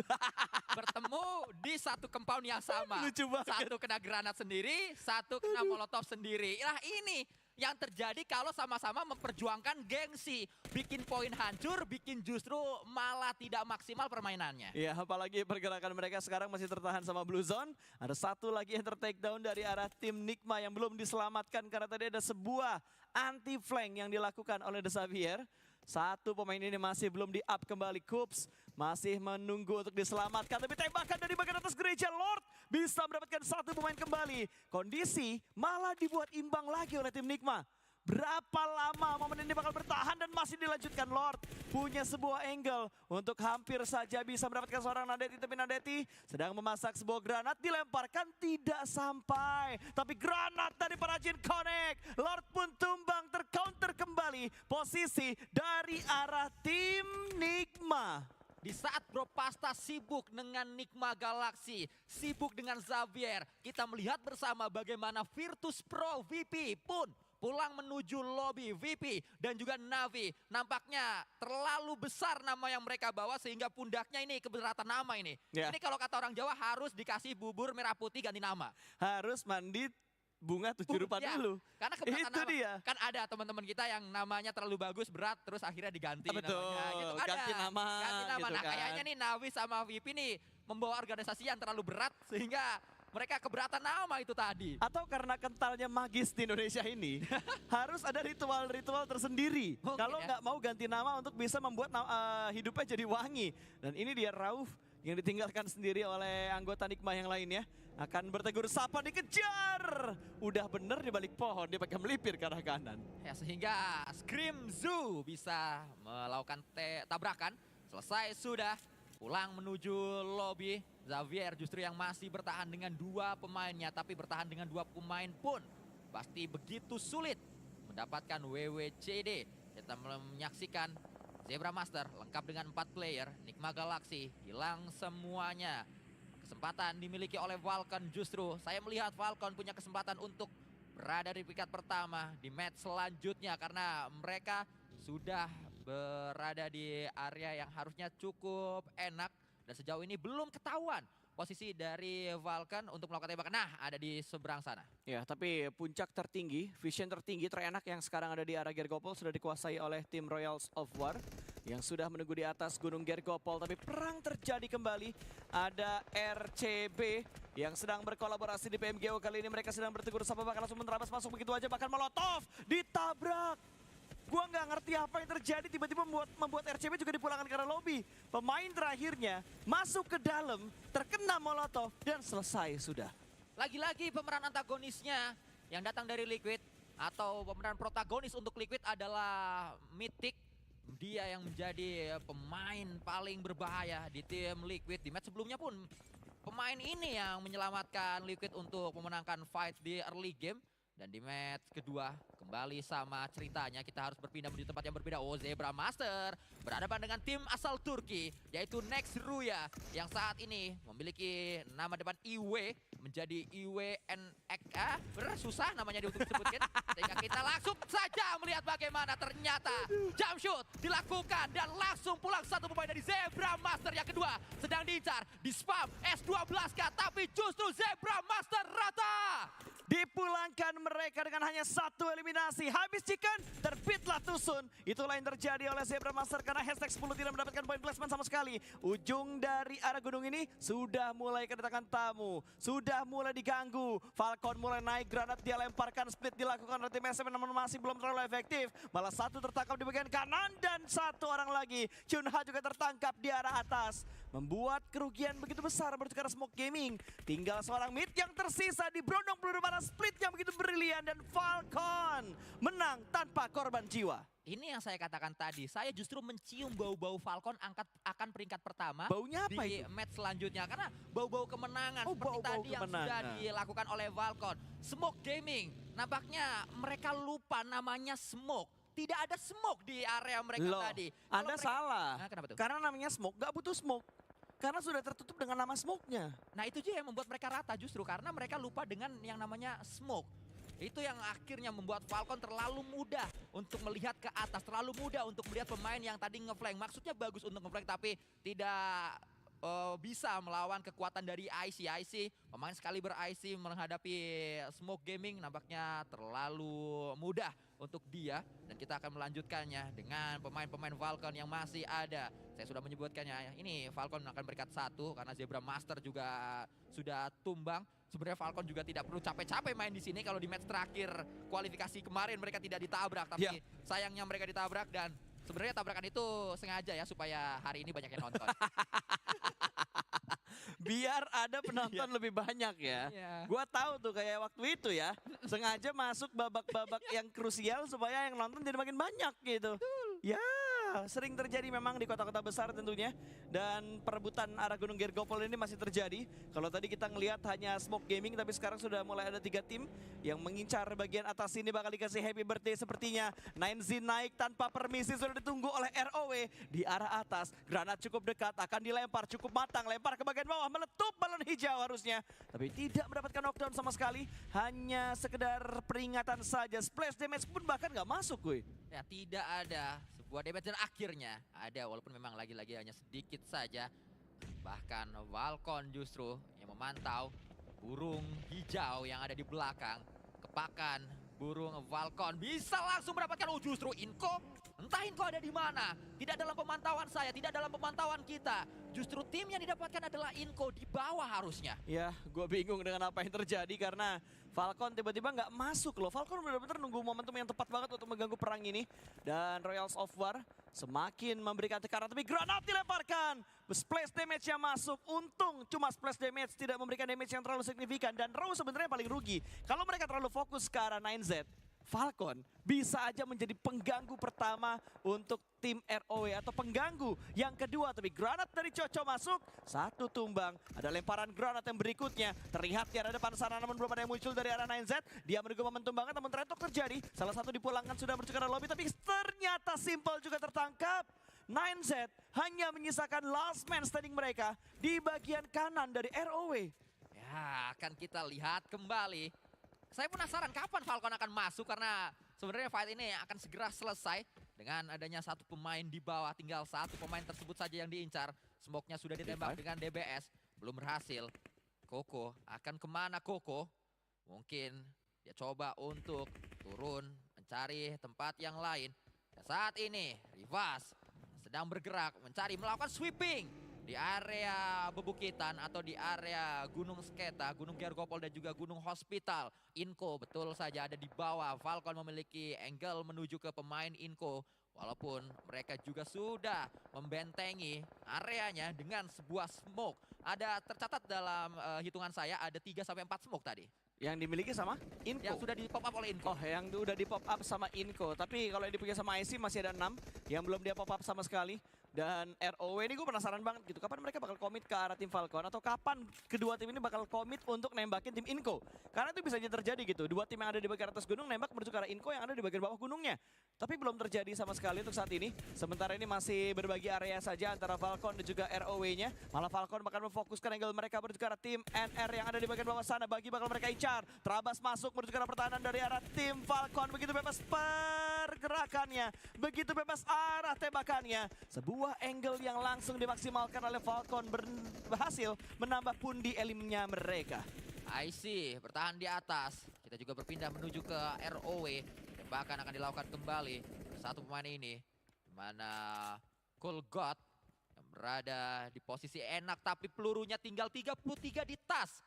Sehingga harus sharing looting atau harus melakukan lootingan di bawah. Kita belum mengetahui apa yang akan coba dilakukan kembali oleh Colgot di area ini. Karena nampaknya belum ada sebuah pergerakan lanjutan yang bisa kita ketahui Bro Pasta. Ya, tapi kayaknya kalau dilihat ya, angle ini udah mulai mengarah menuju ke arah tim Falcon. ROW sama Falcon sudah mulai saling tatap-tatapan dan gue yakin kalau kedua tim ini komit gak akan ada yang mengganggu. Karena Inco hanya ada di bagian bawah doang gue. Oh, emang begitu Bro Pasta? Betul. Tapi nampaknya Colgot ini adalah pemain yang sangat luar biasa menurut Anda gimana? Iya, betul banget. Karena Colgot selalu punya timing yang tepat, positioningnya dia juga begitu tepat, dan pergerakan mereka ini udah mulai ketahuan juga. Tapi kayaknya belum ada gontok-gontokan banget antara ROW dan juga tim Falcon. Karena yang kita pantau dari tadi adalah lemparan utility dari arah Furia menuju ke arah tim Liquid. Mythic tumbang, pemain yang sebenarnya menjadi pahlawan untuk Liquid. Namun apa daya, tim Liquid saat ini bukan menjadi tim Liquid tapi menjadi tim lumping. Karena mereka jadi kuda lumping untuk sementara waktu. Bukan makan beling tapi makan granat. Makan granat, hilang satu pemainnya. Kita berpindah kembali menuju ke arah yang lain. Mungkin beling yang dibutuhkan oleh lumpingnya Liquid adalah beling-beling dari Molotov. Karena Molotov kalau dipecahin kan botolnya jadi beling. Iya, betul sekali. Bling-bling berminyak ya. Nice. Karena isinya Molotov adalah api dan minyak. Itu dia. Raw. Dari tadi mereka masih ada berdekatan dengan tim Falcon. Tapi fight yang terjadi malah di arah bawah gunung. Ayala akan membalaskan dendam atas kematian rekan-rekannya. Tapi gimana cara membalaskan dendam tanpa rasa was-was? Mengingat Ayala hanya sendirian kali ini. Melihat sebuah angle, harusnya bisa mendapatkan confirm elimination. Lumayan, masuk 5 poin elim kalau bisa, tapi ternyata offside position membuat dia rugi. Furia mendekat 1 lawan 1, tapi low HP untuk seorang Ayala. Yang dipunya Ayala hanyalah mental yang begitu tinggi, kali ini mental yang begitu keras, tapi dua pemain loh. Mentalnya kuat ngadepin satu, tapi kalau dua, ya hancur nyawanya cuy. Ya, doa orang tua yang nampaknya belum dijabah. Di posisi Ayala, Golazo Ayala nama lengkapnya, pemain asal Argentina. Saya dengar rumahnya di sebelah Angkara kanan. Messi. Ya, saya dengar rumahnya memang di sebelah kanan rumah dari Lionel Messi. Wow. Di Rosario. Itu wifi-nya sendiri-sendiri apa sharing? Bisa langsung pinjam punya Messi ya. Oh, pinjam. Iya, langsung. Karena kan punya Messi masa wifi-nya nggak sampai ke tangga gitu. Routernya pasti mahal ya. Seperti halnya turnamen ini yang dilaksanakan di sebelah kanan rumahnya Neymar. Loh, itu dia. Nah, itulah dia. Sebelah kanan rumah Neymar dan belakangnya rumah Ronaldinho. Nah, sebelah kirinya rumah Ronaldo. Itulah dia, Ronaldo Brazil. Lu tahu depannya seberang jalan rumahnya kakak. Nah, ini emang turnamen yang dilaksanakan, venue-nya itu di tengah-tengah rumah-rumah pesepak bola. Betul, yang punya prestasi di Piala Dunia waktu itu. Benar, kita akan kembali memantau. Walaupun memang yang kita sebutkan dari tadi adalah pemain-pemain berprestasi di sepak bola, nampaknya di match ini yang akan berprestasi adalah Valcon dengan 10 elimination. Mereka meninggalkan yang lainnya. Furia masih dengan 3 elimination saja. Raw memang sudah 4, namun posisinya tidak terlalu nikmat. Wow, tidak terlalu nikmat memang posisinya Raw dari tadi. Harus bergerak lagi dia untuk mengamankan zonanya. Dan Top sendiri sudah mendapatkan 5 eliminasi. Rampage dia dapatkan untuk di match kali ini. Falcon memantau ke arah bawah. Menyisiri daerah pepohonan, melihat ke arah belakang sebuah batu. Furia mungkin bakal menjadi incaran berikutnya bagi seorang Top. Sebuah tapping fire dengan menggunakan mini 14-nya. Memberikan damage yang begitu dalam menuju ke arah pemain dari Furia, namun masih belum bisa mendapatkan sebuah knockdown. Tapi di bagian kiri, satu orang berhasil terspot begitu saja. Chowski menjadi korban. Tembakan peluru panas yang datang dari ROW. Belum kelihatan kembali untuk bisa dipulangkan. Tapi Coco masih bertahan seorang diri sedari tadi. Ya, Koko yang ada di bawah, dia menyelinap tanpa ketahuan. Ini berbahaya karena justru bisa ada plot twist, tapi inilah dia action. Dua pemain mampu dia dapatkan dengan granat-granat yang dia prediksi menuju ke pemain-pemain dari ROW. Ini yang saya katakan, walaupun ROW sudah mendapatkan 4 elimination, tapi posisinya tidak nikmat karena bisa dijangkau oleh Valcon. Ya, dan tiba-tiba Koko atau Coco tiba-tiba bisa ada di bagian belakang dari tim Falcon, dan sepertinya ROW gak punya ruang yang lebih banyak lagi. Mereka pun dipulangkan 3 tim tersisa. Masih ada tim Falcon, masih ada tim 9Z sama satu lagi masih ada Furia yang masih berempat. 4-1-3 dengan kondisi dari 3 tim yang tersisa ini. Agus, bukan Agus Junior tentunya, masih bertahan dia. Melihat ke arah atas tapi Arthur tertangkap. Satu orang pemain yang sudah menyumbangkan 2 eliminasi tertangkap dengan tembakan dari seorang action. Satu sudah mulai tumbang, semakin terkikis jumlah player yang dimiliki oleh Furia. Koko belum ketahuan, pemain yang memang bercita-cita ingin menjadi penyanyi seperti idolanya, Ernesto de la Cruz. Namun nampaknya belum mampu untuk melakukan genjrengan gitarnya. Tembakan dilakukan kembali oleh Top menuju satu pemain yang meledak sudah. Satu pemain dari Furia, tuan rumah tidak baik-baik saja. Itu dia sebuah kondisi yang tidak menguntungkan untuk Furia tentunya. Satu sudah berhasil diamankan granat dari seorang IC. 2 granat dia lemparkan ke arah bawah sana karena sudah mulai kelihatan. Sudah mulai terspot posisi dari arah Furia. Mau bergerak ke arah mana lagi, sayang banget granatnya terpantul. Tidak langsung fokus, tidak langsung menuju ke arah pemain terakhir dari tim Furia. Ingin dipulangkan terlebih dahulu. Agus sudah dipulangkan dan satu orang terspot. Cicilan damage sudah diberikan, tapi sayang sekali masih belum bisa mendapatkan finishing point ini. Adrian bakal dicari, granat terus-terusan bakal dilemparkan. IC menggeser granat berikutnya, DPS bakal dimainkan kali ini. Maju ke arah depan sana begitu berani tanpa obstacle, namun ternyata IC tumbang, IC terpanis, IC dipulangkan. Close combat bakal terjadi dan ini dia. 2 tim tersisa, Furia dipulangkan. 4 eliminasi dibawa oleh Furia. 3 melawan 1 antara 9Z versus tim Falcon. Ketahuan satu pemain, 9Z, Koko sudah melakukan tembakan pertamanya. Berganti dengan sebuah DBS, mencoba untuk melakukan close combat, tapi apa daya terlalu sulit. Selesai sudah Falcon mengepakkan sayapnya, dan harusnya Falcon yang akan mendapatkan winner chicken dinner. Congratulations, Falcon bisa mendapatkan winner chicken dinner. Manajemen baru, old man, tapi mereka masih dengan kualitas yang sangat sama. Yap, dan itu dia game yang kedua yang dimenangkan ujung-ujungnya untuk tim Falcons. Dan kalau misalnya kalian agak-agak rindu ya dengan wajah-wajah STE, nah itu dia barusan kelihatan lagi akhirnya mendapatkan winner chicken dinner. Setelah tadi mereka, kenapa sih nyengir lu kayak gitu banget? Terakhir gua ngeliat mereka sih lagi nangis di Turki. Karena gagal juga. Karena ditikung sama IHC. Lucu banget. Ya kan? Tapi iya betul. Tapi Tahu anyway, kenapa Sasuke bilang gitu? Kenapa? Karena mau ngajak foto, tapi kita bilang jangan kui lagi sedih, jangan kui lagi sedih. Parah banget lu, nggak boleh lu. Ketemu top kepingin gitu. Terus akhirnya lo Ya tapi tunggu momen dong, tunggu momen. Nggak jadi foto. Gak bisa dong. Gara-gara Abis dia. itu kan udah kelar dong. Iya. Ya kan? Ya udahlah itu dia ujung-ujungnya Falcons atau ujung-ujungnya XSTE yang dimana mereka berhasil untuk mendapatkan bagian dari Gunung Hospital Georgia Paul ini. Tapi tadi ngomong-ngomong soal Navi, yang bisa gua beritahu adalah Navi tim apaan? Mending RRQ punya Nerpehko, jago ngerush. Nice. Karena tadi kita sempat Sebuah kalimat mendiskusikannya juga. Iya benar. Kayaknya mendingan RRQ yang main di sini. Iya kan, mendingan dikit lah. Tapi ya udah 2 game sih. Tapi Masa tiba-tiba game ketiga Navi ganti RRQ. Sama-sama kuning gak apa-apa. Ya, nggak apa-apa ya. Oren. Oh ya. Oren. Ya bisa lah nyamar-nyamar dikit. Ya boleh lah. Apa tuh gelang? Gelang gua RRQ. Anak RRQ banget. RRQ sejak lahir ya? RRQ sejak lahir gua. Tapi anyway ini dia posisi kemenangan dari tim Falcons. Lu lihat mereka didatengin sama Smoke Gaming, didatengin sama ROW, sebelahan sama 9Z.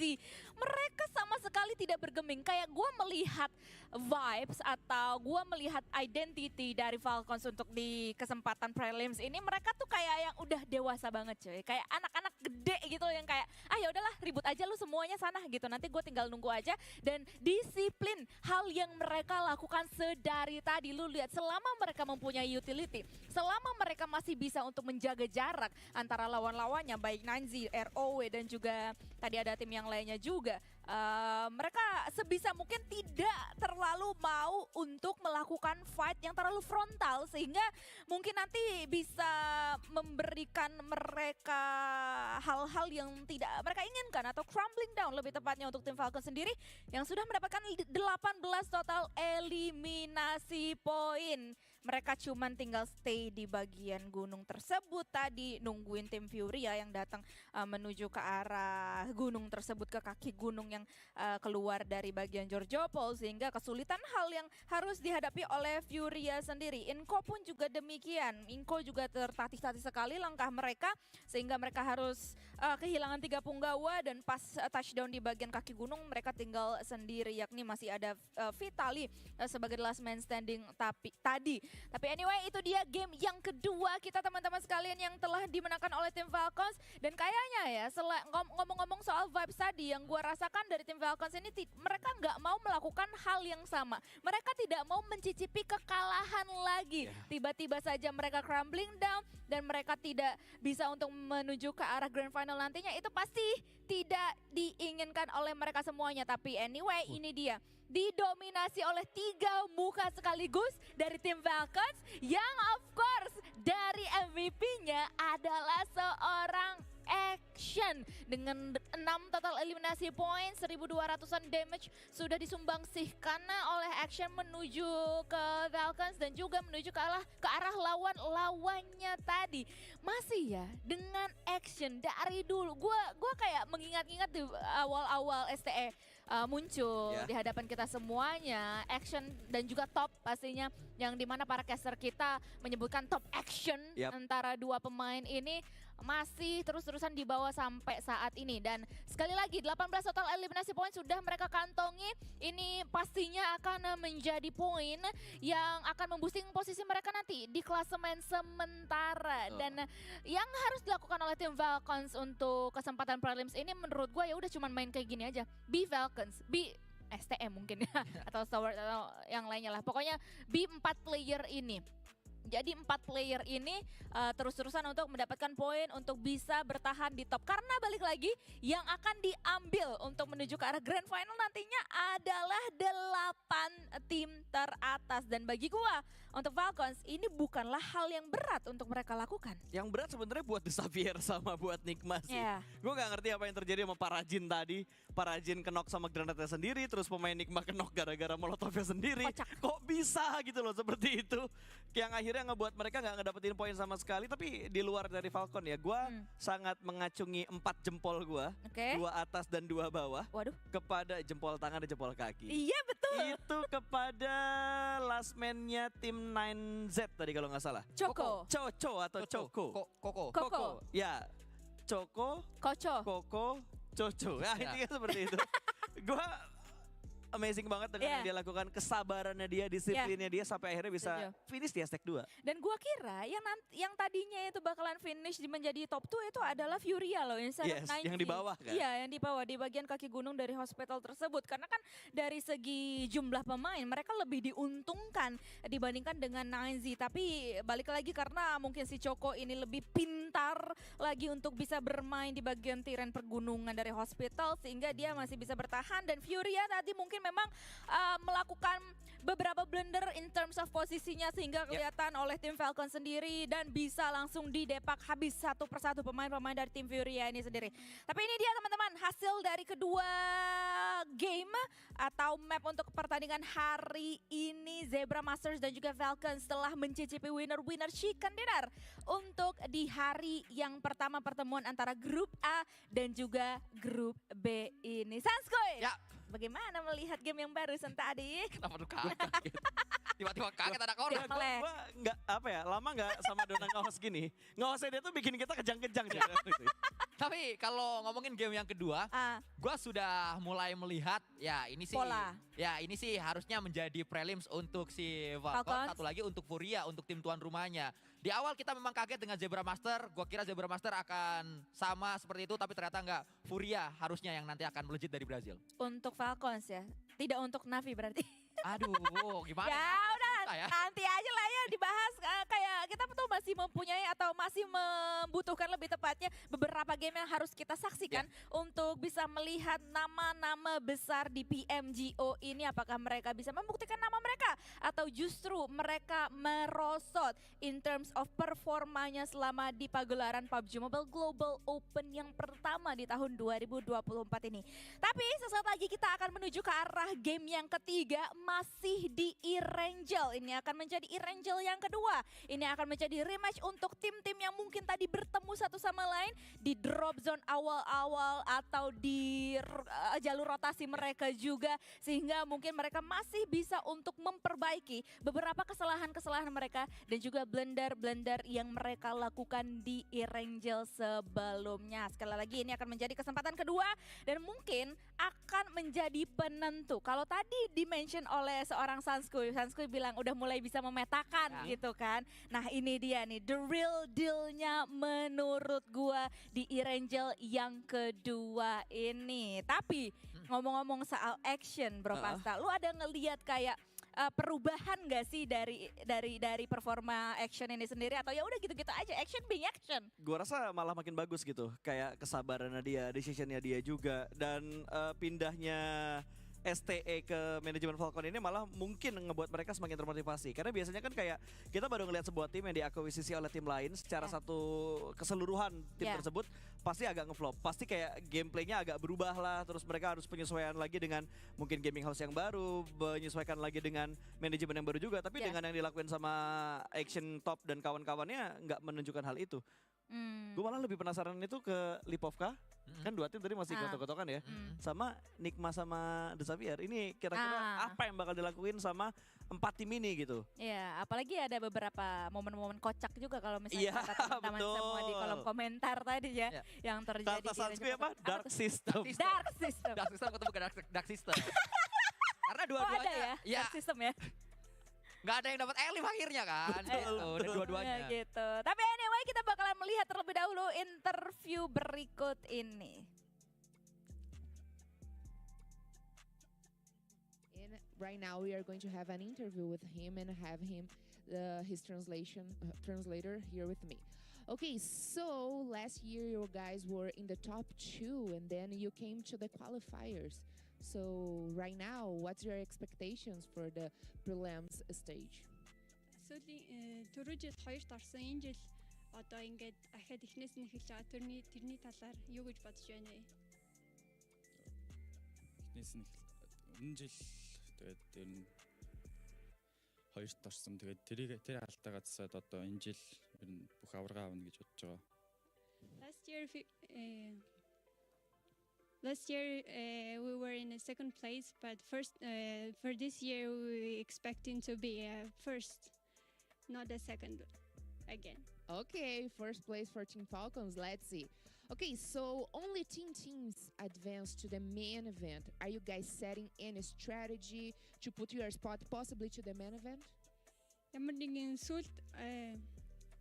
нэгэн стратеги юу вэ?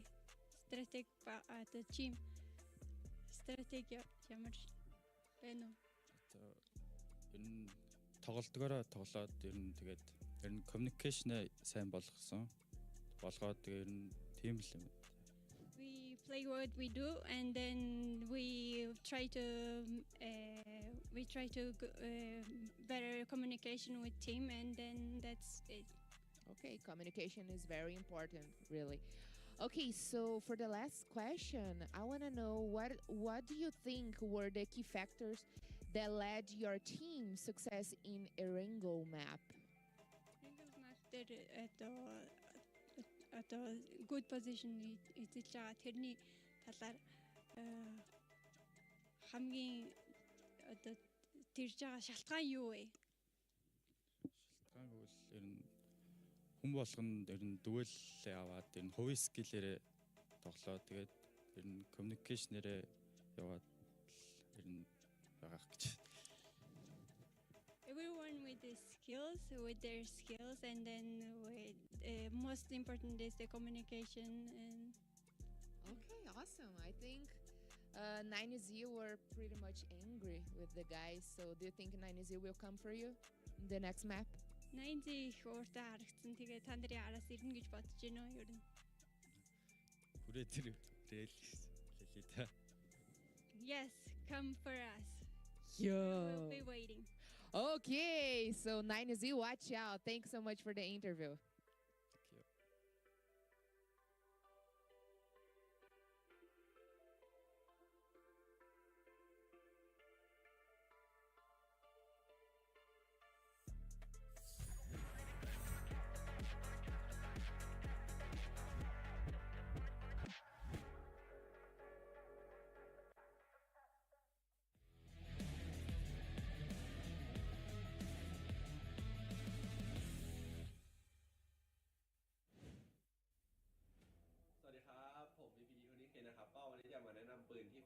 PMGO นะครับก็เซตแรกของไพ่เป็นเซตจุใจครับก็ M4 mini ครับเอาไว้เคาะในมิลาม่าครับแล้วก็ต่อไปเซตบ้าพลัง DBS M4 ครับเอาไว้เล่นในอีลังเกลกับซันน็อก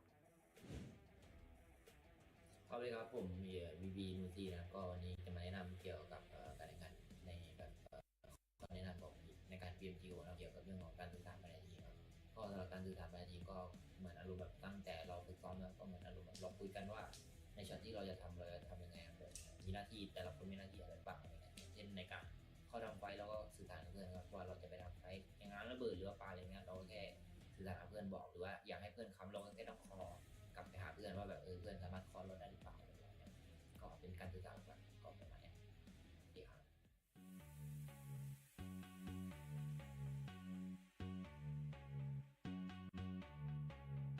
Look,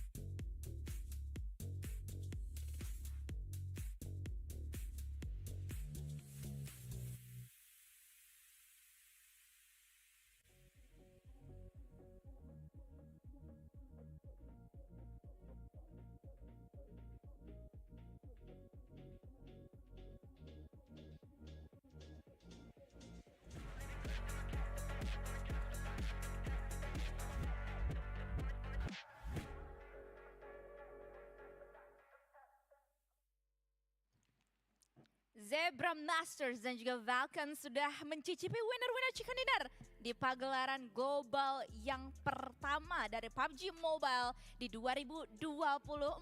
Dan sesaat lagi kita akan menuju ke arah map yang ketiga untuk hari ini. Erangel yang akan langsung saja kita saksikan.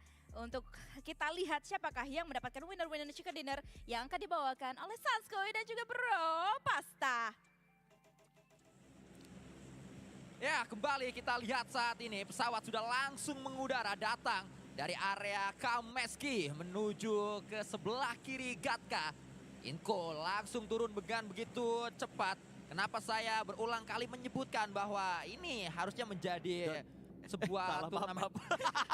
Harusnya menjadi sebuah... Gue lagi manggil Dona, gue lupa. Ya, menjadi sebuah turnamen untuk Furia dan juga menjadi sebuah turnamen untuk Vulcan di babak prelims. Karena Vulcan kita tahu memiliki pemain-pemain yang berasal dari Stalwart.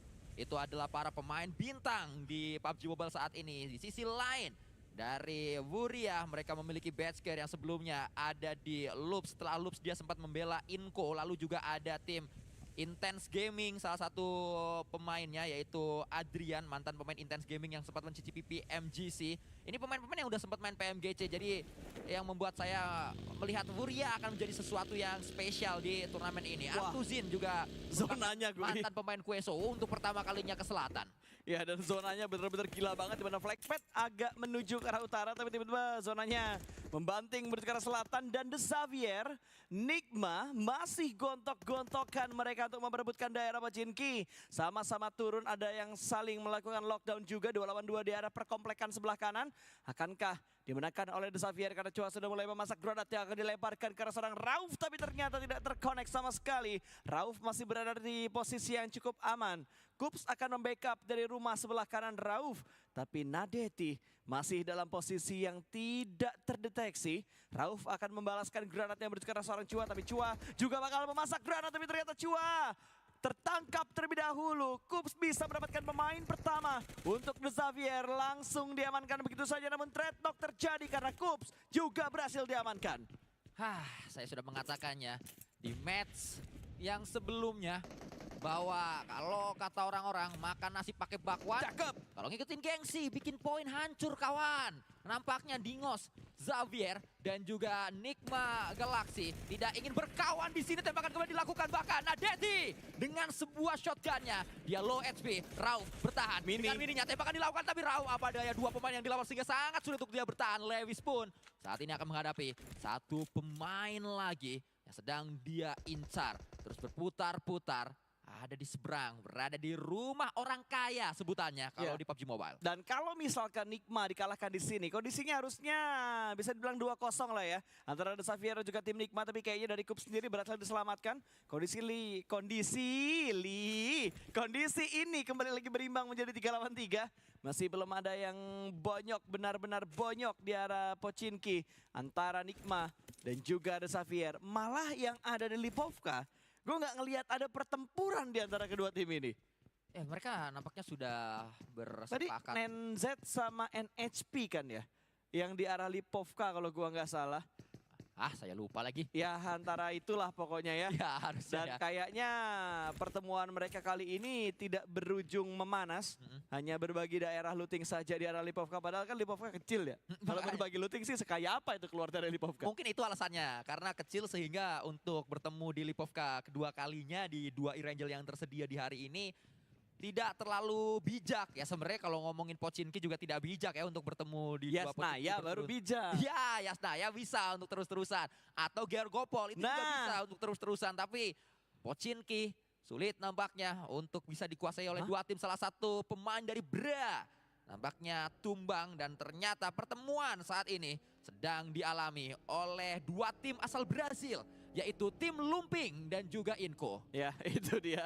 Tim Lumping dan juga Inko ya. yang sudah mulai bertegur sapa juga di arah SMB. Karena udah banyak banget loh yang nyebrang ke arah kepulauan SMB. Beberapa yang kita lihat adalah tim Liquid yang udah menyeberang juga menuju ke arah SMB. Inco juga sudah mulai menyeberang menuju ke arah SMB. Bahkan VP mereka menyeberang melalui jalur Milta Power dengan jalur air. Dengan kapal mereka nyeberang menuju ke arah Novo. Navi juga sudah menyeberang dengan sangat cepat. Kalau misalkan mapnya dibuka nanti kita bakal melihat tim-tim yang sudah menyeberang terlebih dahulu untuk menghindari resiko begal gaming. Ya kembali nampaknya berada di area gorong-gorong atau berada di area goa maksud saya. Pemain dari Liquid tadi. Padahal itu adalah area yang agak selatan di SMB. Masih terlalu banyak tempat bisa diambil oleh Liquid. Tapi mereka memilih tempat tersebut mungkin. Mereka memiliki pandangan bahwa circle akan terus menuju ke selatan. Bahkan sampai ke selatan dari SMB. Karena terlalu bold menurut saya. Rotasi yang diambil oleh Liquid. Dan kembali saat ini kita harus menghadapi sebuah kenyataan bahwa pertemuan masih akan terjadi. Nadeti, mantau Nadeti mengetahui setup yang sangat wajar, yang sangat umum berada di atap memainkan tupai gaming atau monyet gaming beberapa orang menyebutnya. Ya, bisa gorilla gaming juga tentunya. Ini dilakukan oleh Nadeti. Wah, tapi kalau gorila di atap sih jempol. Oh, ini anak gorila. Anak gorila. Anak gorila boleh. Jadi nggak berat-berat banget. Gorila. Yang berat sekarang malah dari VP. Bukan gorila tapi beruang putih. Yang sedang menjadi pantauan dari arah tim Navi. Tim kuning yang akan digantikan oleh RRQ kalau kata Sanskui. Tapi belum ada tembakan dari arah tim Navi. Masih mencari-cari kesempatan. Tapi angle-nya sudah sangat prima. Sudah sangat siap untuk bisa berburu beruang. Di arah pinggiran pantai, di arah pinggiran dermaga. 4 sisi. Tidak tanggung-tanggung dikontrol oleh pemain-pemain Navi untuk bisa mendapatkan VP. Masih memantau saja tapi di arah yang berbeda. Akhirnya tembakan kembali dilakukan. Dua tim yang sedang dalam kondisi gonjang-ganjing dan nampaknya satu pemain VP tumbang duluan. VP kehilangan pemainnya. Berenang pemain VP yang lain. Ya yang renang yang lain juga nasibnya akan sama harusnya karena tetap saja untuk berada di area Novo Repnoye ini sudah pasti dalam penguasaan dari Puncher King dan juga ada Axer di tempat yang lain. Yep, udah terpantau soalnya karena Navi melakukan split menuju ke arah 4 titik yang berbeda supaya mereka bisa mendapatkan informasi di manakah pergerakan-pergerakan dari arah tim VP yang masih berada di arah perairan. Kayaknya lama banget dah kalau mantau sampai VP semuanya dipulangin ke arah lobby. Kita juga masih menunggu gitu. Tim lain mana yang udah mulai bertetanggaan, tim lain mana yang sudah mulai bertegur sapa juga. Yang jelas Navi gak akan melepaskan VP karena ini bakal menjadi santapan poin lezat buat Navi. Navi butuh poin, mereka belum mendapatkan poin yang banyak. Mereka masih bisa dibilang tusun dalam 2 match awal tadi. Untuk Sunhawk dan juga Irangler pertama. Masa iya mereka ngebuang kesempatan lagi untuk bisa mendapatkan poin? Ya kalau memang kehilangan poin lagi sih nampaknya bos mereka akan marah ini karena untuk debut VP di sebuah turnamen global nampaknya menjadi sebuah pemain yang atau menjadi tim yang jadi bulan-bulanan warga tidak bisa melakukan balasan. Dan kalau kalian mencari apakah tim Indonesia bermain atau tidak, memang tidak ada tim Indonesia bermain di babak prelims ini untuk 3 hari pertama penyelenggaraan PMGO. Indonesia baru akan mengirimkan wakilnya di babak grand final atau di main event nanti yang akan dilaksanakan di tanggal 5, 6 dan juga 7. Membanggakan Indonesia memiliki Boom Esports yang walaupun memang mereka ke Brazil, informasi yang saya dapat dari Instagram Boom Esports tidak menyertakan Yami dan juga Ken ke Brazil. Katanya sih kayak gitu. Banyak yang beranggapan itu hanyalah sebuah April Mop karena di-upload di 1 April. Tapi saya melihat informasi... Tayangan ini April Mop. Besok hari pertama. Gitu ya? Ini April Mop. Besok baru hari pertama kuy. Masuk akal juga tapi... Ini rehearsal. Di story-nya Jessica Jelly katanya dia udah nanya ke Bang Kibo kalau emang Yami sama Ken nggak ikutan beneran ke Brazil. Mungkin visa atau yang lainnya mungkin ya. Tapi karena infonya dari Jelly ya kita tahu Jelly gampang percaya ya. Jadi harus kita cross check terlebih dahulu. Yang harus di cross check juga adalah pertemuan di bagian Pochinki. Semakin memanas tentunya karena Nikma akhirnya bisa mendapatkan satu pemain kembali ke arah Nadeti yang tadi nangkring di bagian atap. Sudah diamankan para Jin. Cukup tercicil pixel HP dia. Berusaha untuk kabur. Loh. Terbatas dengan adanya Blue Zone. Karena nampaknya sudah mulai tercicil, darah sudah mulai merah juga, belum heal up untuk seorang para Jin. Sementara Kups akan memutar, Lord juga bakal memantau pergerakan dari para Jin, tidak dibiarkan lewat begitu aja. Tapi Levis dari arah Xavier siap memberikan backup kalau ada pergerakan offside dari tim Nigma. Sudah mulai diselimuti oleh Blue Zone sebenarnya. Area ini bukanlah area yang safe. Kalaupun memang sudah menang, apa yang dicari setelah itu? Karena sudah bonyok bahkan ya, tidak ada pemenang di fight ini menurut saya. Sudah mulai hilang satu lagi pemain dari salah satu tim, yaitu Xavier. Yang membuat Xavier menyisakan satu yang terakhir yang membuat Nigma Galaxy berada di atas angin saat ini. Karena Nigma Galaxy memiliki 3 pemain yang masih aktif justru di tempat yang berbeda. Virtus Pro atau VP kembali terpantau. Di belakang VP ada NHP. Itu dia, makin numpuk ternyata untuk tim-tim yang bakal masuk dari bagian Novo. Setelah Navi, datang VP, datang NHP juga kali ini yang bakal menyusul di bagian belakang sana. Melakukan renang-renang ke tepian menuju ke arah titik-titik yang berbeda. Satu sudah mulai terspot, mancing mania dari tim Navi. Sudah memulangkan Xavier, berhasil.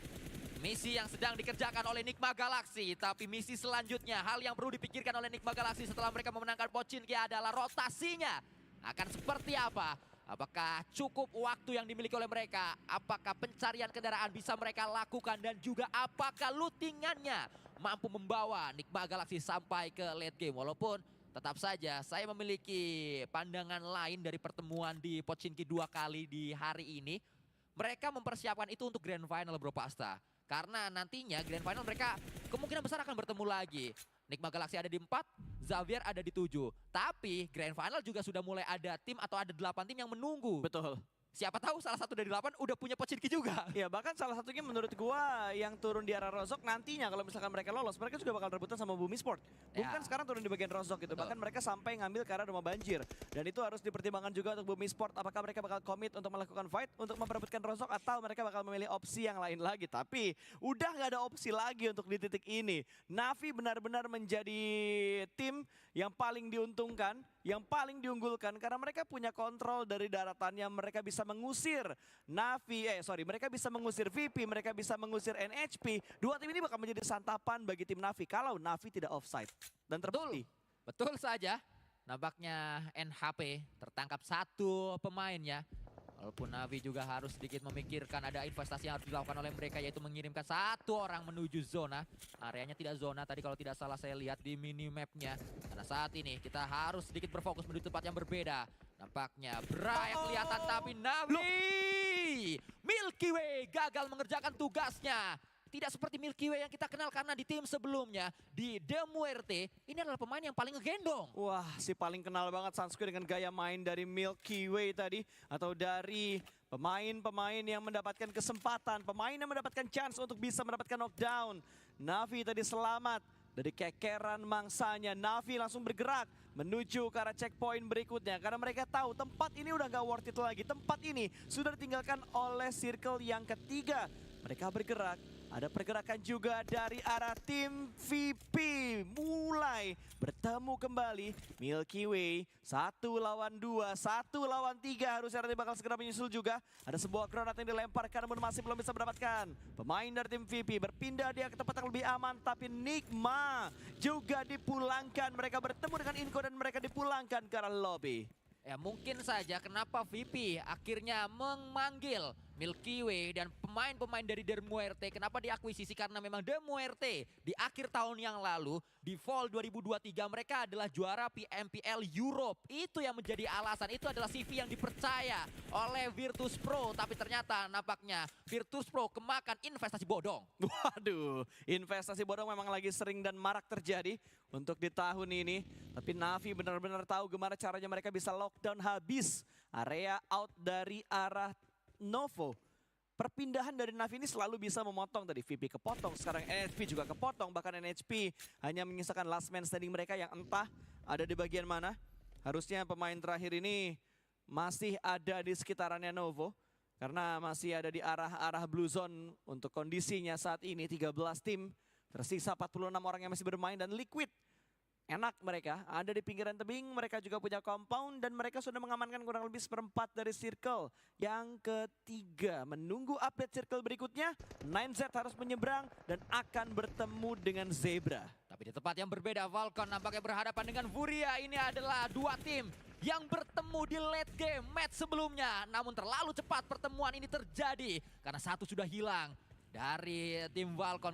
Bahkan ada sebuah tembakan yang dilakukan kembali. Oh, belum hilang ternyata Falcon, baru knockdown saja dan bisa untuk dibalikan kembali clean tanpa adanya yang pulang ke lobby dari tim Falcon. Ya, gak ada korban jiwa yang dirasakan oleh Falcon, langsung dipulangkan begitu saja Furia menuju ke lobby. Falcon masih cukup stabil, bahkan saat ini mereka sudah mendapatkan 4 eliminasi, tapi Liquid mereka mendapatkan sebuah tantangan baru karena 9Z langsung menabrak begitu saja. Mereka ingin mendapatkan retake tempat ini, mereka ingin berusaha untuk meretake tempat ini. Liquid tumbang satu orang juga terspot. Mythic sudah diamankan juga. Oh my god, tumbang satu persatu, bahkan Mythic sudah dipulangkan ke lobby. Tapi belum enak posisi 9Z karena masih ada bayang-bayang dari arah tim SM. Liquid nampaknya selesai sudah kembali menjadi tim lumping karena permainannya tidak terlalu memukau di match yang sudah mereka lalui.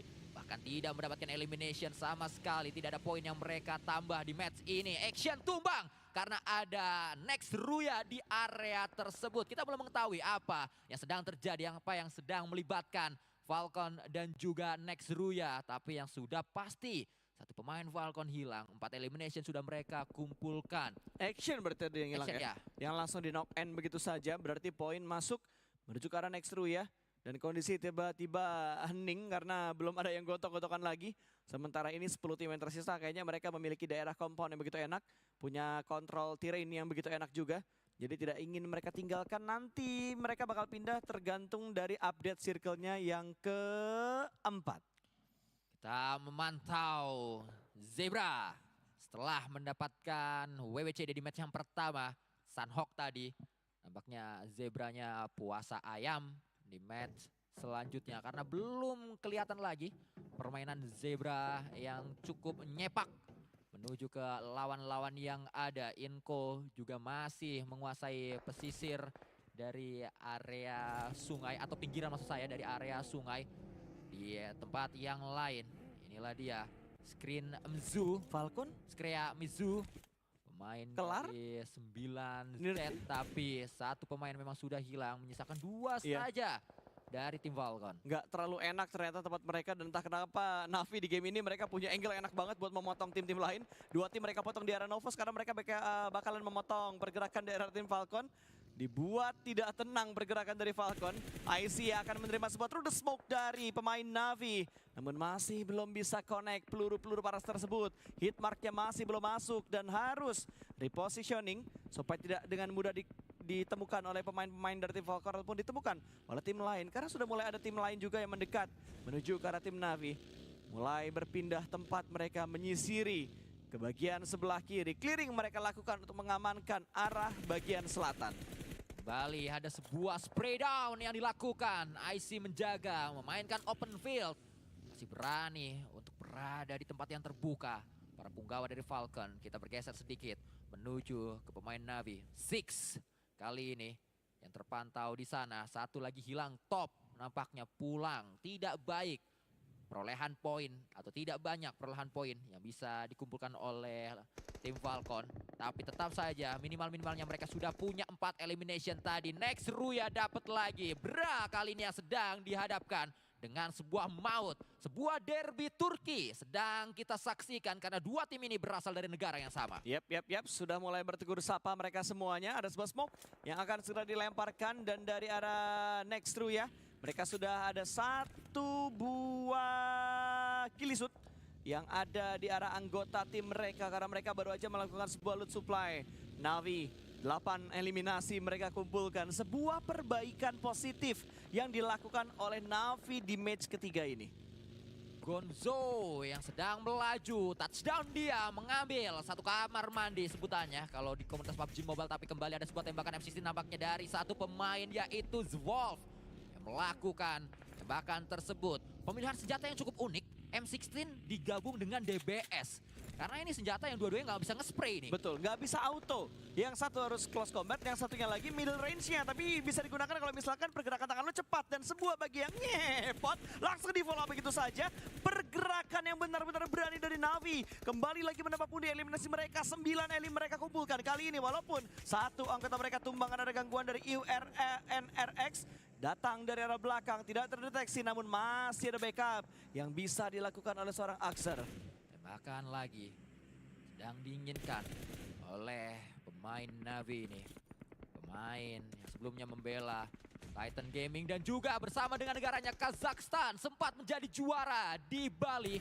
Menjadi juara dari ISF Bali 2022. Dimana kita kembali akan melihat apa yang bisa dilakukan oleh Wolf. Berputar ternyata.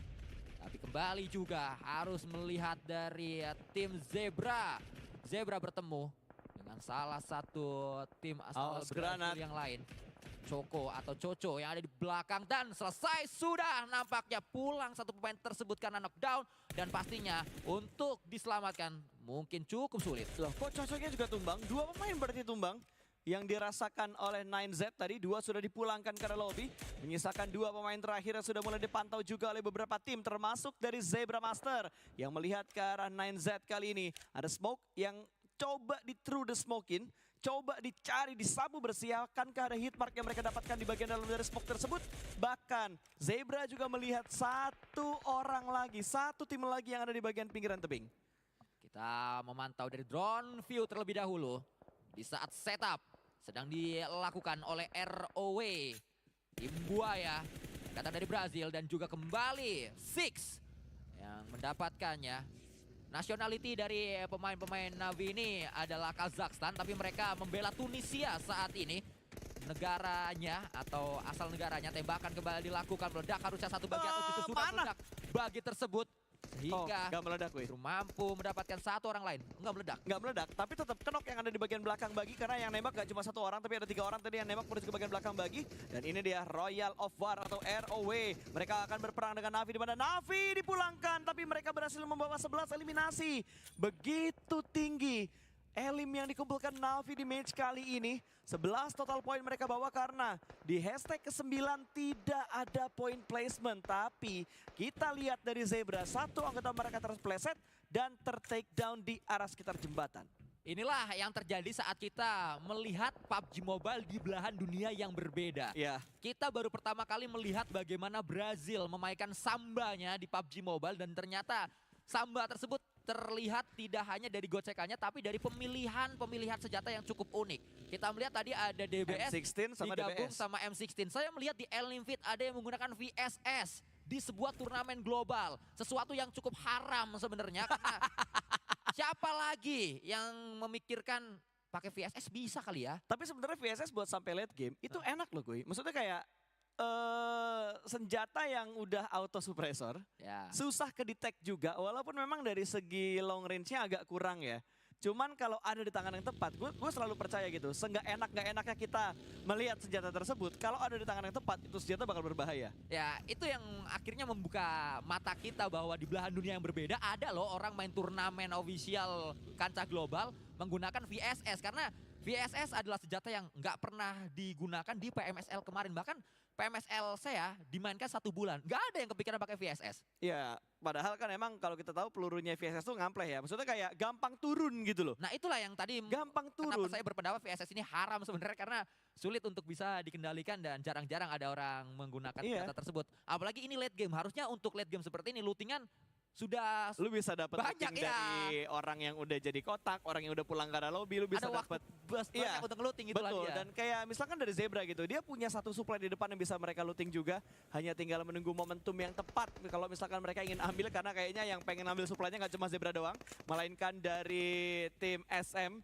yang akan mencoba untuk mengambil supply tersebut. Tapi kita bakal pantau dulu karena ZM juga bakal berfokus untuk memberikan backup ke arah rekan yang masih terjebak di arah jembatan. Oh, pantes ternyata yang menggunakan VSS adalah SMK, tim yang berada di peringkat paling bawah dengan hanya 3 poin untuk sementara waktu. Maksud lo gara-gara mereka pakai VSS mereka paling bawah? Maksudnya gara-gara pakai VSS udah dapat 1 elim di saat INS belum mendapatkan elim, di saat tim Liquid bahkan tidak bisa mendapatkan elim. Ya, di saat VP tusun terus. Nah, itulah dia. Berarti kan mending kita pakai VSS aja. Ya, itu dia. Bahkan dengan VSS bisa sampai #7. Betul sekali. Setidaknya ada placement point yang didapatkan oleh pemain yang menggunakan VSS tersebut. Satu pemain dari tim SMK dan VSS-nya dipadu-padankan dengan SMG. SMG UMP dan juga maksud saya UMP dan juga VSS. Iya. UMP-nya buat close combat, VSS-nya buat close combat juga. Enggak, VSS-nya buat taruh di punggung doang. Biar rame aja. Iya, biar rame aja punggungnya. Kita lihat nanti bakal seramai apa poin yang bisa mereka dapatkan karena sejauh ini baru mendapatkan 1 eliminasi. Dan Zebra bergerak dengan sangat hati-hati. 5 elim sudah mereka dapatkan. Mereka masih utuh juga dan mereka punya kontrol di arah timur menuju ke utara. Bisa mereka kontrol tapi masih ada tim di menit segini yang belum bisa menginjakan kakinya di arah daratan. Last man standing itu dari INS yang sudah mulai terspot bahkan through the water kali ini dilakukan. Hampir bisa untuk mendapatkan pemain tersebut. Memantau kembali Zebra Master. Setelah saya sebutkan Zebra Master, puasa ayam di match setelah mereka WWCD, langsung ngegas kembali. 5 elimination setidaknya sudah dikumpulkan oleh tim asal Brazil ini. Tembakan kembali akan coba diberikan oleh satu pemain mereka. Tapi kita harus berpindah menuju tim Brazil yang lainnya. Royal of War atau ROW kita menyebutnya. Ada Cool God yang saat ini harus berpindah sedikit menggunakan kendaraannya. Dacia dia kendarai untuk sedikit melipir. Sudah berada di cekungan yang dia inginkan. Terhitung setidaknya ada 1, 2, 3, 4, 5 tim Brazil dari top 6 ini. Ya, ada 5 tim Brazil yang akan menguasai untuk di match kali ini. Di antara 6 tim yang tersisa, Inco terspot, Royal melihat. Akankah ditembak? Akankah ditembak? Sebuah momentum yang harus dimaksimalkan oleh seorang Colgot yang sekarang ingin mendapatkan keuntungan dengan sebuah granat, tapi sepertinya asal lempar aja tadi. Daripada nggak kelempar, mending lempar aja dah. Tapi ternyata arahnya tertuju ke tempat di mana Inco berada. Namun Inco sudah berpindah ke tempat yang lebih aman lagi. Colgot gagal untuk bisa mendapatkan sebuah knockdown. Dan begitu hati-hati pergerakan dari NZ. 2 game berturut-turut. Kesabaran dari NZ sih benar-benar diuji parah. Mereka sangat pragmatis sebutannya. Hanya mengandalkan sebuah area di late game, spot di late game untuk memiliki poin. Tapi tidak selamat pastinya pemain dari Next Ruya tersebut karena 2 granat menuju pemain yang sama. Langsung knock end tanpa debat, tanpa balas. Bahkan dari seorang Colgat juga berhasil melakukan hal yang sama. Satu pemain dari Inco langsung diamankan begitu aja tanpa debat, tanpa lama-lama. Knock 1, rush ini yang bakal mereka lakukan. Tabrak langsung menuju ke arah bagian belakang sebuah Dacia. Close combat bakal terjadi. UMP di tangan tapi ternyata dia kalah fight. Namun masih ada backup yang datang dari anggota ROW yang lainnya. Ini bakal membuat ROW bangkit kembali dengan 4 anggota mereka. 8 eliminasi di stage yang ke-8. Dan sudah pasti 4 tim ini adalah tim dari Brazil yang membuat Brazil kembali akan mendapatkan WWCD di match yang ketiga. Banyaknya tim Brazil yang ada di prelims membuat kesempatan chance mereka untuk WWCD begitu tinggi. Merapat kembali Rivas. Tapi kita juga harus memantau area yang lainnya. Pemain dari Zebra Master masih terus menunggu apa yang bisa dilakukan oleh 9Z. Di 9Z ada Simple. Wah, salah tim, harusnya Navi tuh. Salah tim tuh. Ngapa jadi lu yang ngatur? Waduh. Tapi gak apa-apa, itu adalah sebuah keinginan. Oh, mungkin ya, kalau misalkan Simple masuk ke Navi, Navinya lebih bagus. Nah, itu karena dia. Kan terbukti Simple di 9Z sampai ke late game. Betul. Nice. Bahkan tadi kalau nggak salah 9Z atau 9Z tadi berhasil di set kedua dengan 4 elim di Erangel sebelumnya. Dan sekarang masuk late gamenya nggak sendirian untuk pemain-pemain dari 9Z. Melainkan bertiga ya. Iya, sisa 2. Sisa 2. Tadi 3 kalau nggak salah, tapi udah tinggal 2 lagi kali ini. Masih bertahan mereka, belum berani keluar dari arah persembunyiannya. Karena lawan di depan mereka kondisinya lebih prima daripada jumlah pemain mereka. Saya menantikan jiggle-jiggle samba dari Brazil untuk 4 tim ini. Tapi kayaknya Beda ya kalau di sini Brazilnya nggak ngesambah, justru nunggu, sangat taktis, sangat pragmatis, objektif sekali permainan-permainan dari para tim-tim Brazil. Granat sudah berada di area dari Zebra Master. Satu pemain mereka terkena splash damage dari granat tapi belum ada knockdown, justru kembali 2-3 granat dilontarkan. Hasilnya masih nihil. Yap. Masih belum ada membuahkan hasil untuk ROW mendapatkan pemain-pemain dari tim Zebra dan sebaliknya juga. Namun Molotov sedikit membatasi pergerakan dari arah pemainnya Zebra. Dipaksa sedikit mundur ke arah belakang sana. Kolgot masih menunggu momentum tapi lihat pergerakan dari seorang Menor. Bisa mendapatkan satu. Tumbang satu di arah depan sana ROW terknockdown. Ini menjadikan sebuah genderang perang. Ada granat yang dilemparkan. Splash damage masuk tapi tidak membuat Menor mundur untuk kembali ke arah belakang. Commit push dilakukan. Knock satu. Rush inilah yang dilakukan oleh pemain-pemain dari tim Zebra Master. Tapi ada trade talk yang terjadi. 2 tumbang kali ini. Sedikit terlambat memberikan backup dan sebuah keuntungan untuk Smoke Gaming. Satu buah angle yang dimanfaatkan. Bisa mendapatkan knockdown dan last man standing dari Zebra di arah depan sana. Di bagian bawah dan Smoke Gaming bakal langsung menghantam ke arah bagian sebelah kiri. Masih ada satu pemain lagi tersembunyi di balik sebuah mobil dan winner chicken dinner untuk SMK. Kuncinya adalah VSS. Itu dia. Bisa bermodalkan sebuah VSS. Terbukti WWCD langsung didapatkan oleh SMK. Mereka adalah tim yang berada di peringkat paling bawah sebelum mid akhirnya menggunakan VSS-nya. Wow. Gue suka banget. Jay, tolong masukin VSS sekarang juga menuju ke arah meta setelah DBS. Ya kan?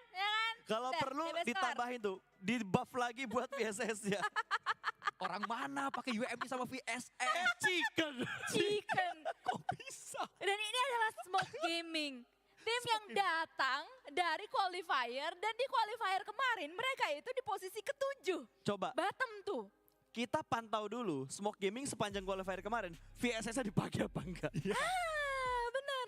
Kalau misalnya kalian semuanya pengen tahu VSS itu sejak kapan dipakai sama Smoke Gaming, ya mungkin kalian harus tonton tayangan ulangnya ya. Kemarin ada beberapa tayangan-tayangan yang disajikan untuk kalian semuanya. Tapi anyway, keempat tim atau 5 lebih tepatnya yang masuk ke late game kecuali dari 9Z ini adalah tim-tim yang sekali lagi datang dari Qualifier. Bukan tim-tim partnership yang di-invite yang datang ke Sao Paulo untuk bertanding di prelims ini, tapi sekali lagi tim-tim Qualifier. Dan menariknya di sini adalah tim yang sampai ke late game tadi seperti 9Z, seperti Zebra Master, Smoke Gaming dan juga tim Royals of War atau ROW itu adalah mungkin 2 kali ya, Zebra Master dan juga 9Z. Ini adalah 2 tim yang sebenarnya mempunyai drop zone yang cukup jauh dibandingkan dengan circle kita yang menuju ke arah SMB Island. Zebra yang datang dari Giorgio Paul, terus 9Z yang datang dari Kameshki. Yang lebih diuntungkan di sini adalah Royal of War dan juga tim Smoke Gaming sendiri karena memang mereka mempunyai kickstart yang lebih awal dibandingkan tim-tim yang lainnya untuk bisa menuju ke arah SMB Island-nya ini sendiri. Mereka langsung fast rotate tadi di awal-awal sehingga bisa untuk mengamankan bagian tengah dari circle yang menuju ke arah SMB Island. Tapi anyway, ini dia Smoke Gaming dengan VSS-nya akhirnya berhasil untuk mendapatkan winner chicken dinner dan memboyong poin eliminasi yang cukup yakni 9 walaupun memang masih ada Royals of War di sana yang bisa mendapatkan 10 total eliminasinya. Dan gue sangat salut dengan posisi. Ngapain Emang kenapa Sanskuy? Ya karena pembahasan VSS-nya tiba-tiba ngejinx. Tiba-tiba heran kenapa dia WWC lagi ngejelekin atau ngesarkasin VSS, tiba-tiba timnya chicken.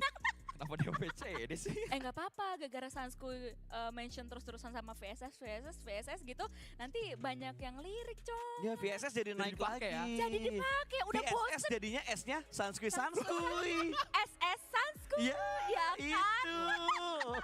Tapi anyway, mau itu ROW, mau itu 9Z, mau itu SMK, tapi Navilah Natus Winzer, yakni dengan P6, yang bisa membawa MVP of the match dengan total 6 eliminasi poin. Dan ini adalah sebuah progress, sebuah huge step up yang bisa gue lihat dari Navi sendiri. Di mana mereka langsung menuju ke arah Novo untuk di stage yang pertama. Mereka tanpa ragu untuk bisa mengamankan hot drop loot tersebut dibandingkan atau ahead of time dibandingkan dengan tim-tim yang lainnya. Lalu mereka bisa menumbangkan Navi and Hyper juga di bagian Novo Repnoye-nya. Terus mereka langsung di stage keempat kelima mereka muter ke arah SMB atau mill base-nya ini sendiri instead of mereka tusuk masuk dan berhasil untuk memboyong eliminasi poin yang cukup banyak. Tapi Smoke Gaming lah yang mendapatkan 10 total eliminasi untuk di game 9 maksud gua. Kok perasaan tadi bukan 10? Enggak, itu di Switch. Iya di Switch ya. Agak-agak kalau misalnya ngelihatnya agak-agak autopilot emang kayak gitu. Tapi anyway ini dia untuk overall standing sementara Falcons dan juga Zebra Master masih berada di posisi yang kedua, tapi Smoke Gaming berhasil melesat menuju ke arah posisi yang keempat. Kalau kameranya pindah ke kita, seakan ada ekspresi tidak terima dari seorang Sanskui. Kok bisa gitu? Ekspresi dark system. Yes. Kenapa sih Sandika?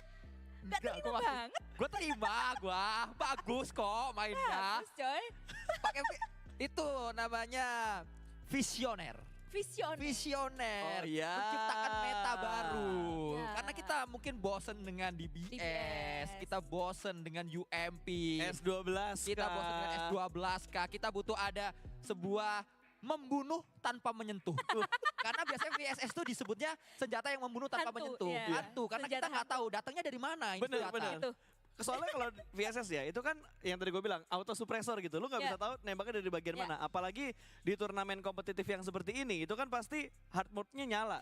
Jadi gak ada indikator tuh di bagian minimapnya. Ada indikator aja, nyari orang yang nembak pakai VSS susah. Apalagi ini gitu. Kayaknya itu alasannya. Mengapa mereka bisa dapetin WWCD?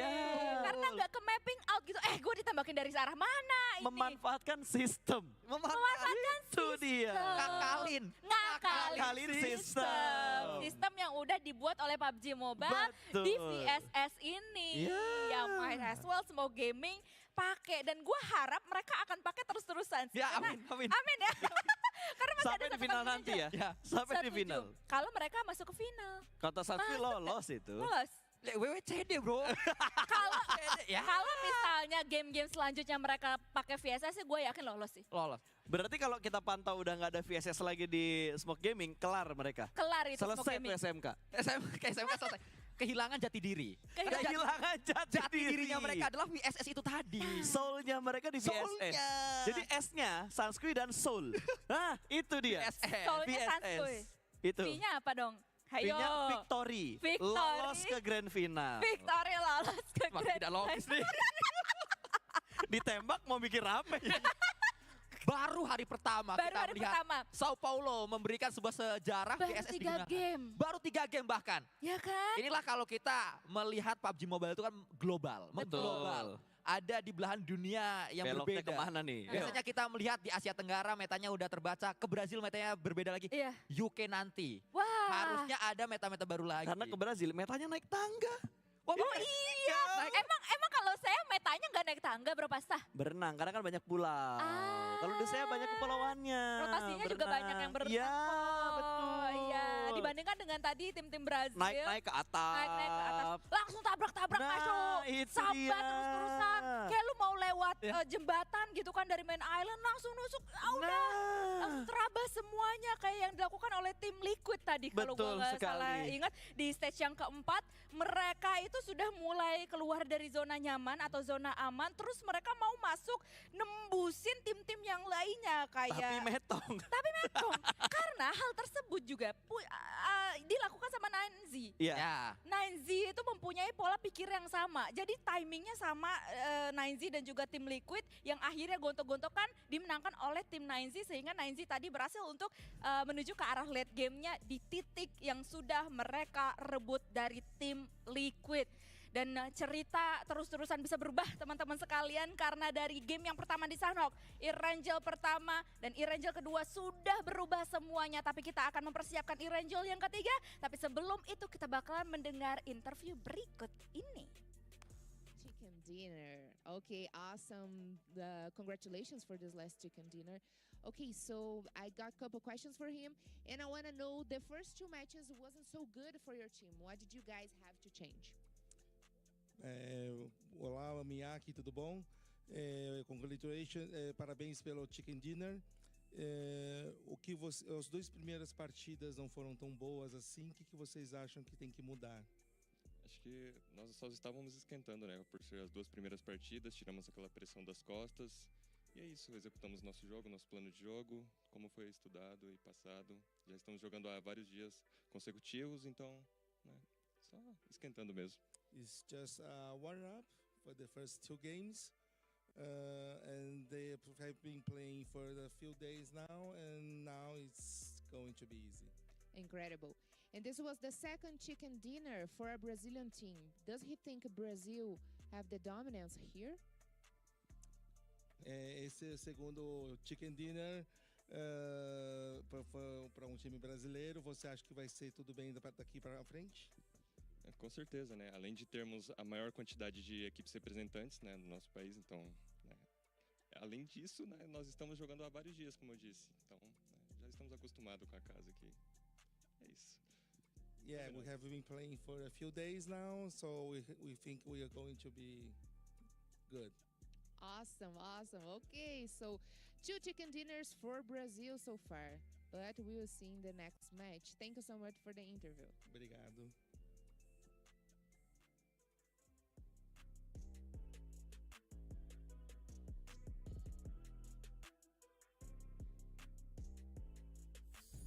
How to be a portrait master.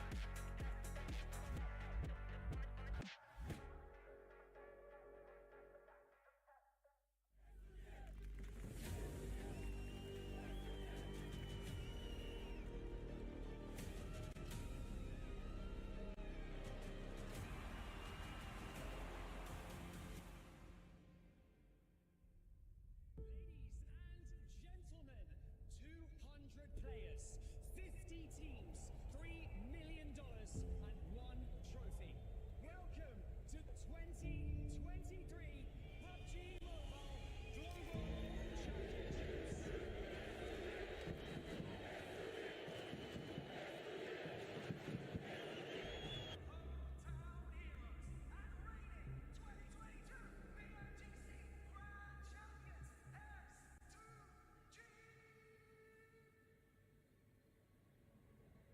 PMGC'ye 3 defa katıldık ve bu sefer Türkiye taraftarının karşısında olduğu için daha inançlıyız. 2 kez dünya şampiyonu olup yani rekora, üçüncülüğe daha yaklaşmak, bir adım atmak istiyoruz.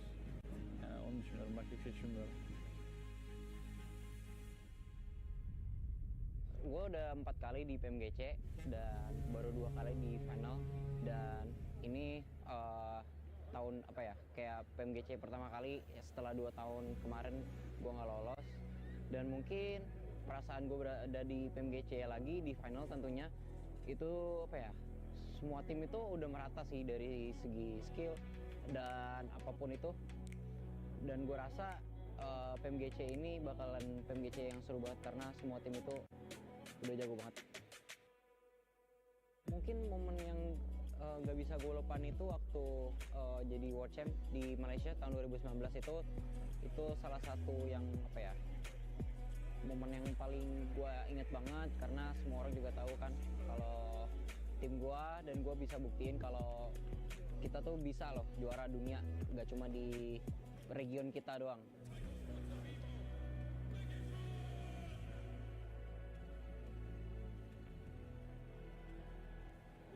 Karena juara itulah tidak pernah menyerah. За миний хувьд тэгээд одоо 4 дахь жилдээ мэргэжлийн төвшөнд тоглож байна. Тэгээд ерөөсөө энэ хугацаанд өөрийгөө хансан гэж бодохгүй байна. Яагаад гэхээр дэлхийн аврагт дээгүүр байр эзлээг учраас ерөнхийдөө болоогүй л гэж харж байгаа. Top has emerged as the MVP of South Asia Championship. Your MVP was Stalwart Esports. Give it up, Jakarta, for top. За ямар үед бууж өгөө гэвэл одоо тэгээд багаараа хичээгээд амжилт үзүүлэхгүй байгаа цагт л бууж Feast better myself, Jack. That is absolutely They came to the insane. cliffs late, and then at the very last moment. Sekarang gue ngerasa buat tahun ini dan lebih tepatnya buat turnamen ini PMGC final ini gue udah balik ke prime gue, dan ini saatnya gue buktiin kalau gue tuh masih layak di di tahun ke-6 ini. Türkiye karşısındaki ilk offline ve burada bize çok desteklemeleri lazım. Destekleyenlere çok teşekkür ediyorum.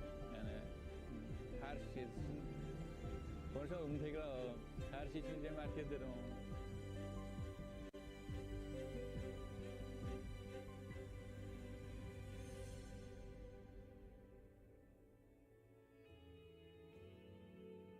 因为训练赛其实大家都在乱玩，训练赛大家就没有太认真嘛，因为大家都在练习打架，所以说训练赛拿个第一只是因为我们活得比较久而已。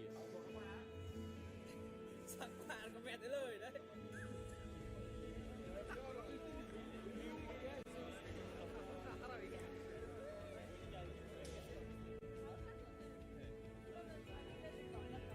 만약에 거기 오면은 그냥 비벼버릴 거라고. Wait, that you will not protect me. Estamos preparados para ganhar, estamos muito felizes, já chegamos aqui, agora o objetivo é ser campeão e go loops. Hai, kami dari Malaysia. Kita orang akan buat yang terbaik untuk Malaysia. Malaysia boleh, Long Live Alliance. E aí, galera, a gente está bem tranquilo, bem animado, treinamos muito e vamos ser campeão dessa PMGC. Tamo junto. Long Live Alliance. I can't wait.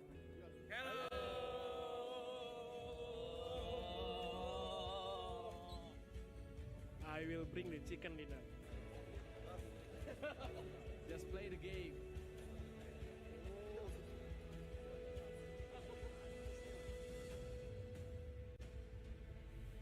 It's like if you ask what you're doing to anybody, then they will have all different answer. So maybe people usually think pro players are playing their best for money, prize pool. I don't think so.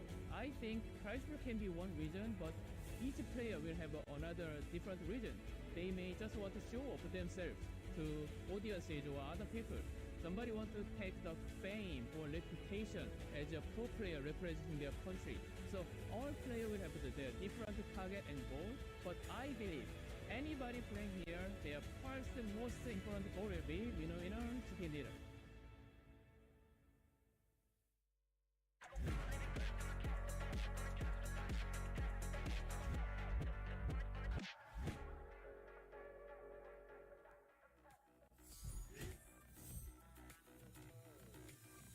Selamat datang kembali teman-teman sekalian, masih bersama kita bertiga di sini di hari yang pertama dari prelims PUBG Mobile Global Open 2024 Sao Paulo, Brazil. Zel.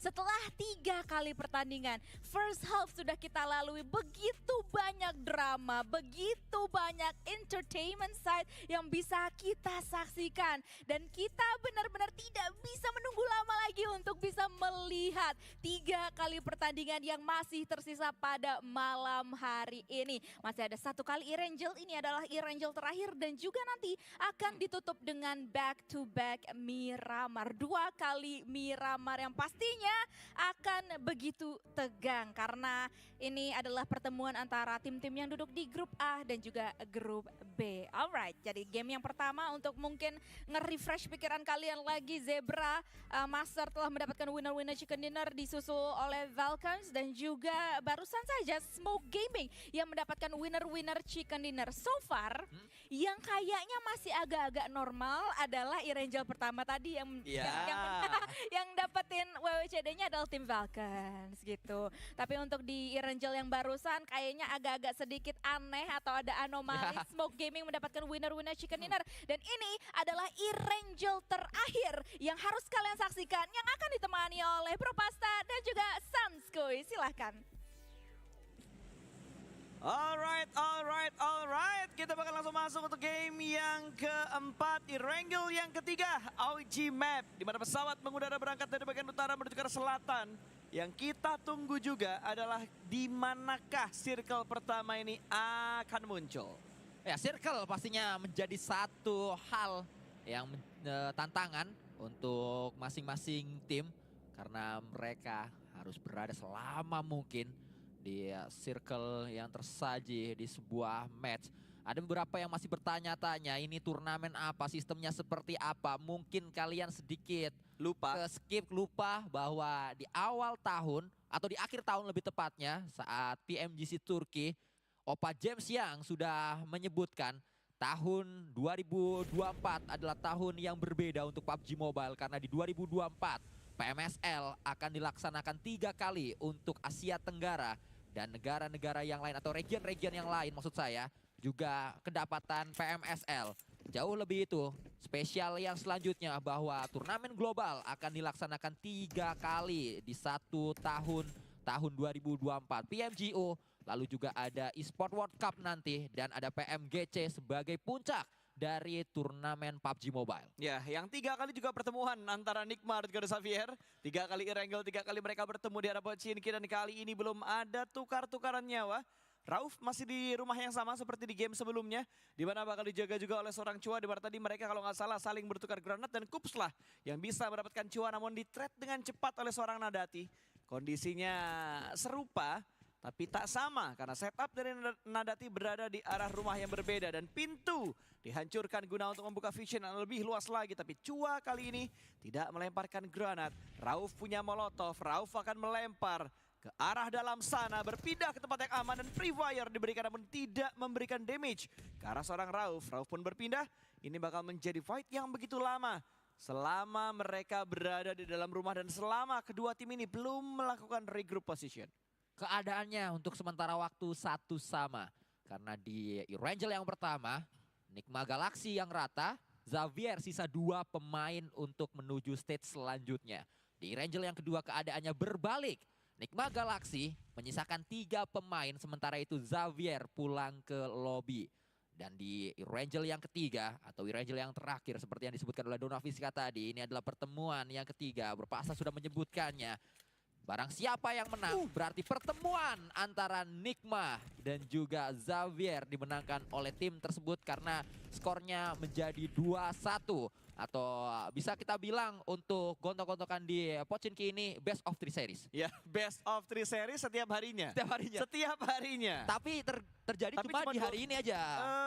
Ya, betul. Karena mereka 2 grup yang berbeda. Betul sekali, ini adalah 2 grup yang berbeda jadi hanya bertemu untuk di hari ini aja. Karena besok akan ada lawan baru lagi menghadapi grup C untuk yang ada di grup B. Mereka bisa bertemu lagi kalau dua-duanya lolos ke Grand Final. Lolos karena Grand Final akan dilaksanakan 3 hari ya. Kemungkinan besar mereka akan lolos.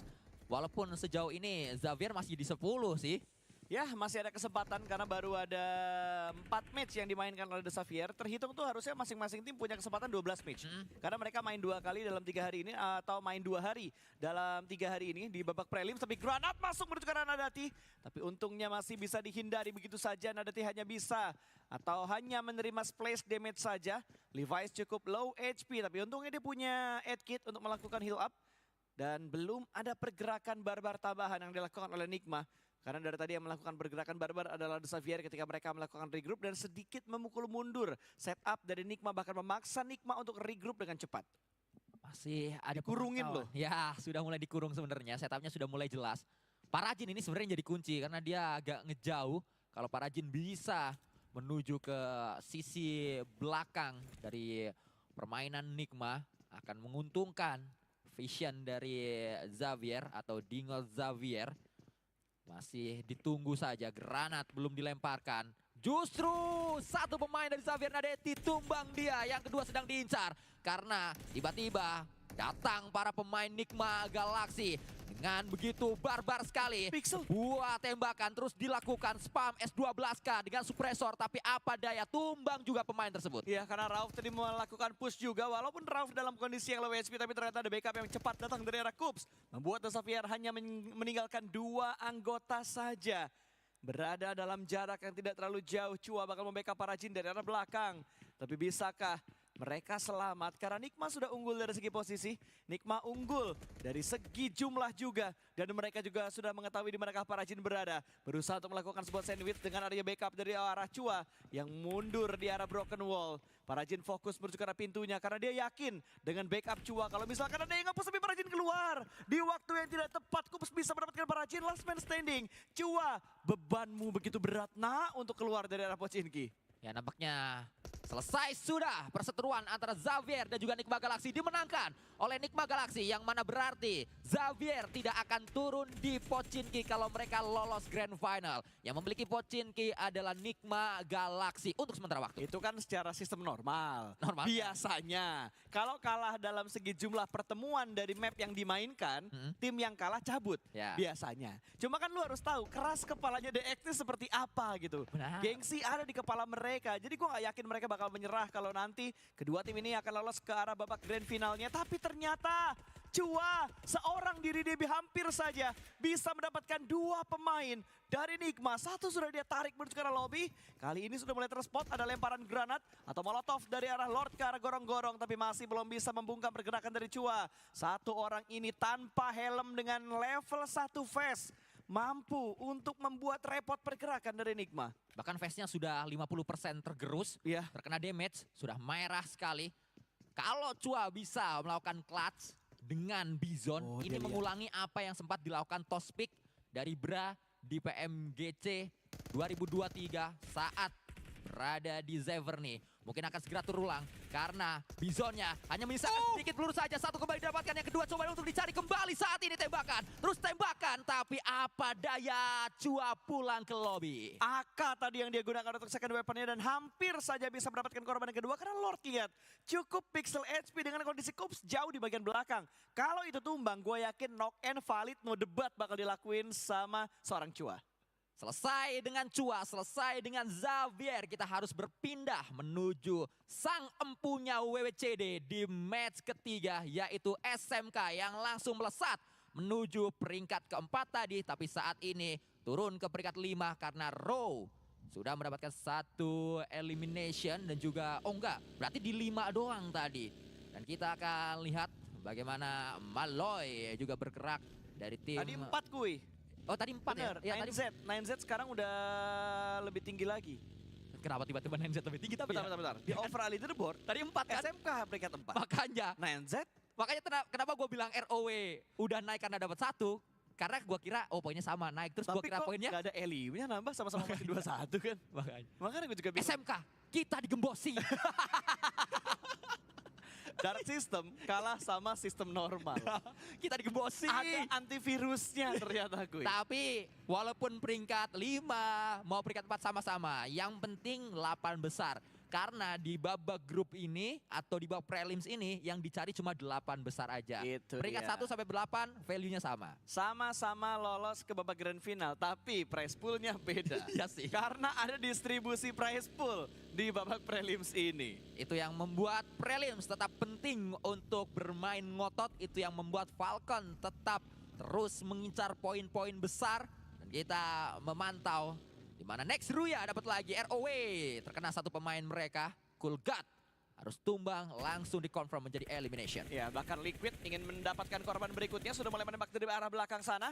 Bersembunyi di arah sebuah shake. Tidak mengamankan tempat yang lebih tinggi, itu adalah sebuah daerah landai yang bisa dipush lagi oleh Liquid. Tapi sepertinya Liquid akan lebih bersabar di arah compound mereka. Karena mereka tahu di kanan mereka masih belum clear. Ada bayang-bayang dari arah tim lain. Jangan sampai ketika mereka commit fight malah diganggu oleh tim lain yang menjadi third party, menjadi pelakor. Mengambil keuntungan di antara kedua tim yang sedang berfokus dalam berperang. Tapi ROW kali ini belum boleh tenang. Falcon mulai mendekat, menghujani granat ke arah compound dari arah tim ROW. Apalagi sudah dikandangin sama tim Falcon. Menunggu saja action, melemparkannya kembali. Inilah cara Falcon ngulitin para buaya yang ada di depan. Siapa yang akan memenangkannya dari pertandingan ini? Granat pertama yang connect pastinya akan sangat menguntungkan. Karena siapa yang mendapatkan knockdown duluan, dia yang akan sangat percaya diri untuk langsung melakukan setup yang lebih jauh untuk merapat menuju pertahanan lawan-lawannya. Apalagi kalau yang dapat adalah Falcon. Mereka sudah tahu mereka unggul jumlah player 4 lawan 3. Dapat satu lagi tinggal 4 lawan 2. Ya udah mulai ketahuan satu orang di bagian luar, satu orang di bagian belakang sebuah UAS. Tapi kali ini ada granat yang dilemparkan. Membuat pemain dari Falcon harus dipaksa mundur ke arah belakang. Tapi action, mengambil sebuah aksi untuk mendobrak masuk ke arah depan sana. Jump shoot dia lakukan namun tidak bisa mendapatkan knockdown. Malah pemain Falcon yang dibuat tumbang di arah rumah belakang. Membuat mereka harus regroup lagi, harus mundur lagi. Gagal upaya Falcon dalam memberikan sebuah tabrakan, tapi Top akan memberikan backupnya, mengincar sebuah jendela. Ada satu tim yang mengikuti dari bagian belakang. Kayaknya ada niat-niat jahat dari tim berwarna merah NHP. Ada di bagian belakang dari tim Falcon, tapi kayaknya mereka belum komit untuk mendekat ke arah bunyi-bunyi tembakan yang dari tadi digemuruhkan oleh tim Falcon dan juga tim ROW. Untungnya yang dapat knockdown duluan adalah pemain ROW, bukan pemain Falcon. IC tumbang sehingga keadaannya masih cukup aman untuk ROW di sana. Falcon juga akhirnya menjaga jarak, tapi tidak ada jarak antara pemain dari Zebra menuju VP karena satu tabrakan jahat sekali apa yang dilakukan oleh Zebra Master. Ini dia, tadi kita ngelihat Zebra lawan Buaya, sekarang kita bakal lihat Beruang lawan Zebra. Siapa yang bakal menang, di mana Beruang ini dua sudah diamankan, sudah di knockdown begitu saja. Tidak ada revive yang bakal diupayakan oleh dua pemain VP yang lainnya, direlakan begitu saja karena memang tempatnya begitu menyulitkan. Akan masuk 2 poin, tapi sepertinya akan ada upaya backup dari arah Milky Way. Sudah mulai mendekat, DBS dimainkan di tangan bagian bergerak masuk, namun ternyata malah tumbang satu orang lagi dan VP. 4 match berturut-turut, mereka menjadi Beruang yang manut. Apa yang terjadi di tubuh Virtus Pro? Investasi bodong terjadi di sana. Mengira pemain-pemain dari DMR atau The Muerte adalah pemain yang bisa membawa Virtus Pro berprestasi di kancah global. Tapi apa daya, yang terjadi justru 4 match tidak kemana-mana. 3 poin saja mereka kumpulkan. Bahkan match sama poinnya banyak matchnya. Itu dia, 4 match hanya 3 poin. Berarti investasinya masih belum profit ya. Masih rugi yang dilakukan oleh VP untuk kali ini. Tapi Falcon kayaknya nggak ingin membuat pergerakan mereka rugi lagi. Tadi ada sebuah pergerakan push tapi ternyata mereka cancel gara-gara ada satu yang ter-takedown. Kali ini mereka bakal lebih komit lagi di mana Nir sudah ada di barisan depan. Mepet dia menuju ke arah temboknya. Ada follow up dari arah belakang. Smoke bakal di pop up tapi Ins di bagian lain juga sudah dipulangkan. Hanya berpuas di peringkat ke-14. Ada beberapa lean pick yang dilakukan tapi hanya sebuah spekulasi. Belum ada yang masuk, smoke sudah dilemparkan, semakin terbatas vision yang dipunya oleh ROW. Tapi dari Falcon mereka belum berani masuk ke arah dalam. Masih mencari-cari informasi, masih memberikan sebuah distraction. Satu orang keluar dari arah rumah, 2 orang masuk dari Falcon ke arah dalam. Tapi kali ini pergerakannya bakal ketahuan dan berhasil mendapatkan satu wound card ditumbangan begitu saja. Belum ada backup dari arah tim ROW.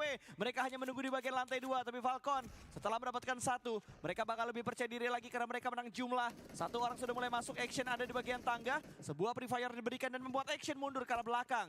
Bermain sabar, pintu sudah hancur, vision semakin terbuka. Tapi Falcon masih bisa bersabar, tidak greedy mereka untuk masuk masuk ke dalam tapi action. Lompatannya begitu indah, jump shoot dan bisa mendapatkan satu. Last man standing, sandwich position dan bye-bye untuk ROW. Masih dengan kualitas yang cukup oke bagi tim Falcon. Tinggal menunggu waktu saja sebenarnya untuk ROW dipulangkan. Beruntung mereka bisa mendelay dengan tumbangnya IC, tapi tidak setelah IC dikembalikan. Selesai sudah ROW di sana, kita akan melanjutkan dengan next Ruya yang berhadapan dengan pemain-pemain NHP. Satu pemain NHP tumbang kembali. Dua pemain sedang knockdown. Satu sudah pulang menuju lobby, satu yang terakhir.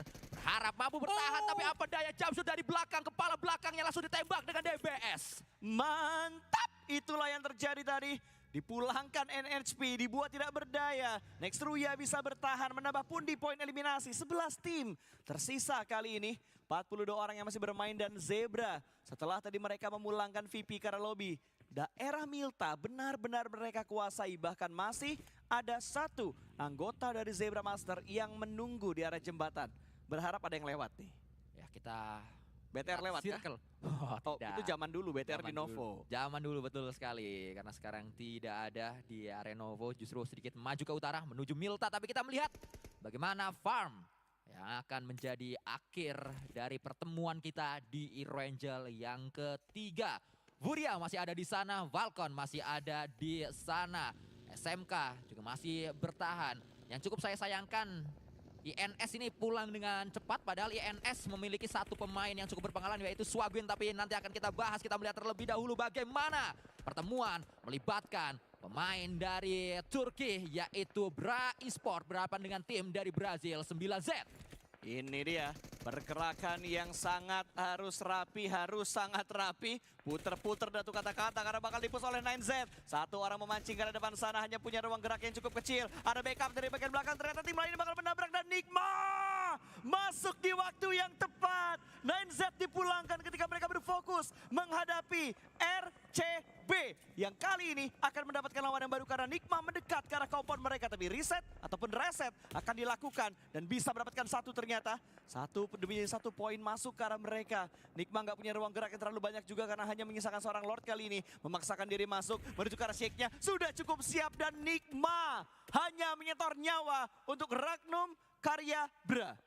Mungkin Nigma berpikir bahwa mereka akan menjadi third party yang sukses. Sukses untuk mendapatkan pemain dari 9Z. Tapi mereka lupa bahwa masih ada Bra Esport di dalam sana. Masih ada pemain yang pernah mendapatkan PMGC final atau PMGC, juara PMGC yaitu Silas. Yang sempat bermain untuk S2G di Bra Esport saat ini.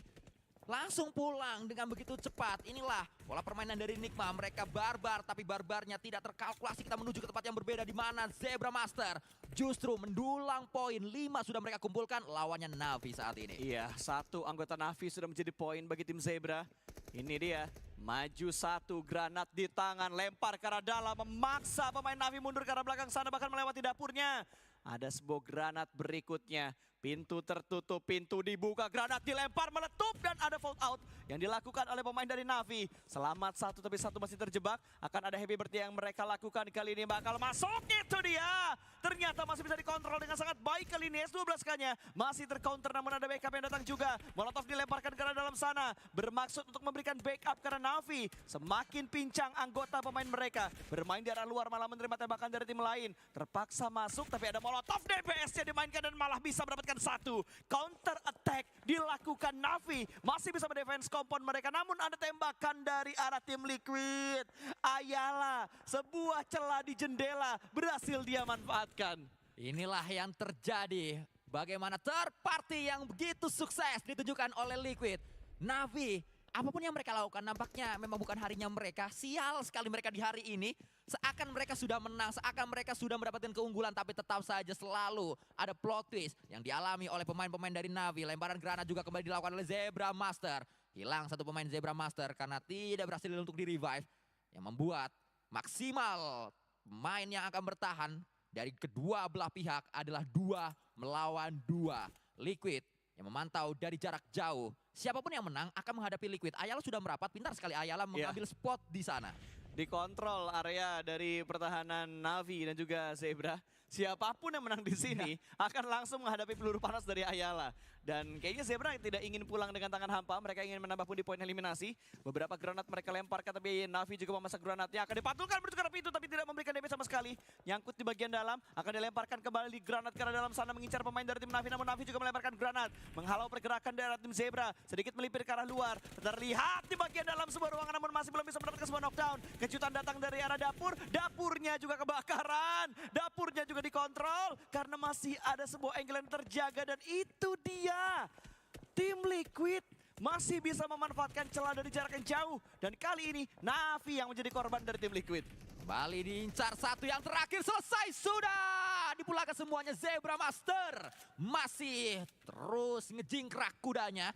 Mendapatkan elimination demi elimination. Seperti yang sempat kita bahas tadi, siapapun yang menang akan menghadapi Ayala. Siapapun yang menang akan menghadapi Liquid. Dan tinggal kita lihat Zebra Master apakah bisa hadapi kuda yang lain. Ini apakah kudanya kuda zebra atau kudanya kuda lumping yang akan menang? Itu dia, makan beling atau makan rumput, kuda mana yang lebih strong? Di antara dua kuda yang akan bertegur sapa, malah Panther duluan yang bakal langsung menembak headshot cuy. Didapetin satu pemain, singanya tumbang satu, Vitali diamankan ketika sedang melakukan sebuah rotasi. Tapi kali ini masuk menuju ke arah RCB, DBS bakal dimainkan, satu orang berhasil ditumbangkan, langsung di knock-in begitu saja. Korban kedua mungkin bakal berjatuhan dan terjadi cuy. Satu korban lagi, masuk tanpa permisi, menjadi santapan bagi RCB. Akan menambah pundi eliminasi untuk Ragnum Karyabra tentunya. Satu persatu blunder terjadi, ada granat yang dilemparkan, masih belum terlalu matang harusnya. RCB bertahan, 2 tim, 3 tim bahkan mendobrak RCB, semuanya gagal. Inilah dia Mythic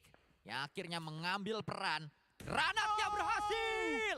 Granatnya begitu epic untuk seorang Mythic yang membuat dia mendapatkan kemenangan. Glory seorang Mythic di sana. Kembali merapat, smoke terlebih dahulu. Lagi-lagi Mythic yang menjadi pemeran antagonis untuk lawan-lawan yang ada di depannya. Ternyata kuda yang makan beling kali ini yang bisa mendapatkan tambahan pundi eliminasi. Liquid masuk di waktu yang tepat. RCB dipulangkan, yang menabrak mereka pun diganggu. Masih ada gangguan tapi dari satu tim yang ada di depan compound dari arah tim Liquid tadi, Furia. Yang ada di depan, yang ada di seberang dari compound tersebut. Bahkan Liquid nggak berminat sama rumah ini. Liquid hanya ingin masuk sedikit, dapetin elimnya, dia tarik mundur lagi. Furia berputar-putar, ngecek rumahnya apakah Ayala aman atau tidak. Hati-hati Ayala, sudah sangat merah HP-nya. Hanya butuh keserempet satu peluru saja untuk membuat Ayala tumbang. Tapi tetap belum ada peluru yang menuju ke Ayala. Saya khawatir Liquid yang kita pantau terus-terusan sudah dapat 7 elimination. Tapi di manakah Valcon? Karena ini tim yang paling berbahaya. Oh, ternyata Valcon dekat dengan SMK. 2 tim yang sempat mendapatkan WWCD akan segera bertemu, apalagi keduanya tidak mendapatkan zona. Ya, dan tiba-tiba karena Liquid tadi berfokus menuju ke arah RCB, ini membuat Zebra Masters punya ruang gerak yang cukup nyaman. Bahkan Zebra Master last man standing-nya bisa mendapatkan area compound di arah seperempat circle pinggiran jalan. Masih belum terlalu jauh dari tim Liquid, tapi sepertinya Liquid tidak terlalu peduli dengan pergerakan dari Zebra Master. Yang mereka pedulikan adalah gimana mereka bisa nge-clearing area mereka, karena masih belum terlalu aman, masih belum terlalu nyaman. Sama halnya dengan Falcon dan juga tim SMK. Adakah VSS di tangan SMK lagi? Belum terpantau karena semuanya sedang memegang granat kali ini. Yang sudah kita ketahui, hanya ada 1 DBS tadi, senjata yang dimiliki oleh pemain SMK. Pemain yang ini pun memiliki Scar L di area punggungnya. Menunggu kedatangan dari Action, menunggu kedatangan dari IC. 2 pemain pertama yang dikirimkan dari Valcon untuk bisa menguliti pertahanan yang dimiliki oleh SMK.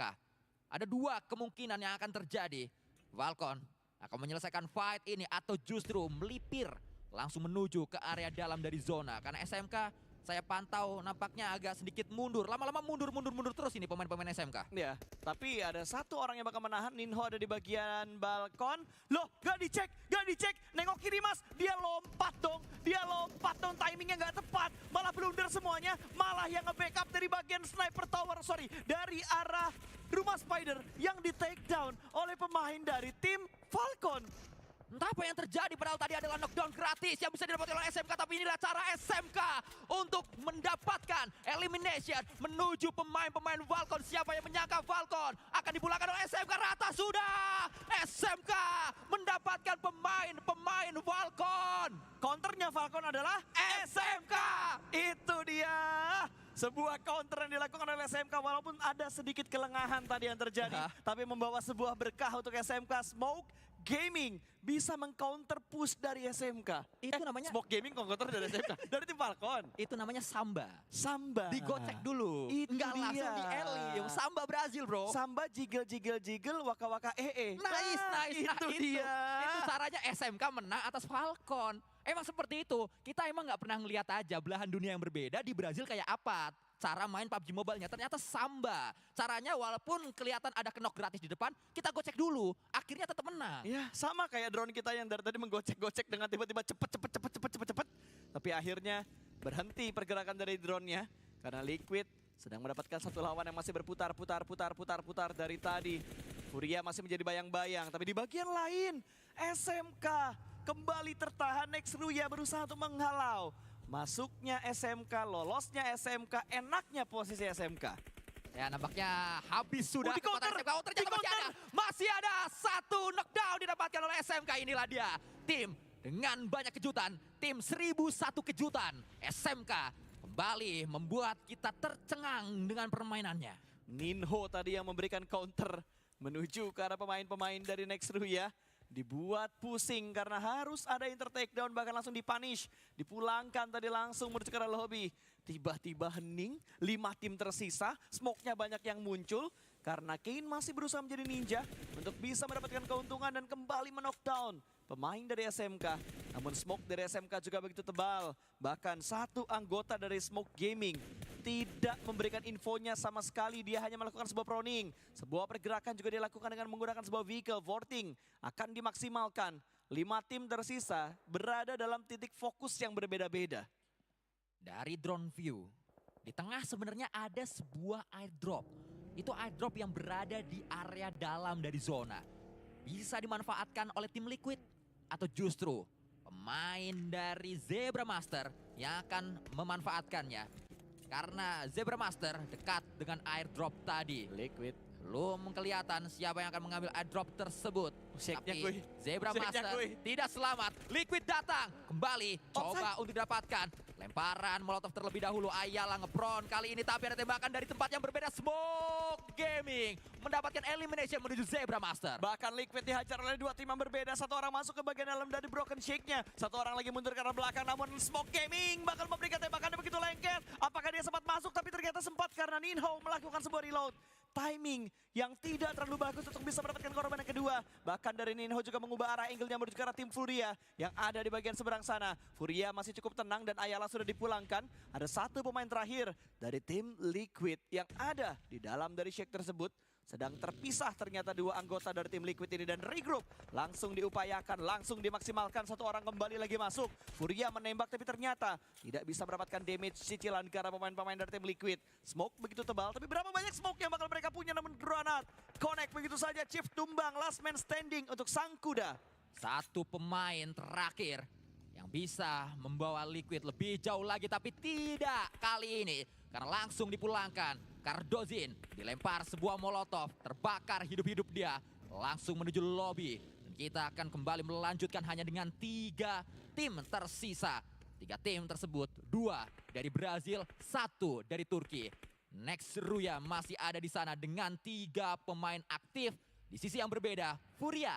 Mungkin ini adalah saatnya Furia mendapatkan WWCD. Seperti yang saya katakan sedari awal, Furia adalah tim Brazil yang ingin saya lihat di hari ini. Karena permainan mereka, atau pemain-pemain mereka maksud saya, adalah pemain-pemain yang sudah pernah mencicipi PMGC tapi di tim yang berbeda-beda. Atau malah SMK yang bakal mendapatkan chicken kedua mereka untuk hari ini.